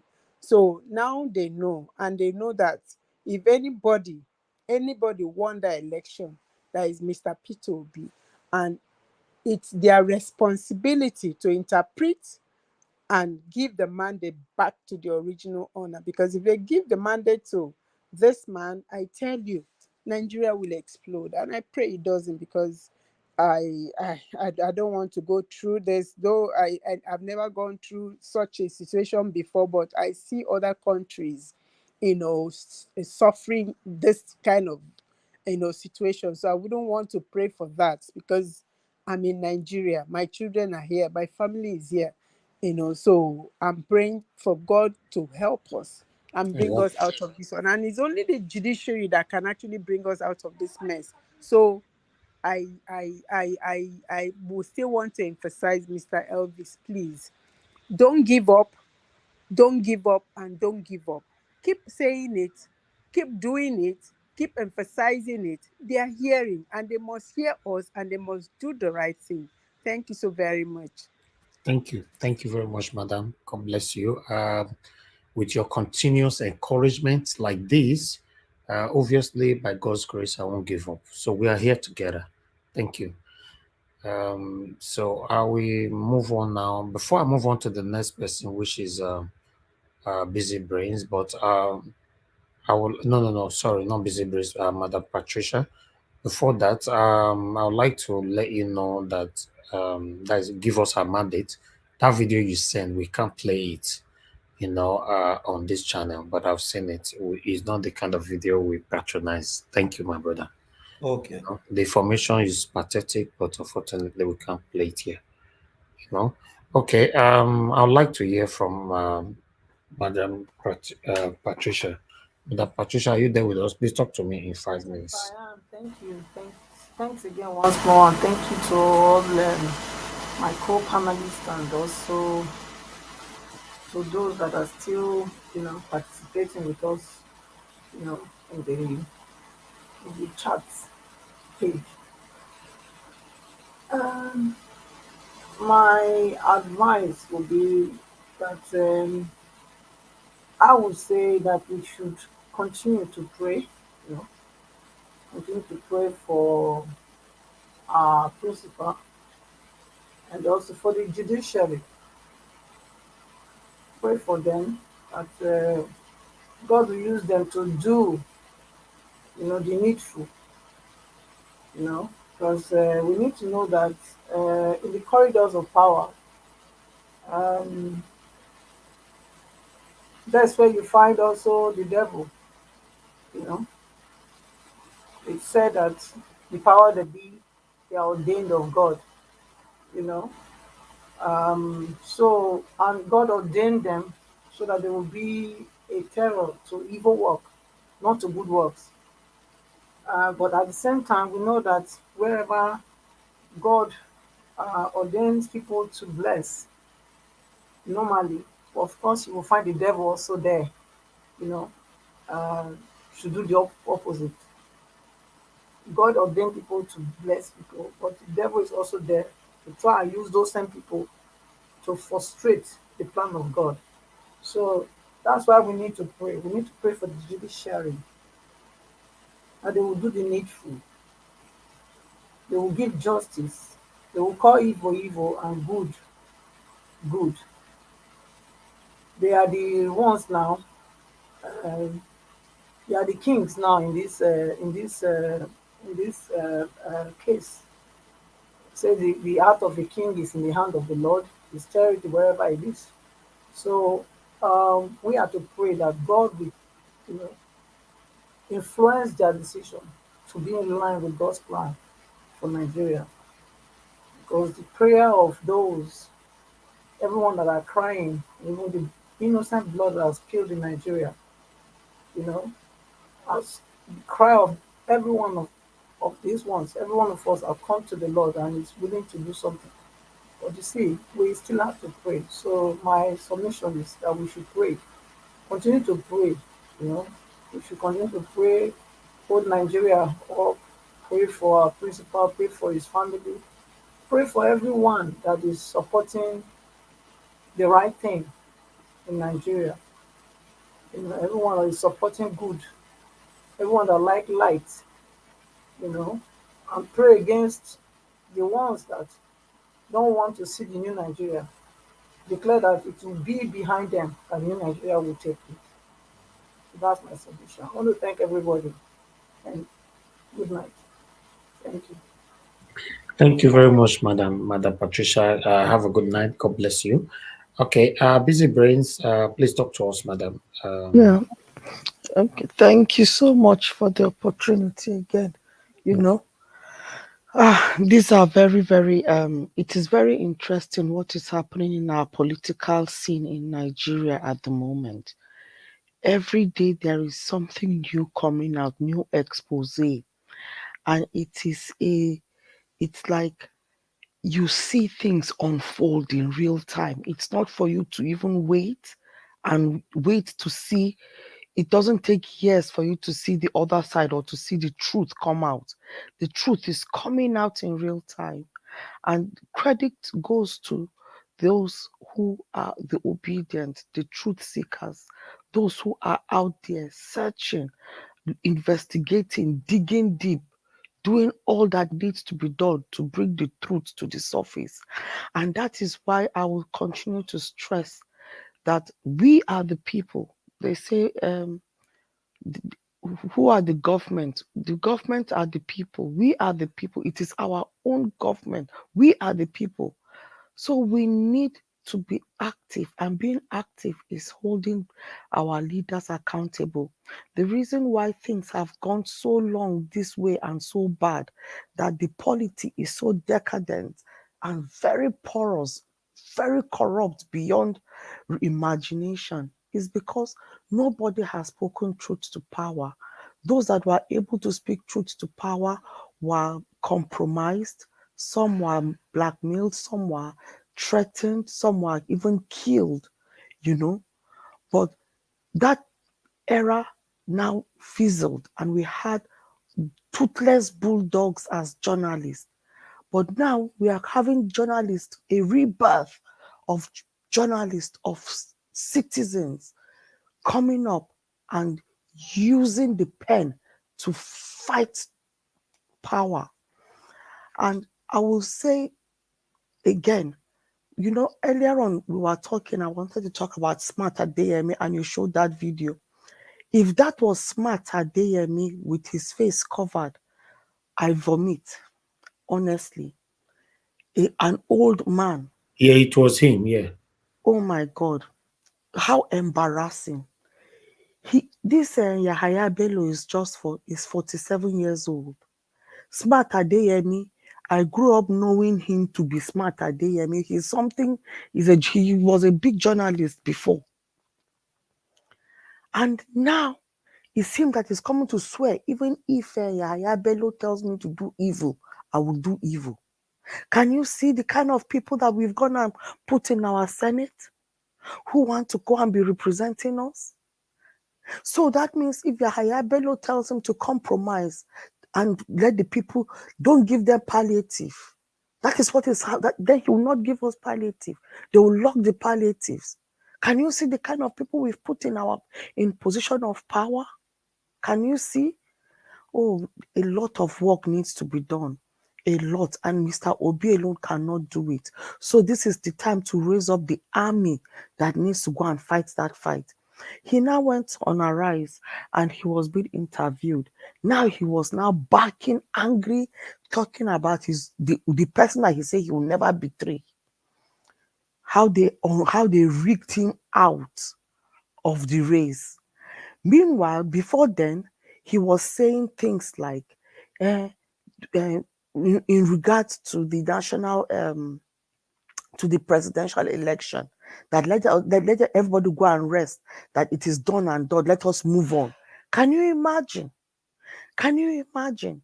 Now that they've done it to him, why is he not moving on? That is why I say the way now things are happening, people that justice is being meted in real time. And that is what is going to happen to Tifnubu. We will all experience, we will witness justice being meted in real time.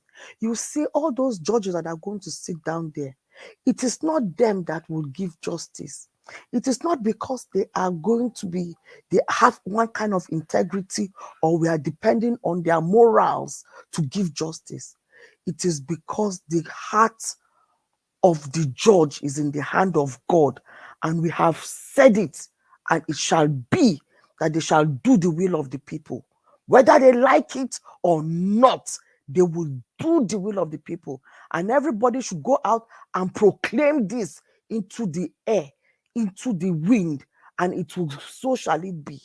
In Jesus' name, I rest my case. Thank you very much. I still get time, Oga Elvis. No, your time don't passes. Say, busy brace, your time not the average. It's like I've lost my position, have I? Yes, are you with Dokomot go Anabra? You go chop apple. I wish. All right, we'll come back to you, CM. I'm going to leave you and Alex as the last people. I wish. Let me quickly move on to the next person here, which is let me see. Okay, we have two new people here who have not spoken at all. I would like us to start with the Better Nigeria. Better Nigeria, sir. Thank you very much for joining us. Good evening to you. Yes. Thank you very much. Thank you very much. Are you hearing me? Yes, sir. Very clear. Yeah, Nigeria Watch. I want to thank you once again for this your effort, for this your incorruptible effort towards the battle to save the soul of this nation. I want to bless you because I've been following you since morning.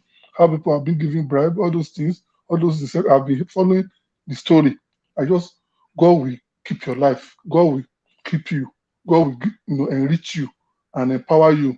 What you have lost this past 1 year that you have been, using your platform for this purpose, God will replenish million-fold in Jesus' name.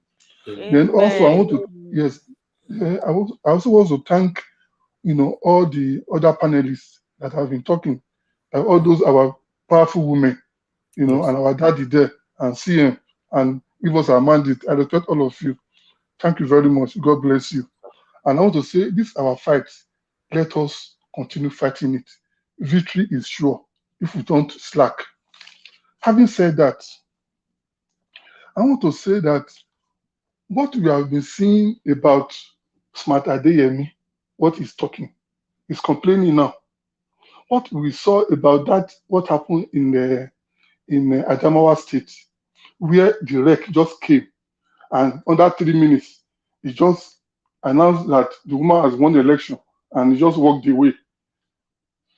What we saw about Fashola, that I used to respect so much, what we saw him perform, is it this morning or yesterday? I don't know when he had that interview.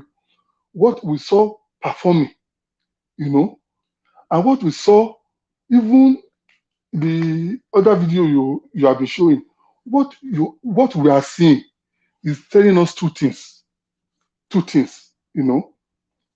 It's telling us, number one, that Obi is our last hope. I'm sorry to say it, I'm not God, but from all things, because when you look at it, as of today in Nigerian politics, he's the only one that has the character, the courage, the competence, the capacity, and the compassion to take Nigeria out of the woods and take us to the next level. So it's our last hope. And on the other side of the coin, Tinubu is the last straw that is going to break this country. Why do I say so? Why do I say so? Because with Tinubu, all the things we have been seeing, happening to all those things we have been seeing today, is because of the Tinubu factor. Let me just tell you the truth. It was Tinubu factor. Because if you remember, in 2015, before PDP, when we handed over in 2015, exchange rate was 170 naira to a dollar. But today, and meanwhile, PDP was in power for 16 years. And now, for just 8 years, we are now talking about almost 800 naira to a dollar. So Tinubu is the cause. And that's why I say it's the last straw. Because why is it the last straw? Under Tinubu, corruption will be enthroned. Under Tinubu, democracy will be murdered. Under Tinubu, there will be no longer be any credible election. In fact, Nigeria will become a one-party state. One-party state. Under Tinubu, it will shred the constitution. Because that's what you can see what the lawyers that are giving response to the petition can see what they are writing, turning the constitution upside down. Under Tinubu, it will enthrone hooliganism, it will enthrone thuggery, it will enthrone violence. And right now, the last thing that he wants to do now, which we should pray that will not happen, which all hands have to be on deck that it should not happen, to prevent that should not happen, is for him not to rubbish the judiciary, which is the last or the bastion of hope to the common man. So that's what I'm saying. So because if by the grace of God we can prevent Tinubu from getting there, then our last hope, Peter will make it for us. Because somebody will be asking, how can he do it in 4 years? He do this thing. The man will do it. Peter P will do it because number one, he has the character to take Nigeria out of the oblivion and turn Nigeria to Dubai in record time. He has the character. Peter P will do it in 4 years because he has the courage to do the right thing by ensuring that we have a constitution by we the people. Because why we're having this problem is that we don't have a good constitution and we don't have the institutions. Even the constitution is there. The constitution is there, and when they are writing that constitution, they always leave a lacuna. It's those lacuna they are now latching on and dealing with us. But when it gets there, we are going to we make sure, because he has the courage to ensure that we have a good constitution. Then he has the competence to do the right thing. Just 1 second more, please. He has the competence to do the right thing by assembling a good team, and he has the capacity to weather all storms to succeed any situation. And finally, he has the compassion, for every Nigerian, especially the youth, to have a better life and good governance in their generation. That's what Peter B is. And I pray that we're going to get there. And I want that petition they say we should sign. Let's get that something so that they will enlist. They will enlist. They will make that thing public. Once they make that hearing public, we have won the first battle of making that hearing to be impartial. So let me rest here until another time. Thank you very much. Good night. I really do appreciate you for coming around today. Thanks for your prayers and support and encouragement. God bless you, sir. Thank you. All right. Let me hear from Mazi Ogbona. Mazi Ogbona, it's good to have you this evening. Good evening to you. Please talk to us. Mazi Ogbona is not available. Okay, Samuel, you're just coming in. Please talk to us, sir. Good evening to you. You have 5 minutes. Hello, good evening, everybody. Yeah, good evening, Mr. Samuel. Thanks for coming in. Okay, thank you for having me. Good evening, Nigeria World. Good evening, the comment section. Good evening, the diaspora. Good evening, back those in Nigeria that are seeing the wonderful drama taking place. I want to make my contribution. I want to give Mahmoud a congratulation that he has produced a lot of children, and we have people giving results in the way he does. So I think I called to say congratulations to Mahmoud. And I also want to say that I want to also congratulate Adamawa for finally electing a governor. I think we have gotten a female governor in Nigeria. I think that's wonderful, isn't it? That's what Nigeria is looking for. Are you mocking them? What? Where's the governor? Breaking news. Are you like Mohammed or what? Okay. That's true. We've gotten a female governor because the declaration by the REC should stand. I think to me, I don't think anybody has the right to cancel that election because it has to go to court first of all. Because according to Mahmoud, he has told us that whether if INEC has a constitution, it doesn't matter. You can break the constitution at any point. You can always change the goalposts, and it stands. Since they gave us the constitution on how presidential election should be done, but what did they do? In the middle of the road, they changed the game, the rules. So I don't see anything wrong in what this REC has done. He also changed the rules, and the lady also changed the rules. I also made a statement one time that what the politicians are doing, they are bastardizing the constitution because the constitution has no meaning until the Supreme Court decides it. So to me, right now, that lady is the governor. Let the constitution decide it. INEC has no right to annul that election. So that's why I want to say congratulations to Adamawa State and congratulations to Nigeria for finally getting a female governor. Thank you. Thank you, Mr. Sabio. Thank you for your submission. Anyway, I'd like us to go for a quick break. Let's go for a quick break. We've not taken breaks since. Before I'll come back to the main two men here, Mr. Alex and Mr. CM. Thank you. Mr. Yakubu, Emma should be fraudster. You calling him dignity? Mr. Yakubu, Emma should be fraudster. Mr.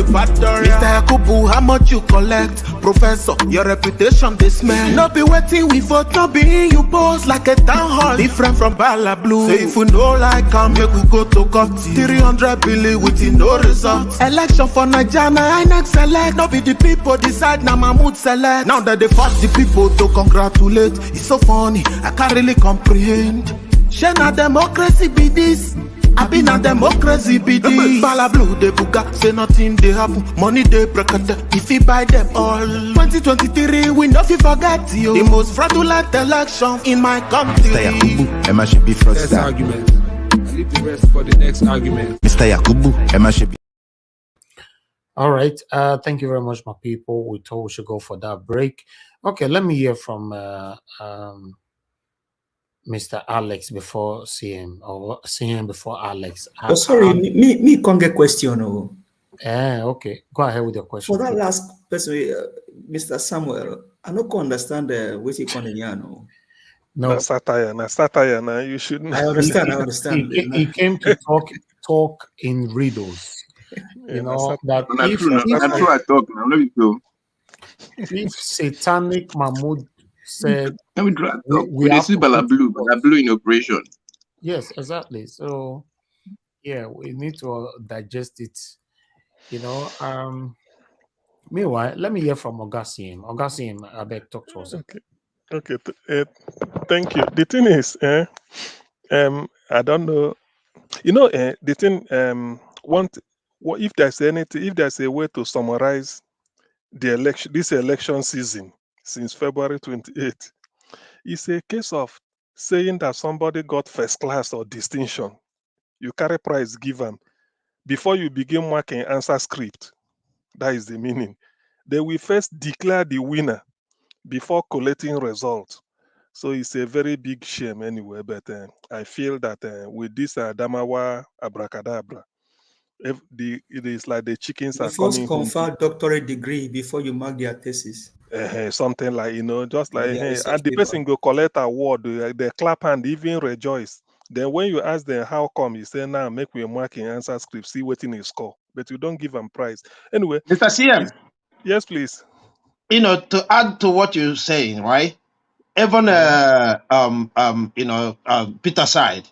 He said the Adamawa they learned from the national. Yeah, That's how he thank put you. it. It's So, true. Yes. like the Okay. last speaker said, Atedo. there's no need to cancel it. Let's go to court. Yeah, let them go to court. The thing is that Adama, I think they said resident electoral commissioner said they don't want to see a near INEC. The real man to sack is the Yakubu himself. Now he's supposed to do on because the head fish they rotting from the head. He teach him only that this was so embarrassing. The lady has already person went there for the flog person. Exactly. The lady has already prepared a speech since last year, or maybe they wait. Because when you look at the way he was reading the speech, it was unperturbed. It's like somebody where in house the bonfire. He just they there, they relax, they drink champagne. You don't even know Keyamo did the US, they disgrace himself. Anyway, this is a season of anomy. So what I need to talk about the funny thing, maybe we go find time and laugh for that smart Adeyemi. I've never. Do you know that smart Adeyemi? He was the president of Nigerian Union of Journalists, 1999 to 2006, for 7 years. Twice. Yeah, now that is 80, maybe since 1999 to 2006. So imagine all the journalists in Nigeria is be their national president. Do you know what it means? He came out to say, hey, anything Yahaya Bello endorse, and I'll go just take him. He can never do wrong. In the hope that Yahya Bello will hand over to him. You see, this is the deal they play in Nigerian politics. So if you see, he was so pathetic when they were asking him questions. He said you told people on February 28th, election is the best in the world. If you don't like it, wait for 2027. Mind the Ayo answer. Are you going to take your own advice and wait for 2027? He was just perambulating. He doesn't know what to say again. He was shocked. He remembered judgment of God. Lagos was a killing field with all the atrocity that happened there. He did not say anything. Now he thought that he will be governor. You see, the thing is that Nigerians don't learn. They always pepper soup they want to chop. They can't see beyond their nose. Otherwise, how can somebody like Smart Adeyemi, a journalist, this and the journalism, even if you are no longer practicing it, but we look upon you as the conscience of the people. So to tell you that when he was in active practice, he doesn't even report the truth. Look at the mess he made. Yaya Bello is this. Now that Yaya Bello is somebody like your junior brother in terms of age. Now you are even it's a shame. I'm sorry to interject. Yeah. It was during his tenure, this Smart Adeyemi, that this yellow and this brown envelope was very, very prevalent. It was almost rain journalism. The thing is that, but what I want to detail is this Adamawa case. You see, the VC, the Vice Chancellor of a Federal University of Technology, or Sokoto, where the professor, maybe they call it accidental discharge, the one where they're naked for inside motor, blood. Then you say, look at gray hair. Ordinarily, this man's supposed to undertake this kind of mission. You go certain things, just like Professor Sege coming here to come and advise. 80 years, who are you making policy? Look, to be honest with you, if I get to that age and people approach me, I will say, look, at 80, I don't collect my boarding pass.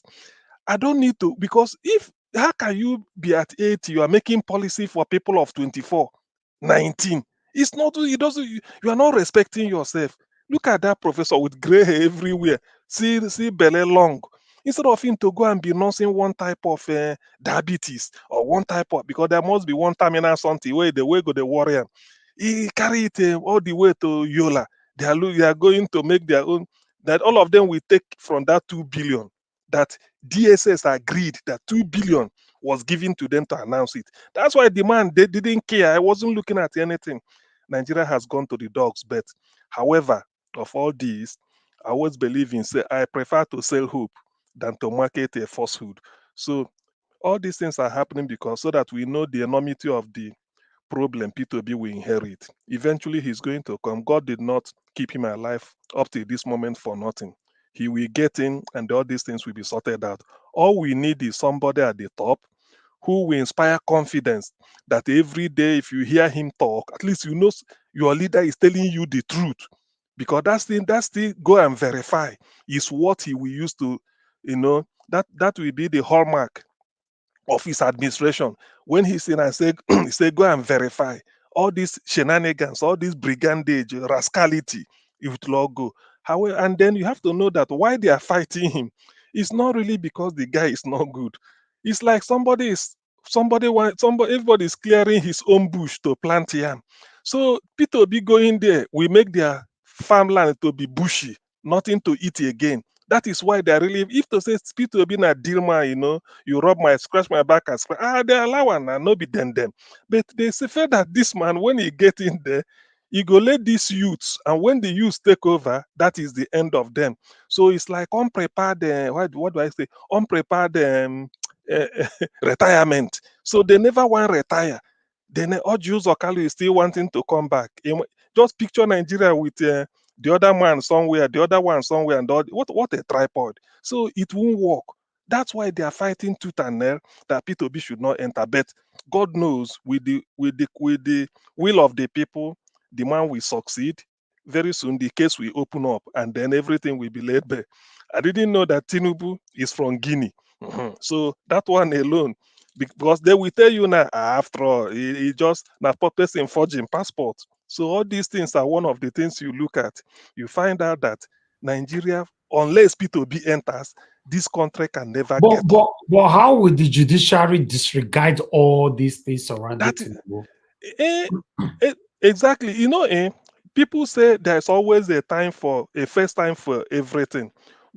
That's why I asked is it Mikey? Is it Michael? No, not Michael Zekom. I think Guinea. Also, we are discussing. I said, in giving all these judges, they live among us. They are experiencing all this, even if not them, their cousin. Then they even go burial of their people. All those judges, they must have their sister married to somewhere living. It's just that they're a judge.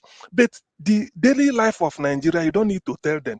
So how are they gonna endorse the criminality that has been going on since 2015? Nigeria had never had this bad. Now look at the level Nigeria is. And if you allow these people, they continue borrowing. Nobody knows how much Nigeria is owing. Okay, now can you imagine China refusing to borrow more? China, of all people, where say if you fail to pay, they can take over your international airport, the way they did either in Gambia or this African country. So China is even afraid to borrow more because they know that it's not possible to repay a problem, even the ones they've taken. So all this is, to me, I feel that these judges, they must get it right. And moreover, Nigerian judiciary is on trial, like they did in Kenya, because in Kenya they were forced to televise it live.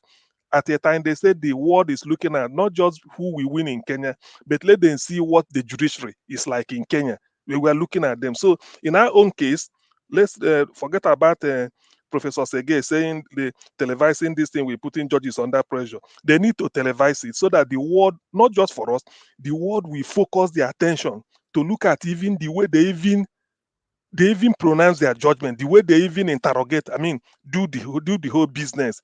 They are afraid. And if they agree, most of them, people will look at them. So these are part of the things that will work in our favor. I feel, despite all the mess that is unfolding every day, P2B is still God's own chosen. Maybe all these things, like they say, when the darkest part of the night gives rise to the morning. The moment the night gets too dark, the next hour it becomes morning. So we are approaching it. P2B has P2B has been humiliated at Heathrow Airport. He came back. That is part of the price of leadership. Now all those things maybe didn't serve them. Lai Mohammed went to America to call him he's committing treason. That one still work. And now look at what is happening in Adamawa. That Adamawa case will now sort of underscore what happened on February 25th. So all these things are still counting in our favor, but it's just bringing them all together. And now the judges is now their turn to be part of history. They can never fail because P2B is Nigeria's last chance. I'm still saying it and I stand by it. Somebody can prove me wrong later, but it's impossible. P2B is I don't see P2B not getting their Nigeria standing. Even everybody is fed up. Till today, where are the 8 point something million rejoicing? Nobody. Keyamo went to America to be soliciting for endorsement. For what? For what? And look at their daughter, they're not even ashamed. Everybody's going to America. What are you going there for? A sane society where things are being done very well, and you are there releasing fake tweets, congratulating an illegality. That guy, okay, when he comes back, they will interview him. You will see what he will say. Sometimes I feel that this senior advocate or something, there should be, when you say certain things, they withdraw it, sort of retract it, tell you. Dr. CM, can I just interject for a minute? I think the judges themselves should be appalled at what is happening. They should be like, are we actually in Nigeria or some No, they kind are of... aware. You know, they themselves, they have their own intelligence. No, they know more than we do here now. But all we are saying is that let them for once say no. Because a time comes in the life of a people.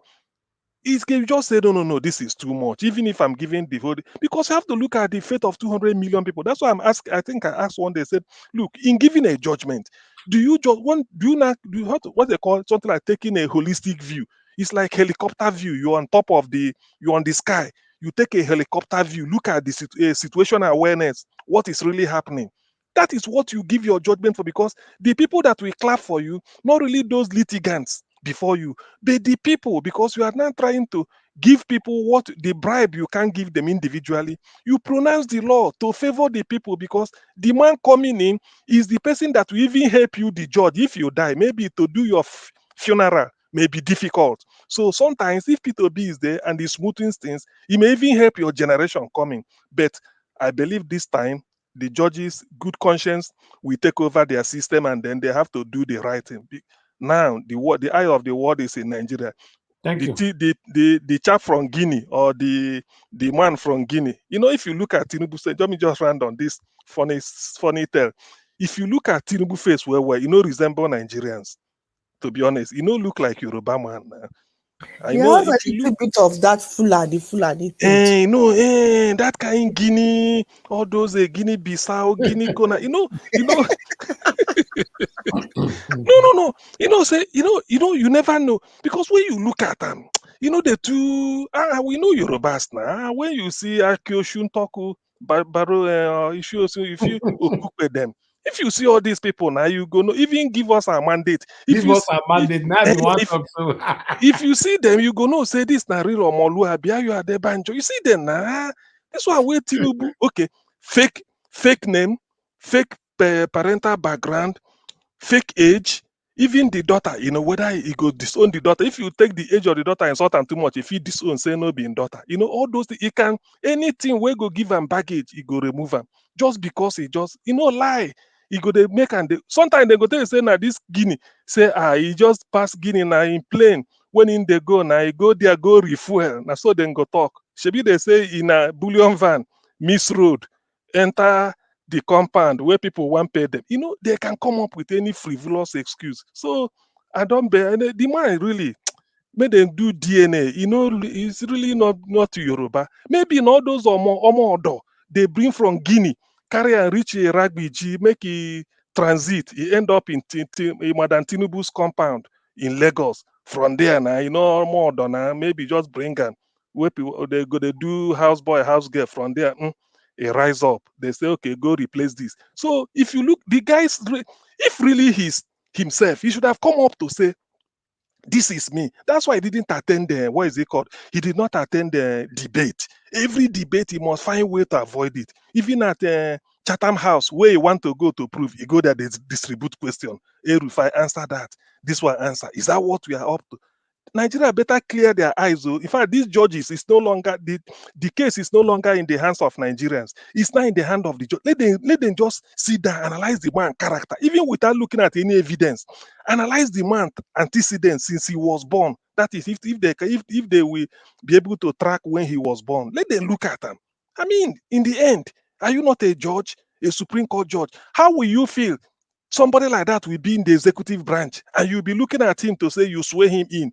He just they say swear after me. I pray I to defend and this of my protect, preserve and defend the Constitution. So help me God. Is that what they are going? You can't you look at that certificate? You don't get.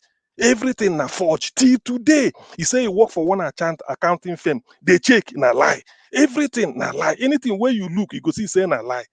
Nah, this one they come out. All of them know say na from Guinea the man come. But because the egg that lays the golden egg, all of them they suck am. So they know Babake, they just they hell am.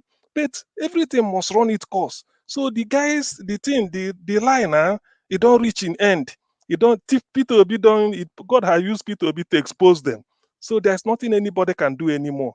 The Guinea on this Guinea identity, it cannot escape this because this is not a case of university degree where you could just say this. This now you now you are in Guinea. What are you doing in Guinea? And people have googled Guinea to see that Guinea is the narco capital of West Africa in those days. So why should Tinubu go there? Only God should know what in evening keep for Guinea. All this one they are talking. Who knows waiting in keep for Guinea? And then the deal where they reach. Now France is calling him because France and Guinea are not good in terms of political history. Let's confirm this.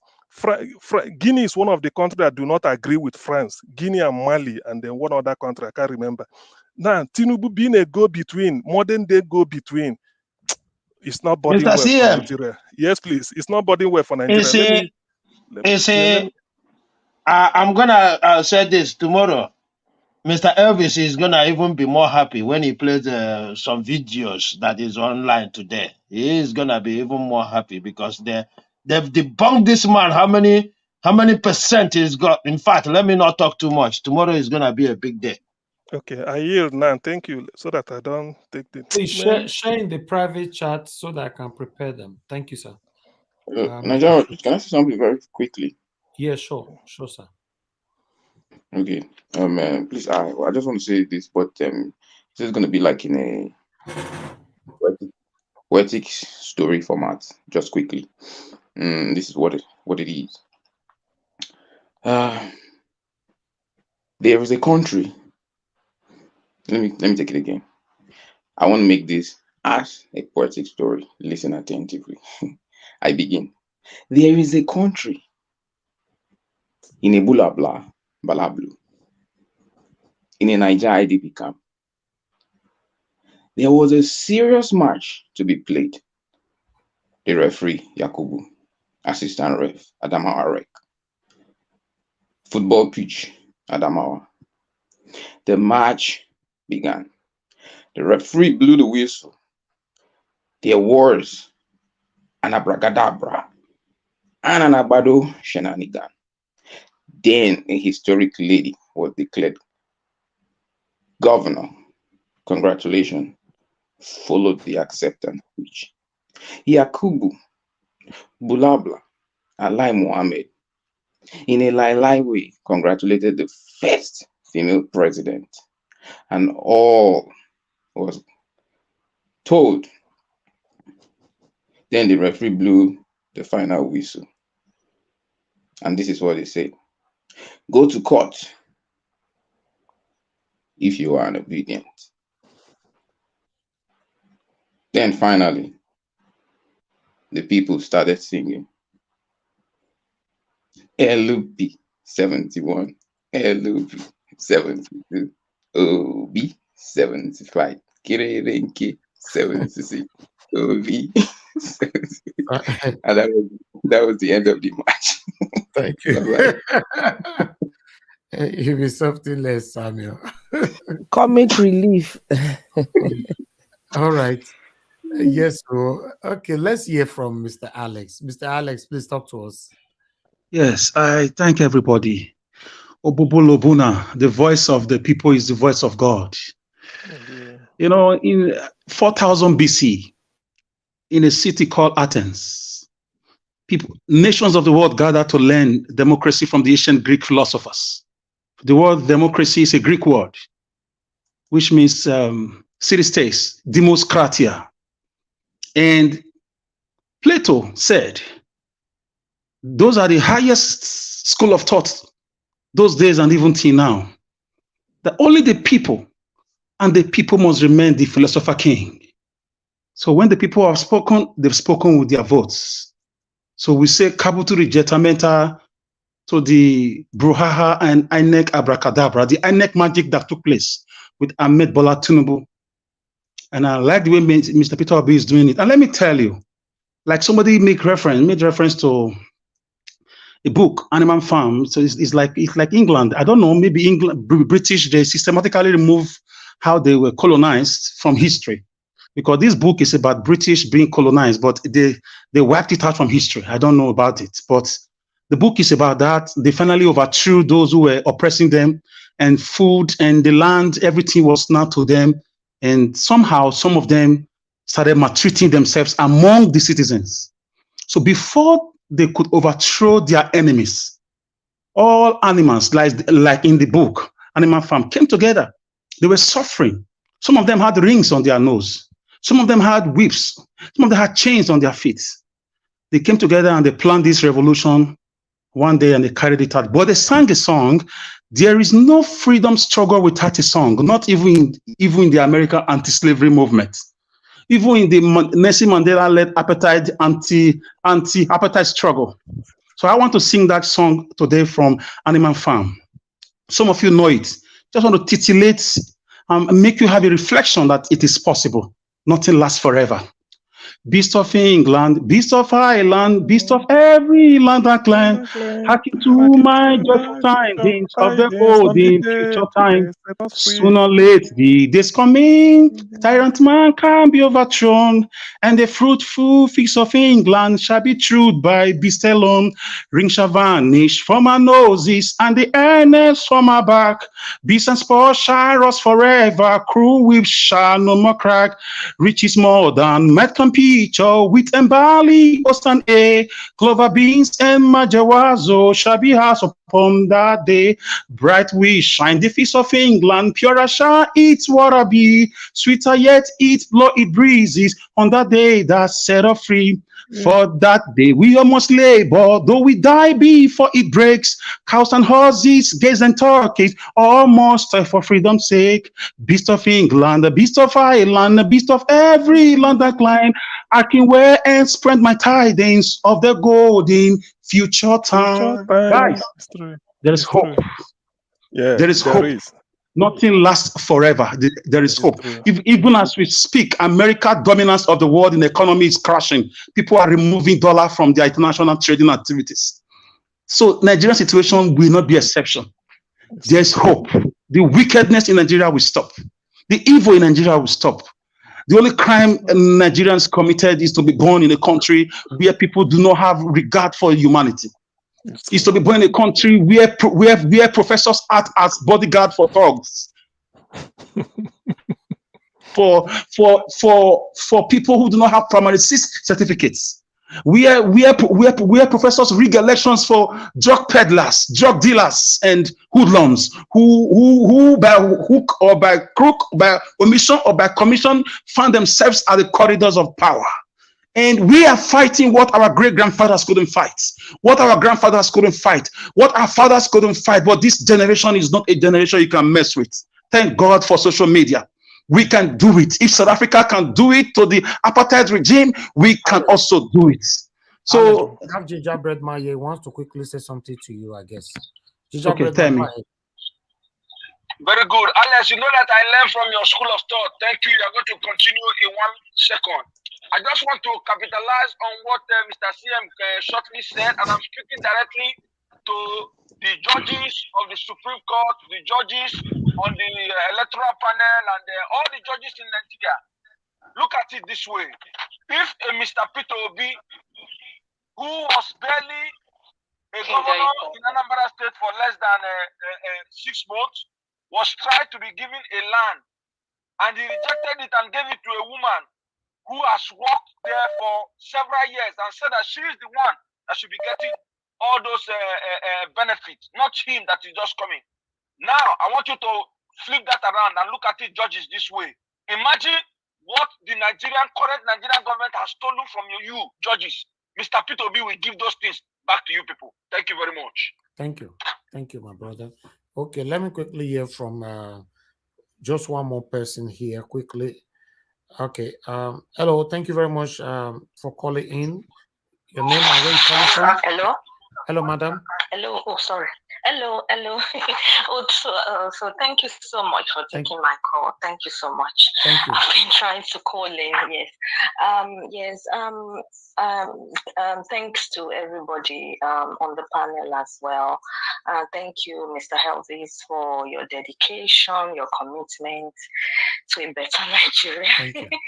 I pray that all your effort and all of everybody that's praying and working towards a better Nigeria. I hope and pray that we'll get what we want, and at the end of the day, if possible, we'll get our mandate back.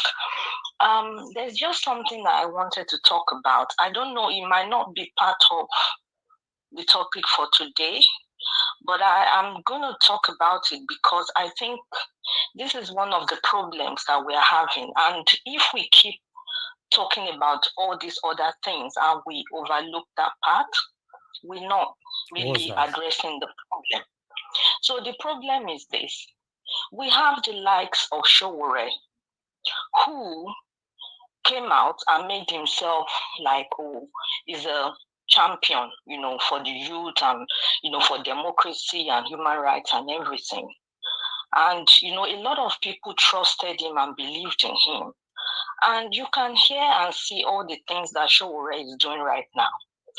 I'm not saying this just because everybody is saying it, but because this is somebody that I know personally. We were close, I've not spoken to him for years now, but I knew Sowore. And the reason why I'm saying this is not the only one. All the people that you've talked about, people have been talking about this smart something man. I never knew much about the man, but we've had a lot of people, the Oshomoles and different people like this, that they will, come out.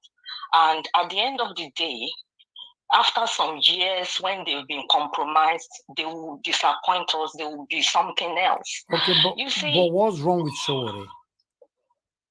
Oh, so are you not aware of all the things that Sowore is putting out there about Obi? He's really attacking Obi, seriously. Okay, yes, I'm aware. Yes. I wanted it to be straight on. Yes. Yeah.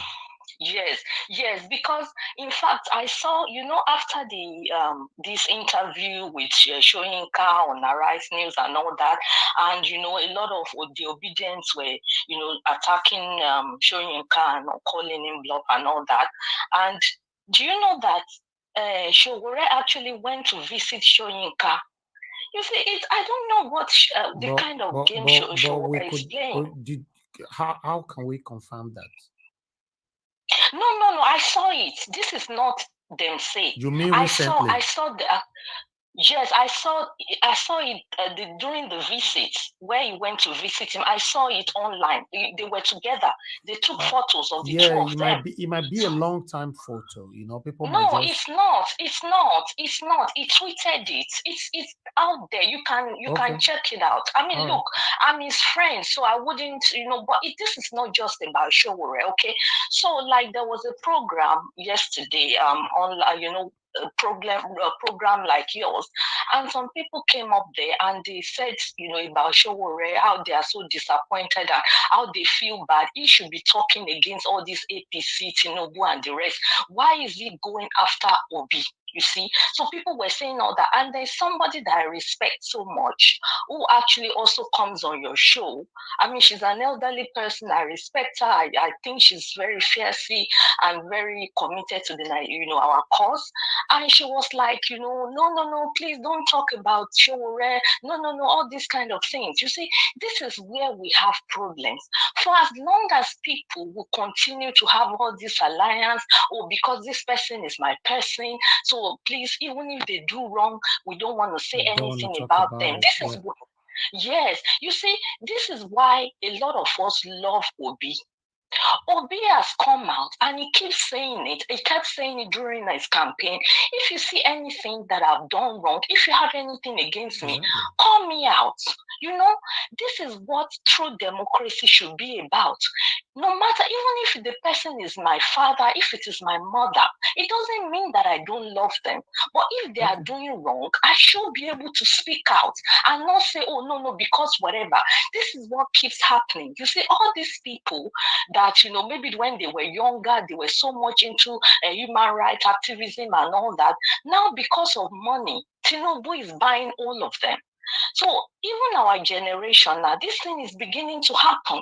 You see some people that are living abroad, they are enjoying the fruits of good democracy in the West, and they are supporting all this APC and whatever, just because Tinubu is a Yoruba like them. You see?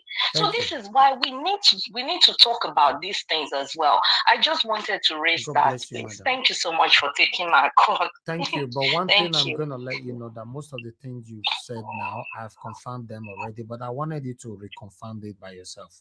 So you are on the right lane. Okay. Thank you very much. God bless you. Okay. All right. God bless you too. Thank Thank you. Thank you. Yeah. Okay. Yes. Can I just ask one question, please? She brought up Please, this Mr. Sowore. Alex, hold on. Yes, go ahead. So she brought up this matter of Sowore. Sorry for interjecting.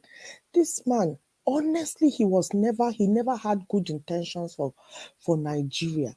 He was in it for himself, and I would even be going on a limb to say Tinubu would have placed him there to be a detractor. So all this time that he's just been campaigning to be president, he was placed there. He never wanted to be president. He knew he was not going to be president. He was just there to be a detractor. Imagine what he was tweeting today, saying stupid things about the fact that since this about the dual citizenship, he's now said that is it not strange that Obi has not said anything? What is his own with Obi? Why can he not say, is it not strange that the federal government have not done anything? It's a federal government offense. Why has Buhari not said anything? Why has the authorities not done anything towards it? Instead, he's attacking Obi. He should better get his mouth out of Obi. He should not get he should get his thoughts. He's obsessed with Obi. He should better leave Obi alone. Okay. I know. So sorry. I know this is not a session about Sowore, but I think Sowore, the election he participated in was massively rigged in favor of Tinubu. Why is he not going to court like Atiku, like Obi? Exactly. Why is he not going to court to challenge it? If he's a real Democrat, he should have been the person that will say, look, even if they are not going, I want to go to court to test it. Why? We know where he's coming from. Atiku? Why is it only Obi he's attacking? Thank you. Mr. Mr. Alex. Mr. Elvis, I've posted the link. Okay, but the one you posted before, I don't know where you got that from, sir. I think that was from Bala Blue. But maybe the one you played now is from different from Bala Blue. Then I'll check it. From a town or different. Niger was 5 years ago. Who would have thought you would bring out your channel? 5 years ago, who would have thought Obi was going to take Nigeria by storm? 5, 6 years ago, I didn't know about CM. I didn't know about Madam Rita. I didn't know about Madam Victoria and all these beautiful people, lovely people who are fighting, not because we are paid. Sowore or no Sowore, God said, if you refuse to praise me, I will raise stones. Mordecai told Esther, don't think you'll be saved in the king's court. If you will not save us now, God will raise another savior from another place. So God will raise people like he's raising us. All of us here are quality leaders of tomorrow for this country. So I don't believe in human beings. I believe in ideology. I believe in time showing the true colors of people. I'm too inspired to be distracted by people who have fake identity, fake intentions, and fake philosophy that don't stand the test of time. I read books of the ancient Roman Empire, ancient Greek philosophers. I read books about the German philosophers, enduring ideologies, Nelson Mandela activism. These are things you should busy yourself about, not some people who are placed by politicians in corners of a country overseeing the killings of citizens. So don't look out for people, look out for ideology, and look out for time to unravel people's true colors. And we are seeing now, everybody, Keyamo, Sowore, everybody, FFK, we are seeing who they are, Dino Melaye, we are seeing them. So in case any of us, by destiny, get the realm of affairs, it has governor, it has senator, or whatever, it takes one person to set a country ablaze with ideology. Obi is one man. Look at what he has done. 38 National Assembly members in less than 8 months. The next to be could be you. It could be me. It's not about Obi anymore. He has sold it. Everybody is aware. Tinubu can go and hang himself. Keyamo can go and kill himself. The idea is everywhere. Look at me talking like this. The idea is how many can you arrest? So don't worry. Busy yourself about freedom fighting. The struggle, nobody told us it is going to be easy. When Anthony Enaro moved the motion for independence, he was just 27 years old. When Obafemi Awolowo wrote to the British about Nigerian independence, he was just 37 years old. Young men and women burning with fire. When Zeke joined that bandwagon, he was just in his early 40s, 42 years old. So, gentlemen and ladies, forget about personalities. Look out for ideologies and time, consistency. So let me round up by singing that song again and just watch in 1 minute. Beast of England, beast of Ireland, beast of every land and clan. Hearken to my joyful tidings of the golden future time. Soon or late, the days coming. Tyrant man shall be overthrown, and the fruitful figs of England shall be trod by beast alone. Rick shall vanish from my noses, and the NX on my back. Beast and sport shall rust forever, cruel whips shall no more crack. Riches more than men can picture, wheat and barley, oats and hay, clover beans and majorazo shall be ours upon that day. Bright we shine, the fields of England, purer shall its water be, sweeter yet its blow it breathes. On that day that set us free, for that day we all must labor, though we die before it breaks. Cows and horses, geese and turkeys, all must toil for freedom's sake. Beast of England, beast of Ireland, beast of every land I climb, hacking well and spread my tidings of their golden future time. If England could do it, we can do it.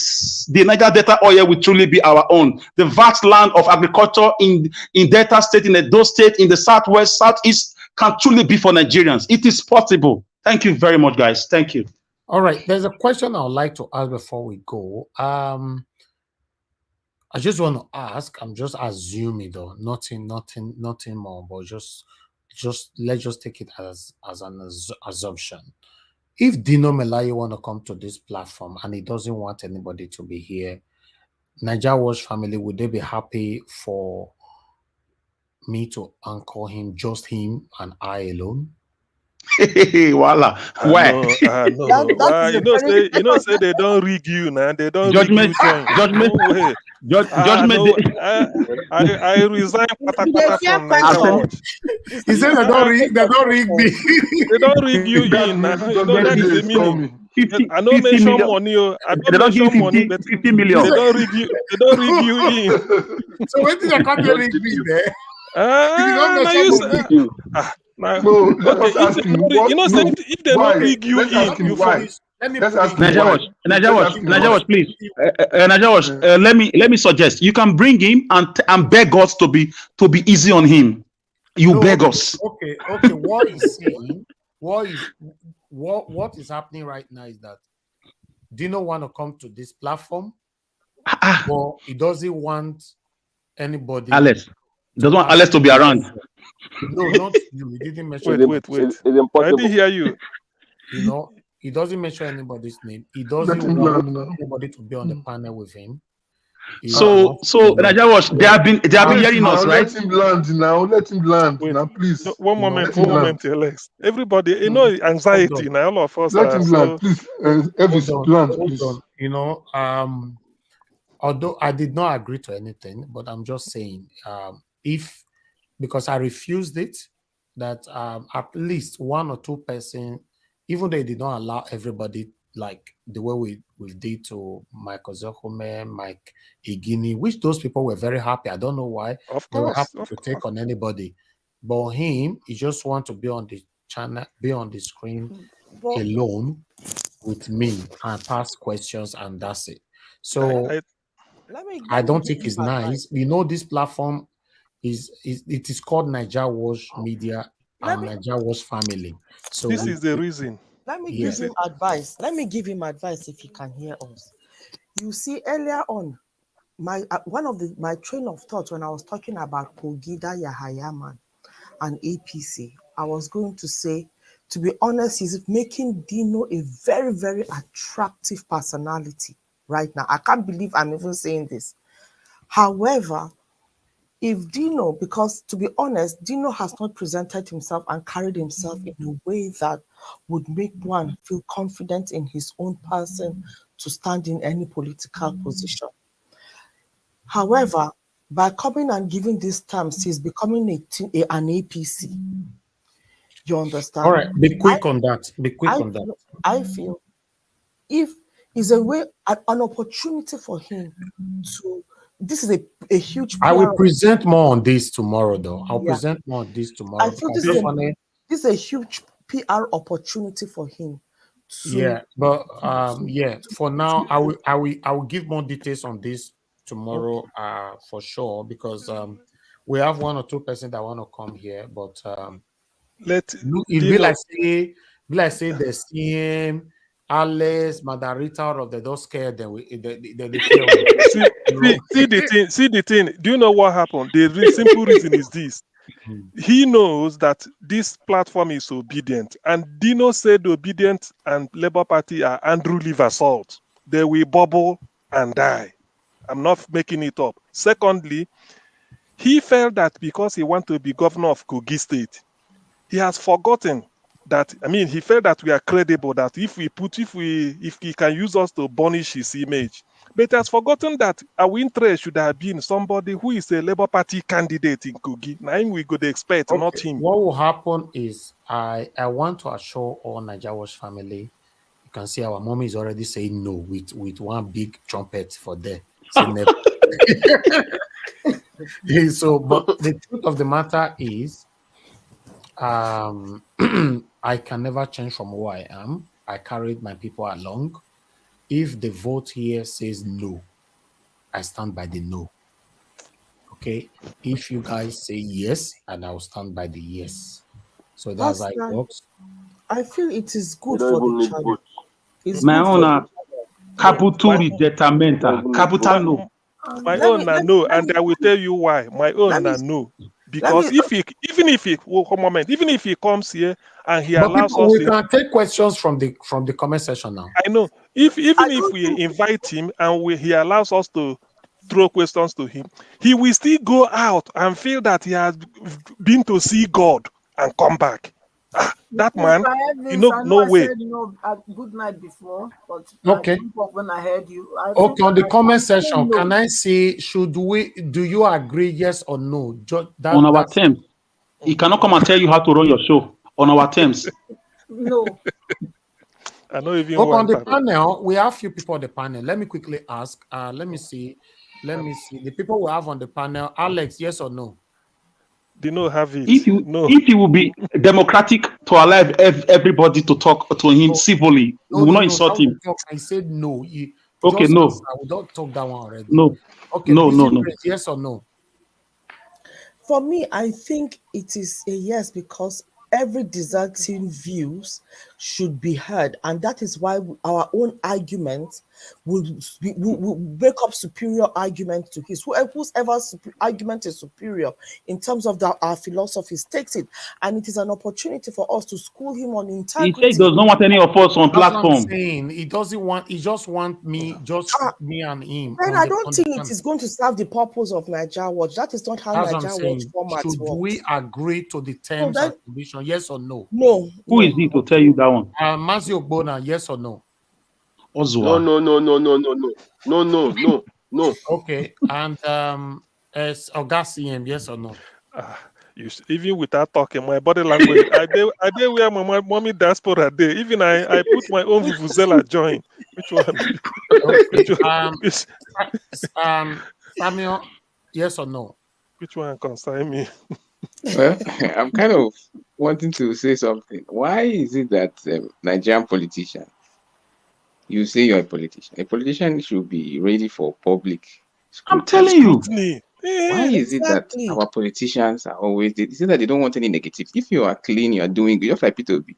He does not fear anything because his character is impeccable. He will not be afraid of. Yes or no? So I don't just understand. Honestly, if he wants to come here, why shouldn't we be able to Interrogate him. He doesn't want to be taken aback. Yes, that's the know. problem now. Is two ways. It's two ways. Democracy Either, without He facing cannot come and the read us, I beg. No, it's not his Assuming Answer he's no coming, or yes, assuming he's coming for us let's move on. to okay, talk to him. let's be for at this moment, please. You get why. Let's be respectful because somebody is watching you guys right now. Let's be respectful. Okay, let's just stick to that yes or no for now. You know, I'm not trying to tell you what to do. I respect my family so much. That's why I brought it here. Whatever you guys stand for is what I will follow. That's not a problem at all. You know, like I've told you guys before, nobody ever whatsoever can pay me. It's not possible, and I never find myself on that. Not because of you people, it's because the way I was born. That is my life. So now almost everybody. Samuel, please round up. Yes or no? Okay. I'm kind of more on the no side. Okay. Madam Patricia, we can see you came back. Yes or no, madam? She came to say no. Yes, I came to say no. No. Okay. Better Nigeria. Yes or no? Better Nigeria is not there. Okay. All right. On the comment section, let me look at everybody. My network is giving me issues. Sir? He said he's having issues. Okay, issue with network. Okay, issue with network. Okay, that's fine. Somebody is calling in. Let me take one or two calls. Hello, thank you very much, J.O. Thanks for calling in. Please. Good evening. Yeah, go straight to the point. I'm calling to say no, actually. He cannot dictate to us what we do on this platform. He's coming for us to interrogate Thank you very much. But if not, no. Thank you. Okay, thank you. So okay. No, Alice, not your talk. We get why.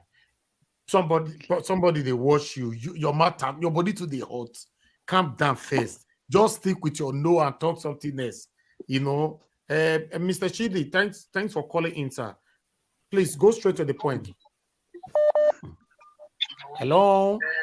Oh, you are not ready, sir. I'm sorry. I need to pick someone else's call.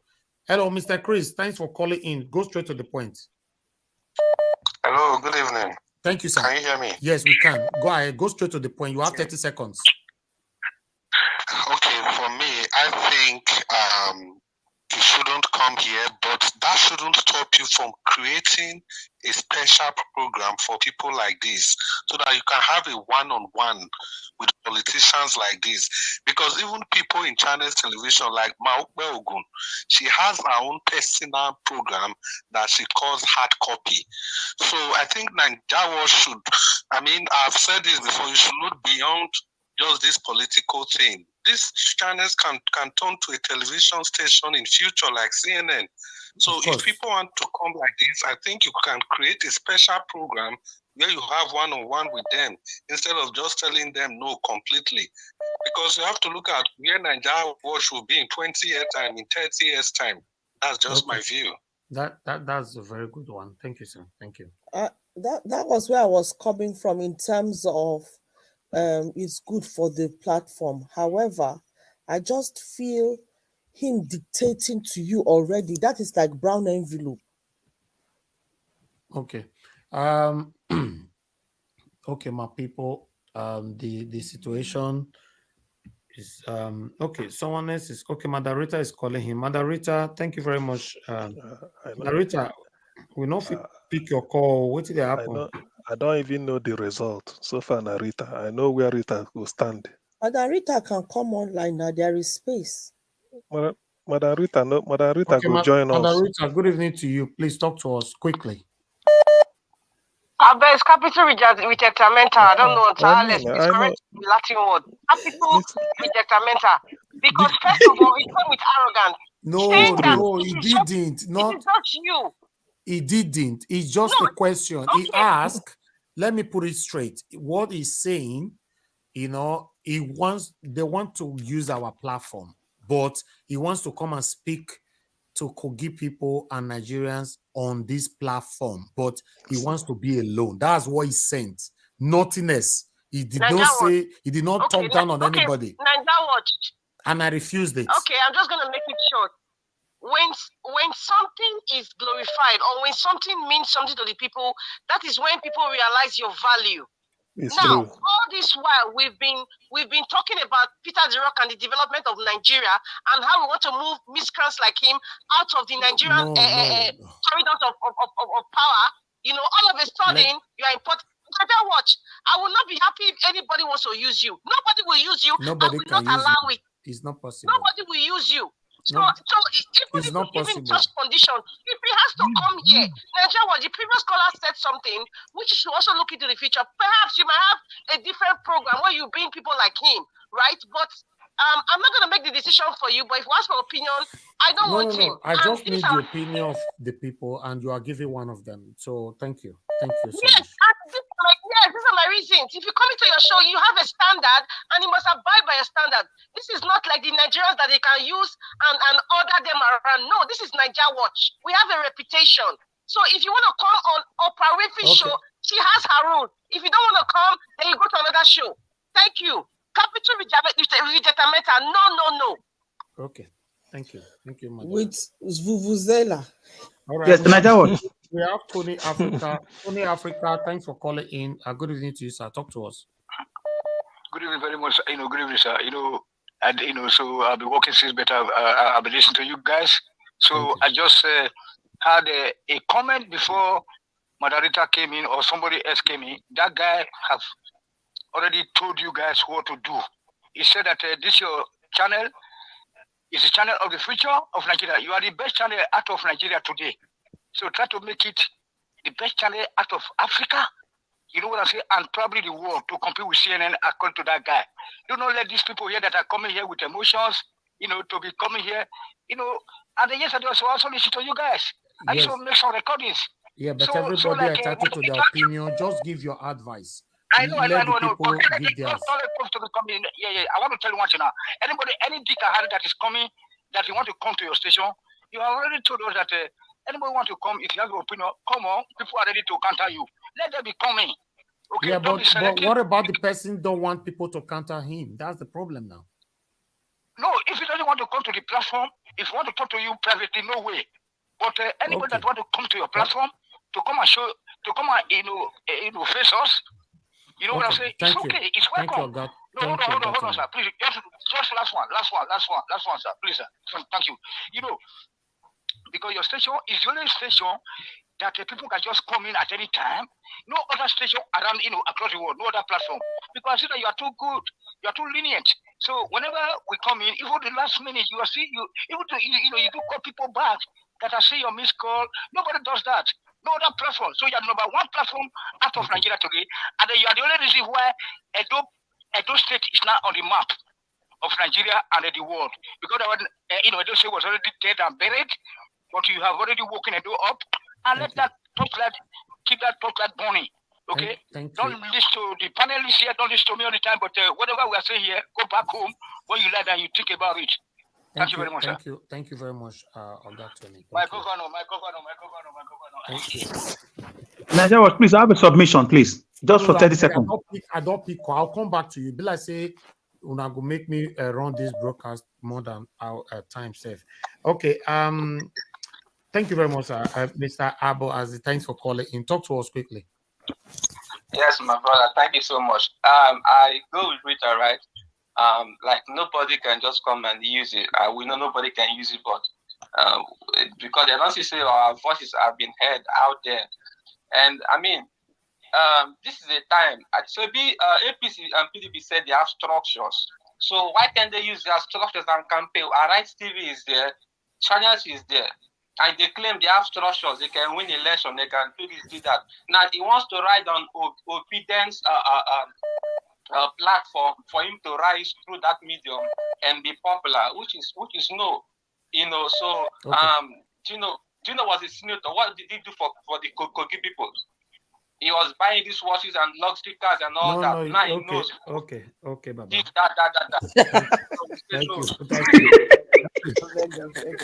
Thank you. I have 30 seconds, something to say. Okay. Should you guys want us to continue this Yes, broadcast? just 30 seconds, please. Please, just 30 seconds, please. Okay, go ahead. Nigeria Watch, I thank you for what you are doing. And if you can remember, I know that your platform, you have more than 1 million followers across board.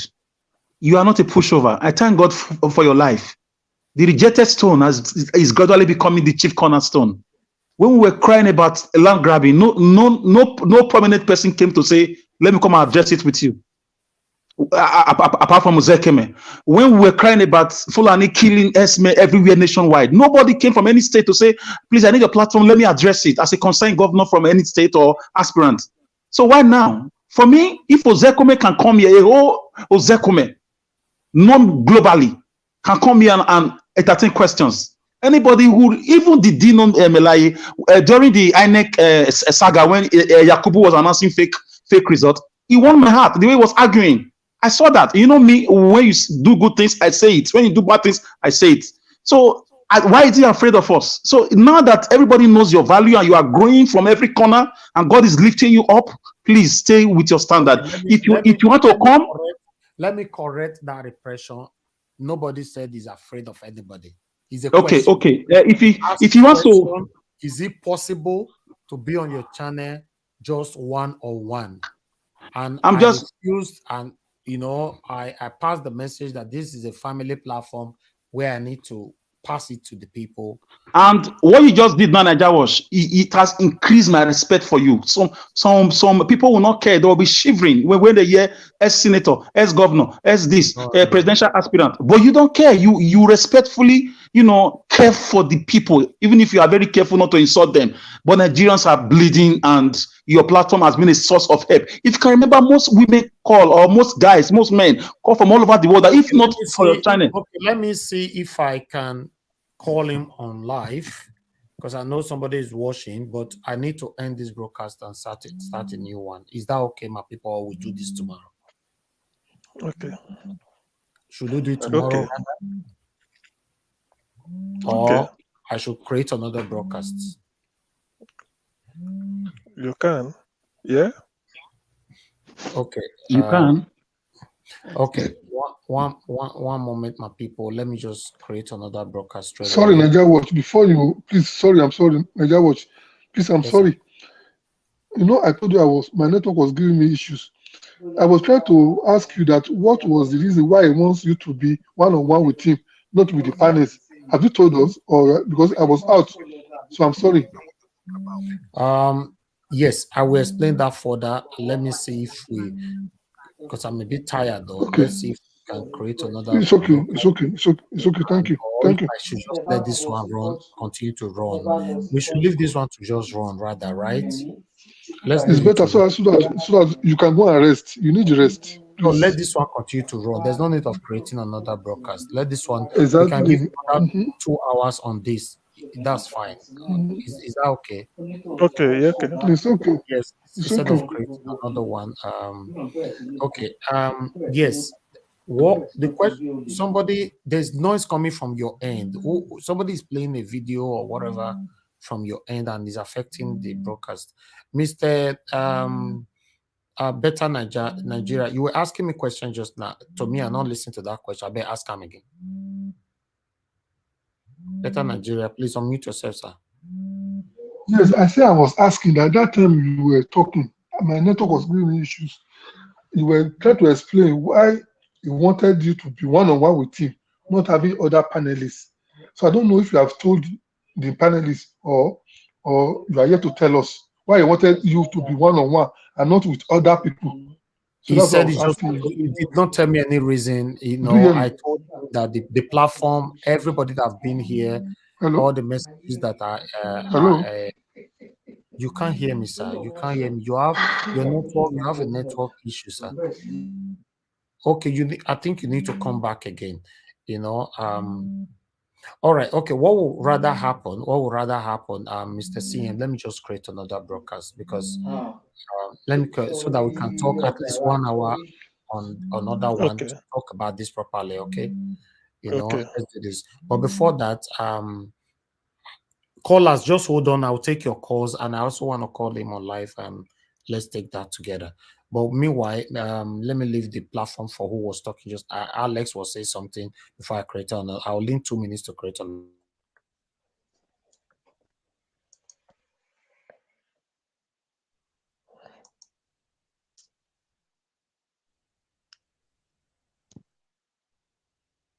Can you guys hear me? Yes, we can. Yes.